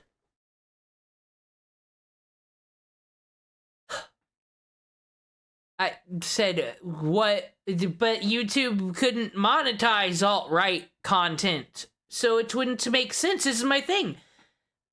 It's just the word has been dumbed down. Like, when I hear the word neo-Nazi, Nazi, white supremacist, I expect to see someone with swastika tattoos. I expect to see someone fucking just wearing Klan t-shirts and whatnot. That's what I expect to see. But these channels are monetized. So, I watch some of them, I see clips. I've never heard, Matt Walsh hates black people. I've never heard, I think before you sleep believes that all migrants should get out of our country forever. They are all parasites. These are not quotes I've heard. But it's sounding like they said that. So I ask, where's the clips? We have to stop trying to rationalize these creatures. It's making us dumber. But here's the thing, Tonto. This is why I get stuck on the gameplay loop of this. Playing here. This person got a green screen. They got a camera. They made this video because their opinion today was so important to share. I don't look at my viewer count when I stream. I'm yelling at myself because I was gonna do that anyway today. It makes no difference to me.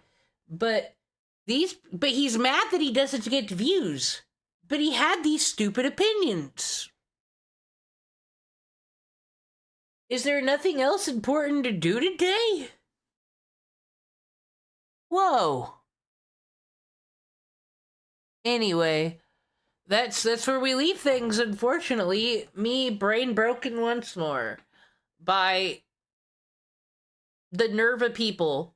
I don't know who that person thinks they are to judge the people they're judging. Judge Nick Fuentes and Candace Owens all day, but I swear to God, no one else on that list is pushing no agenda. They're just in it to make money. And YouTube would not benefit in any way, shape, or form of us watching alt-right content all day. How does that make any sense? It doesn't. So I just want to say this in case anybody thinks I'm some kind of crazy person. Anyway, goodbye. Hopefully I don't get up to some crazy shit till later, because we need to cover the quartering, get converted to Christianity, and play the organ